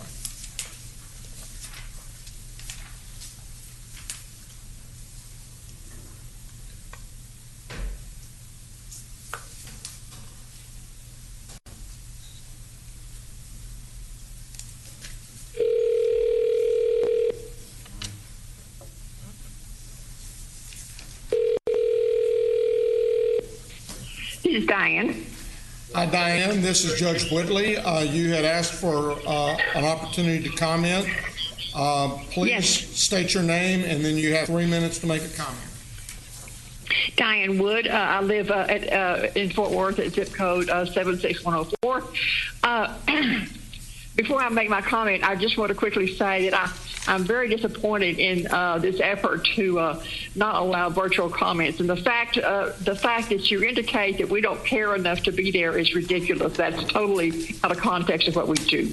Secondly, according to things that have already been stated, there's not a way to social distance. I do not want to get the virus, and I adhere to the social distancing rules. That is not possible with a filled courtroom. So I'm going to personally ask the DA to intervene with this. I believe this to be totally absurd, and I don't trust the efforts. And also, this is the kind of thing that foments anger in the community, because it indicates there's a distrust and there's a manipulation. So, given that, what I want to say today is that I'm here as a working member of ICE out of Tarrant organization to oppose the renewal of the ICE 287G program by your court. I'm not just a drop-in member of ICE out of Tarrant. I'm a full working member advocating with a large number of local, individual, community members and groups to terminate this despicable and racially discriminating program. Many of the organizations and individuals have placed their names on a letter which you will be sent in the next few days. These people are not placing their names there as merely a figurehead. There's not really much you don't know now about 287G after a year or more, given the factual information, ways to access information and research, and the non-transparency of 287G funds, which have been presented to you the past many weeks and last year, apparently have had no impact. Apparently, you don't believe us, I guess. The violation of civil rights and denial of access to due process has caused and continues to cause unfathomable pain to those who have been detained by ICE through the 287G program, causing separation of families, loss of jobs, economic tragedy, temporary and permanent disruptions of family life, prevention of individuals to resume normal lives. The lack of due process resulted in an unconstitutional process for a person to be declared guilty before being innocent. This has been documented multiple times throughout the country. 287G has attracted white, supreme, nationalistic, racist groups which use it to spread their violent ideology throughout the communities in the country. But you know all of this. There's no way you can't know it with our many presentations to you. It's deeply concerning and, in fact, insulting that you apparently don't believe what we as community members are saying, and that through your actions and refusal to thoroughly investigate these problems, that you are willing to simply and conveniently discard our many presentations on multiple subjects. Not just once, but over a period of weeks this year and last year. Our large community coalition is composed of responsible tax-paying residents of Tarrant County. We're not some ragtag group who blew into town to agitate and foment and disrupt the community. We're nurses, teachers, highly skilled digital technology specialists, writers, counselors, university and college professors, organizers, student counselors, and artists who express our mission, just to name a few. Most have lived in Tarrant County for many years. I have lived here for 50 years. I am a retired registered nurse, having practiced nursing in Tarrant County. Approximately 40 active members work continuously to stop this program. We didn't just pluck this program out of the air to cause trouble. Why would we choose this program out of all the programs which foster oppression to those who are unable to advocate for themselves? No agitating group influenced or brought this devastating program to our attention. Our knowledge came from many sources, from students and college professors and staff, social workers, public health nurses, undocumented persons, and many other sources who heard horrifying stories regarding the treatment of undocumented persons in jails. As we conducted research studies, it became apparent that the program is about the denial and trampling of people's liberties, fostering unnecessary and damaging suffering to our people.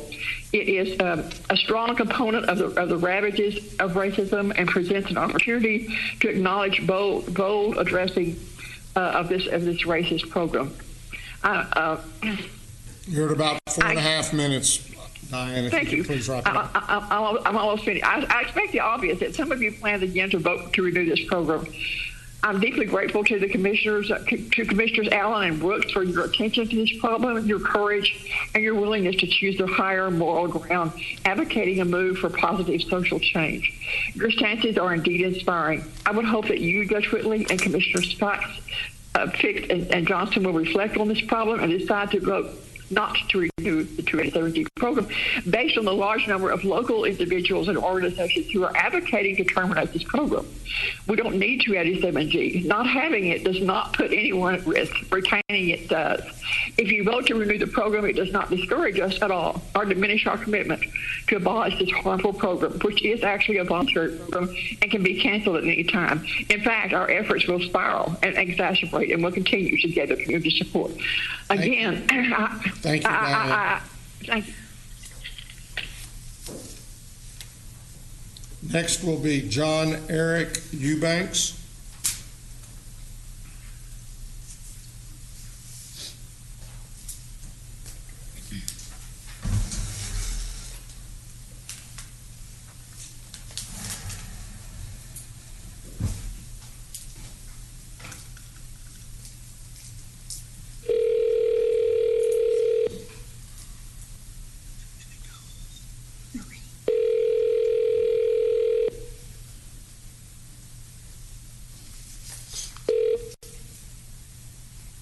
This is John Eric.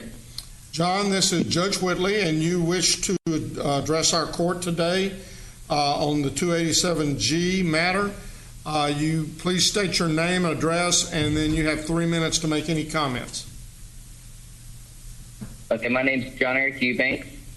I live at 609 Cabral Street, Fort Worth, Texas. And it's really time to look around at what's happening in our country and realize it's time to end 287G. The racist policies of Tarrant County and the Fort Worth Police will no longer be accepted, and we will hold those of you who openly ignore our calls for change accountable. I'm looking at you, Glenn, Gary, and JD. Over the next week, I ask for y'all to reflect on what's happening in this country and realize that y'all are the ones responsible for the violence and those who are dying in Tarrant County prisons. Every time an immigrant dies in jail from COVID-19, it's on y'all. 287G is a racist policy that encourages racial profiling by our police forces. Trust in police is already at an all-time low, so it's time to rethink your approach. It's time to do more than remove Confederate statues from government property. It's time to restore trust in police by removing racist policies. It's time to get on the right side of history and stop terrorizing our diverse community. Y'all have the opportunity to start making changes next week. Si se puede. Yes, you can. I yield my time. Thank you, John.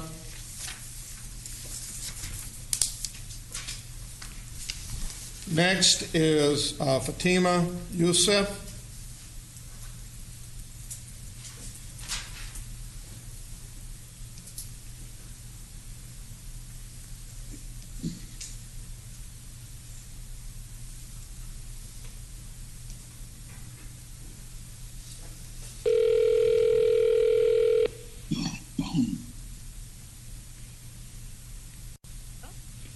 Hello. Fatima, this is Judge Whitley.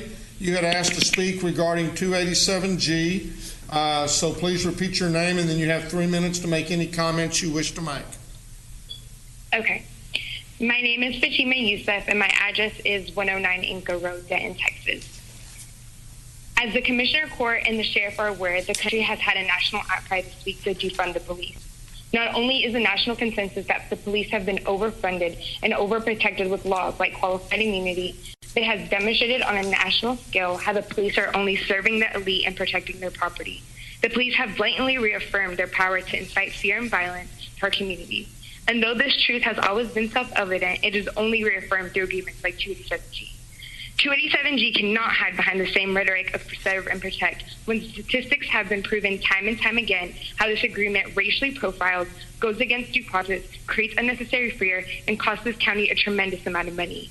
Though it has been claimed that the agreement is meant to reduce crime, the Immigration Policy Institute and other think tanks have conducted a comprehensive analysis on 287G and confirmed that a high percentage of all detainees issued through the program were on people who had committed misdemeanors and traffic offenses.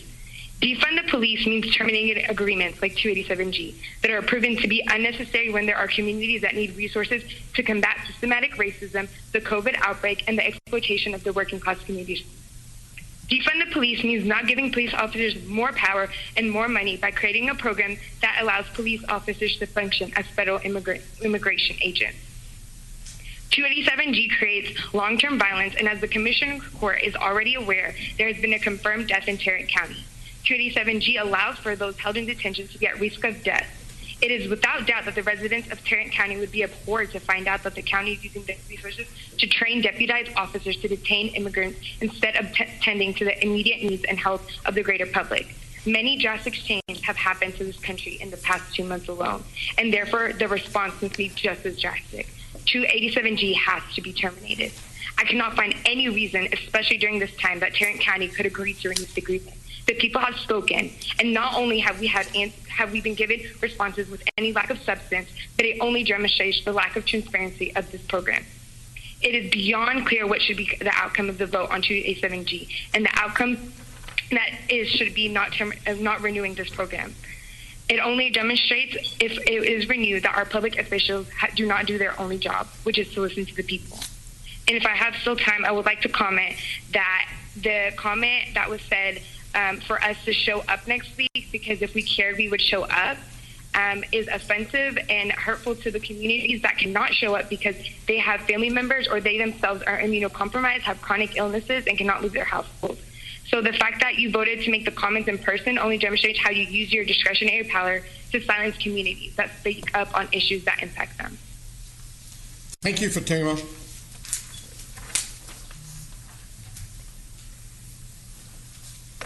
Next is Vayuma Morena.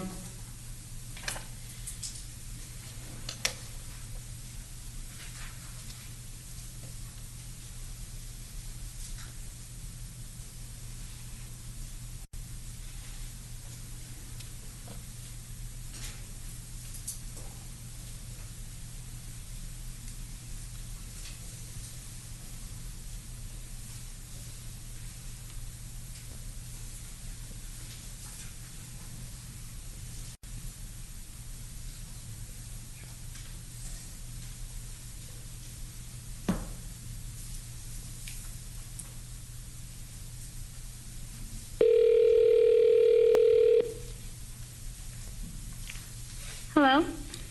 Is it Vuham? Yes, Zuham. Sorry about the pronunciation. This is Judge Whitley, and you had said that you were interested in speaking to the court on 287G. So if you would please repeat your name, your address, and then you have 3 minutes to make any comments you would like to make. Okay, thank you. Good afternoon. My name is Zuham Moreno, and I reside in Irving, Texas, 75060. I'm reaching out to you today in regards to ending the 287G agreement. Since its original passing in 2017, this has created an increase in fear within our Latinx community, who are most susceptible to racial profiling from ICE agents, who are disguised as our local sheriffs. The 287G agreement must end. While some immigrants have been desensitized to fear, other immigrants live in constant fear and anxiety that at any moment they could be ripped away from their family and the only home they have ever known. They fear ICE, and they do not need another group of law enforcement officers to fear as well. If you want to keep your community safe, this includes keeping your undocumented community as well. This country was founded on immigrants and was maintained by immigrants throughout the centuries. Throughout history, immigrants would come to America to escape violence, war, and persecution. Why would they instigate that here if they're escaping from that in the first place? Our communities do not feel safe calling local law enforcement. We are not the threat. According to a 2013 study, about 70% of undocumented immigrants are less likely to report crimes in fear that their immigration status will be revealed. This study explicitly reports that it is because police are increasingly in enforcing immigration laws. The focus should be shifted to enforcing local laws, federal immigration laws. Instead, our priority should be invested in our communities. The reality is that police brutality, violence, discrimination is not new. The history of systematic racism traces back. The 287G agreement is another way in which we see an increase of criminalization and policing against our Black and brown communities. Local law enforcement discriminates racially through profiling, hyper-surveillance, abuse of problematic search and unwarranted detention. More than ever, it's important to stand on the right side of history and vote for the renewal of the discriminatory program like the 287G agreement in Tarrant County. Thank you. Thank you, Yuham. Next is Jessica Ramirez.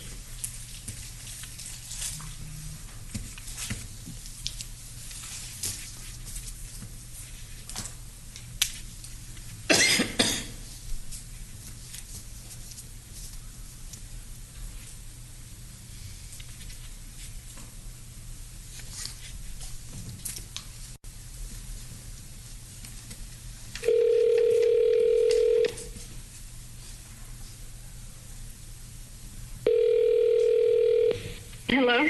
Jessica, this is Judge Whitley, and you had called and asked to participate in the 287G discussion. You please repeat your name, and then you have 3 minutes to make any comments that you wish to make. Hi, my name is Jessica Ramirez, and I live in Fort Worth, and I'm watching since this started, and what a day, right?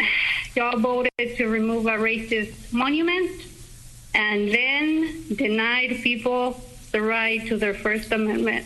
What a day. Last week, I was watching the Commissioner's Court like every week, and I saw one person who made a comment that it wasn't his desire to sit through 3 more hours of people speaking on 287G. Because that's what happened last year. Well, first of all, newsflash, it is kind of your job to sit there and listen to your constituents, even if they're talking about the same thing over and over again, because it seems like you're not listening. Clearly, you haven't, because here we are yet again, another year. Maybe something needs to change. I don't know. Like listening to our concerns, and then 287G.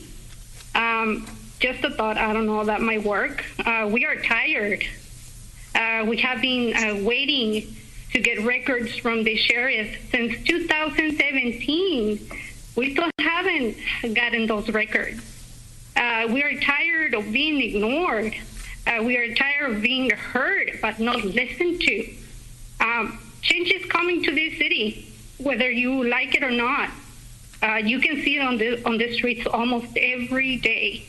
More and more people are paying attention to what's going on locally. So if you're tired of sitting through 3 hours of public comment, well, get you one of those orthopedic donuts, one of those cushions for your seat. Because this movement's only getting started, it will get bigger, and we are just getting started. Thank you, Jessica. Next is Christine Alonso. Those are to be read, Judge. To be read, okay. Go ahead. We have a number of them that have asked to be read. So this is Christina Alonso. Kristen. Okay. I'm very concerned about the use of our limited resources following the situation with COVID and BLM movement. We have had the 287G program for almost 3 years, and we have yet to see a full, honest financial breakdown of the cost of this program. Has there ever been a reimbursement of the costs, as the sheriff has claimed? Is anyone being held financially responsible? Where is all of our tax money going? We as a community demand an honest, full financial breakdown. We as a community cannot afford to spend our limited amount of resources on a program that has no clear or transparent financial report. Our tax money should be spent on the community and on our community and rebuilding after COVID instead of a program that places and terrorizes our community. We as a community demand a financial audit and report that clearly shows how much this is costing our community.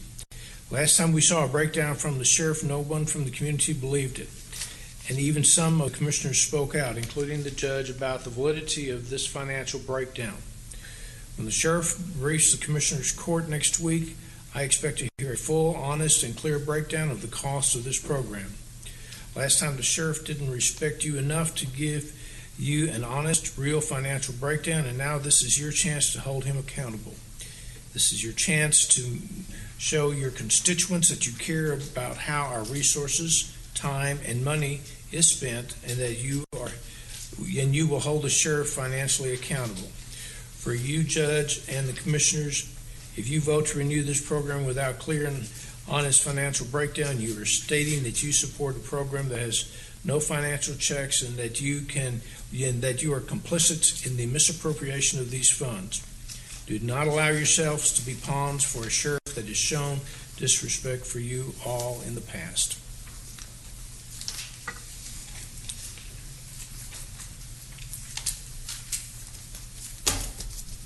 This is from Rachel Golay. Rachel lives in Fort Worth, 76104.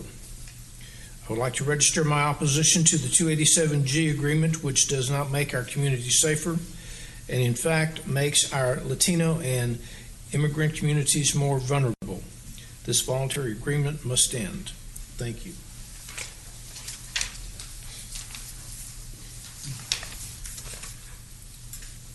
This comment is from Henry Hildebrand. Mr. Hildebrand lives in Euless, 76040. Good afternoon. Thank you again, Judge Whitley and County Commissioners, for administering to the needs of the residents of Tarrant County in these trying times. Thank you for your patience and willingness to listen to my public comment. Again, I request that you consider the matters of my comment fairly and focus on what is best for Tarrant County as a whole. I know that the members of the Commissioners' Court are to soon vote on whether the county shall continue its 287 agreement with ICE, and once again I am imploring the court to vote against doing this. I ask that the court note that for weeks now your constituents have been asking you for such. No public comment has been made by anyone to continue the agreement. Those of us asking you to vote in this manner are not some socialist conspiracy, as some might declare. Such monikers are used to avoid looking at the issue in the eye and making decisions based on sound reasoning and the sense of right and wrong. Please don't fall into such a trap. To do this is dubious and shows a willingness to violate the rights of human beings and complicity with those who prey upon the most vulnerable of us.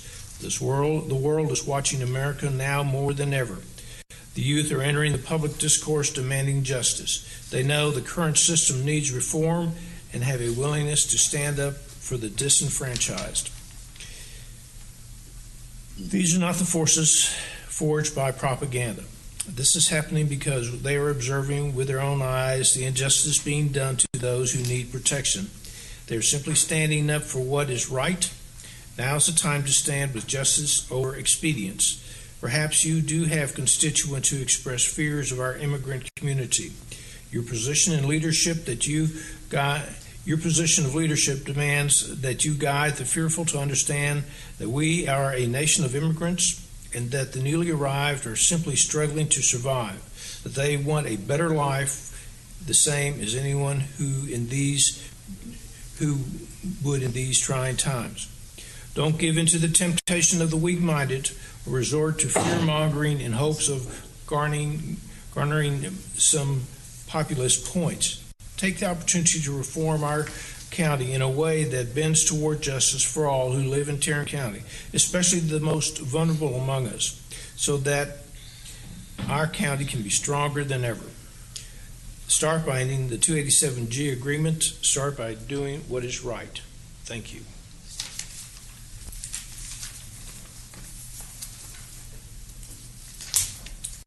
This one is from Shiri Ketta, who lives in Irving, 75038. Hi, my name is Shiri Ketta, and I'm a newer member of ICE out of Tarrant, a group that has been doing too much of the work the Sheriff's Department should have already had under control, whether it's listening to local community members about how the 287 agreement is affecting them or researching and gathering data on the effect. legality, and consequences of the agreement. This group has been pulling so much of the weight when it comes to immigrant support, anti-racist work, community outreach, and hard proof about what is going on in Tarrant County. I'd like to remind both the court it is their duty to listen to community concerns, and the community has been consistently showing up and will continue to do so. To show you how harmful this agreement is and how racist and negligent the Sheriff's Department has been. Now more than ever is a time for all public servants, especially law enforcement officers, to think about who they might have hurt and how. Much of the Tarrant County immigrant community is afraid of police interaction, and for more than understandable reasons.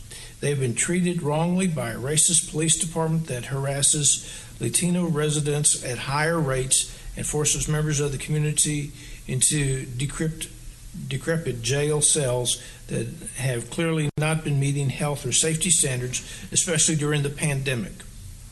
If the court does not hold Sheriff Wayburn accountable for targeting and thinking less of immigrant, working class, and POC community, the court is also then racist.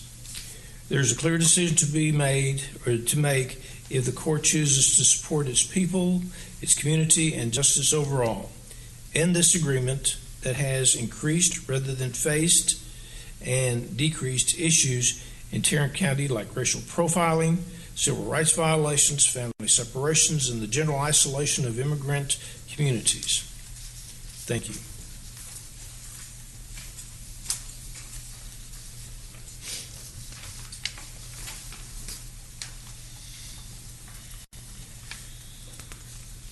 This next one is from Eddie Lou Mayfield.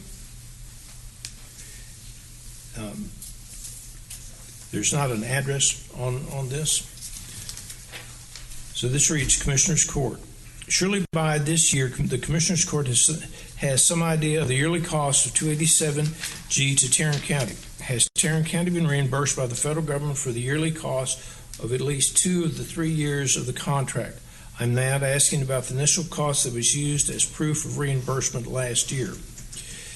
If the county is being reimbursed, then 287G is not a financial burden to the county. However, if there has been no reimbursement, can the county afford the cost of 287G under the current economic circumstances? The county will have ICE on the weekdays without a contract, so no renewing 287G is a way to make a budget cut. I'm asking you to ask the reimbursement question and settle for nothing less than the specific dollar amounts from the person who is responsible for receiving the reimbursement of federal dollars. While you are asking, find out what Tarrant County is paying the third party to handle the finances of our 287G contract. Is that part of the reimbursement money or paid by Tarrant County taxpayers? It will never be reimbursed. Sincerely, Eddie Lou Mayfield.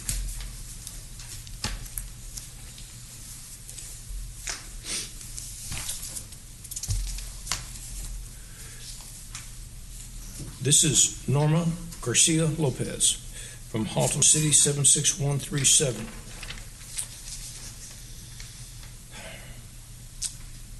Sheriff Wayburn is a racist. He ran on an anti-immigrant platform. 287G means Tarrant County is in the business of detaining and deporting our immigrant family members, neighbors, and loved ones. 287G also undermines public safety, wastes county resources, and deprives individuals of due process.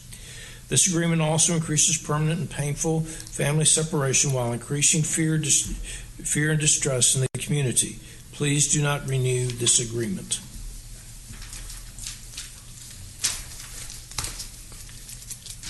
And I have one final one. This was the one Chris, we talked about earlier this morning.